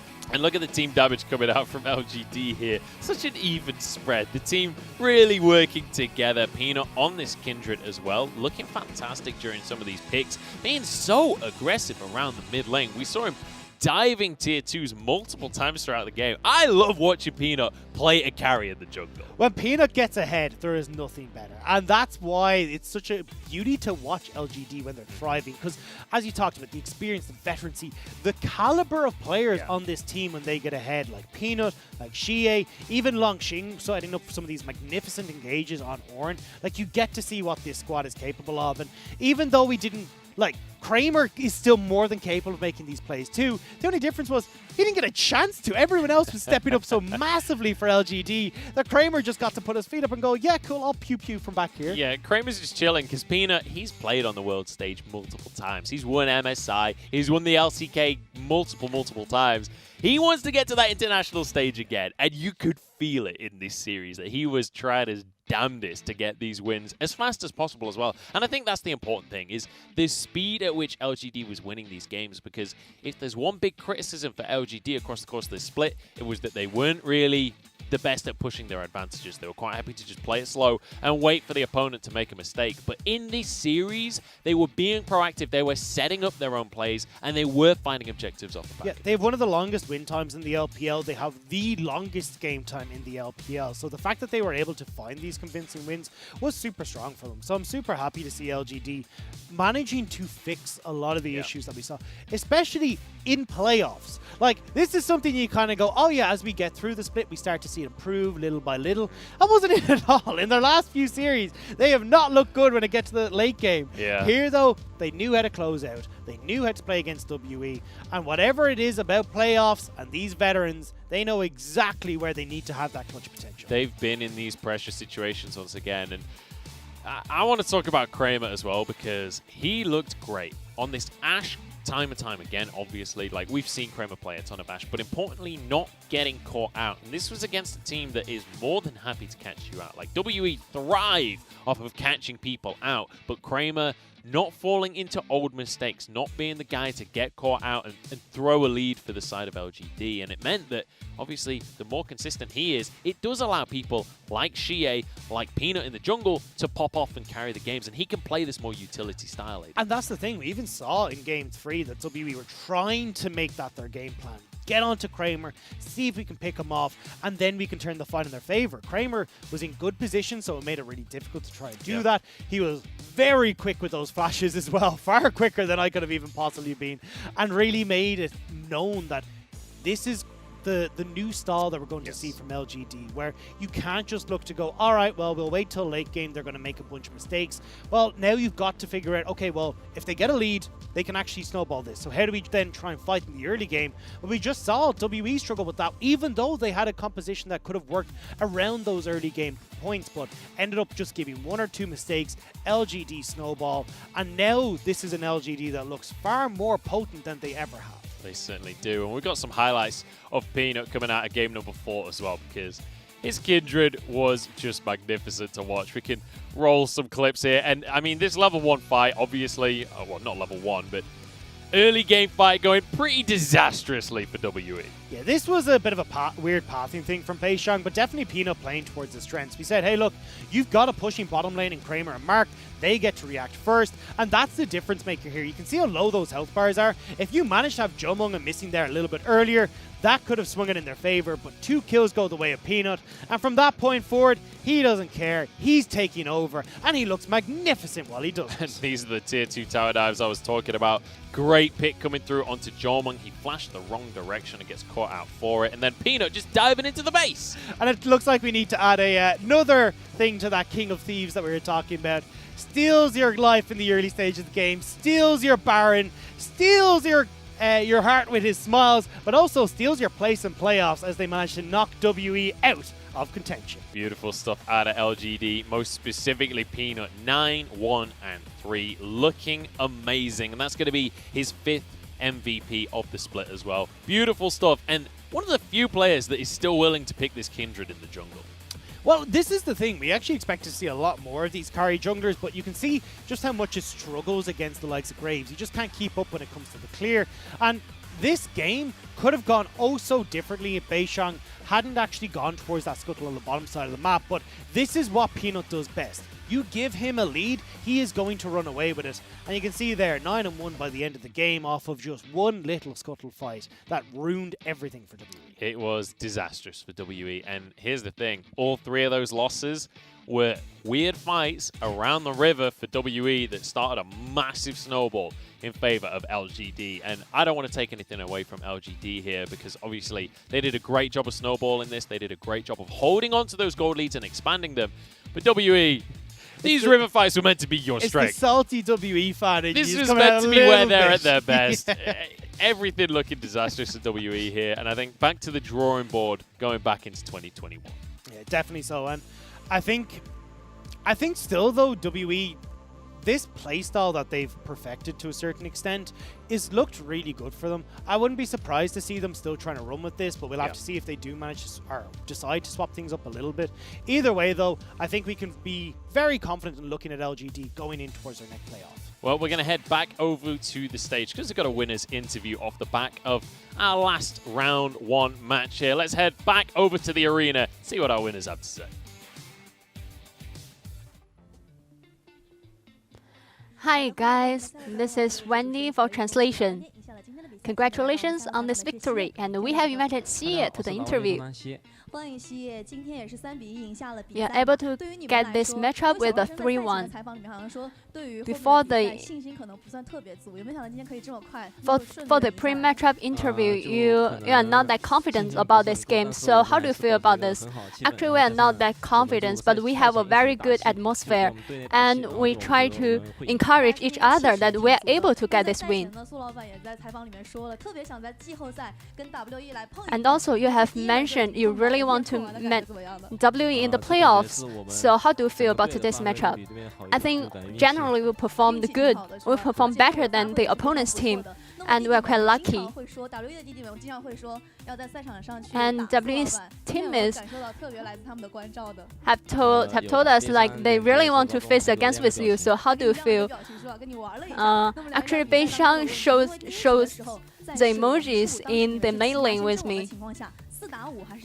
And also in game 1, for the 4v5 team fight, you are able to ace the opponents and win that team fight. So what happened there? Actually, although our supports died, but the opponent's team don't have the skills, so that's why we can win that team fight. And why you can always play so well with Sylas is I just play aggressively. You have so many highlights with Sylas, especially around the Baron pit. Although your junglers died first, but you are able to get a very good team fight and got a quadra kill. It's like I just used my skills and then I got that quadra kill, as there's nothing special. But your emotion was like, oh, why I don't got my penta kill? But I told my teammates like, it's okay. If we can get the victory, it's okay.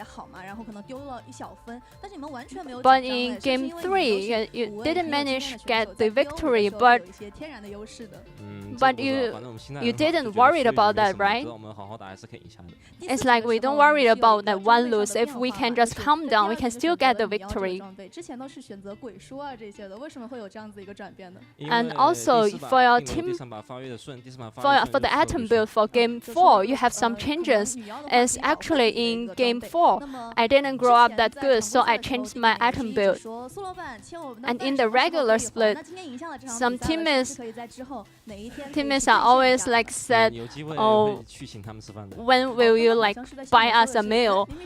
But yeah, okay, if I got the time, I'll definitely buy you guys a meal. And the last question, the next matchup you'll be faced against with IG. Actually, you're able to get the victory against with IG in the regular split. But if you want to get the regional qualifiers, you have to get the victory for the next matchup. So how do you feel? IG is a very strong team and they are on the momentum, so we're quite stressful. But definitely we will try our best to get that victory for the next matchup. So congratulations again, and this is the end of the interview. Thank you very much, Wendy. As always, for the translation there, and I have to say the first answer was the best answer there from Xie. It's like, how did you win that 4v5 fight? Well, the opponents don't really have the same skills that we do, so we just destroyed them. Yeah, I didn't realize that the meal that he's going to buy was roasted WE at the end of that, because my god, Xie, that was brutal. Spitting some fire. Yeah. I do wonder whether it meant skills as in like abilities in game, maybe cooldowns or something like that. No. Xie, that was rough. He's just like, you know what? Kick him while they're down. Just knock him out of the tournament and just kind of give him a boot on the way out as well. Yeah, it feels like it. But hey, LGD feeling good. Good to hear that they've got a great team atmosphere. Not going to be too salty that Kramer stole his pentakill during one of those games as well. But feeling a little nervous going up against IG next. I can't say I'm too surprised to hear that, but I'm excited for that mid lane matchup because Rookie against Xie. Xie looking amazing. Also playing that Orianna that we know Rookie for. Last time around when we were going to cast IG versus LGD, we were calling it Fight Night. With the way that LGD played today, maybe this one really will be Fight Night. Yeah, I don't know. We didn't get to quite see the Fight Night we expected the last time, but we will have to see, especially both with LGD looking as strong as they do right now. Peanut once again taking over the jungle. And even when we look over at Invictus Gaming as well, they look better than ever too, where now you've got Baolong coming back in, Ning setting things up, setting these plays up for IG with Rookie and also the Shy. I think this is going to be a great series. Yeah, I think you might be right on that one. I cannot wait to see what happens in that next one. But let's glance over our bracket as we round out today, because our 2 quarterfinals have been decided now. We're going to have Suning against V5. That will be coming up tomorrow, so make sure you're tuning in at the same time as always. But then the following day, we see LGD jumping forwards to go up against IG. And this is going to be such a good quarterfinals. Don't forget, obviously, folks, that there is no second redemption if you drop out of one of these series. That is you done and dusted from the tournament. So everything to play for both of our quarterfinalist sides here. And I cannot wait for that series tomorrow as well, because Suning against V5, obviously, I know a lot of the fans at home very excited to see if V5 can keep the ball rolling. If they can make it to the semi-finals, there's a very real chance that they can make it to the World Championship. Well, at least the Gauntlet. They have to still battle their way through the qualifiers, but still, this is going to be incredible to watch. I think this is such a close playoffs. When you actually look at all the teams that we have, how strong our middle-of-the-pack teams are coming into this, I honestly don't know what way this one is going to turn out. So I'm very excited coming into the next few days. I cannot wait to see what happens in our quarterfinals, but that's going to wrap us up for today. So let's just draw some conclusions here, Dagda, because LGD, I think the biggest conclusion for me is that they have picked up the pace. They are playing quicker than I expected them to, but more importantly, they're playing far cleaner than what they did during the regular split. So much so. The way that they were able to close out both Game 1 and Game 2 was just incredible, especially Game 1. They didn't even give an opportunity for any answer from WE. And again, that was on a very different style of composition than what we've seen out of LGD, where 9 times out of 10, we see the composition that we got in Game 4, which was the likes of the Ornn. You've got these engage tools that are going to be used through both that support and the top lane. Xie is going to be setting up as this kind of secondary engage tool on the Sylas. We see it from the Orianna as well, where he's making these plays happen. But Game 1 was so different that I got to be kind of looking at, from an IG's perspective, going, hang on a you're not allowed to do that. That's not what that's not what we've prepped for. So I'm excited to see what they bring out. I think you're maybe underestimating? I think you're underestimating the confidence of IG. True. I'm not sure that they're going to be too worried. That's going to round us out for today. I've been Munchables. This has been Dagda. Thank you very much for joining us. We're going to close things out, but make sure you tune in tomorrow as V5 continue the miracle run against Suning in our quarterfinals.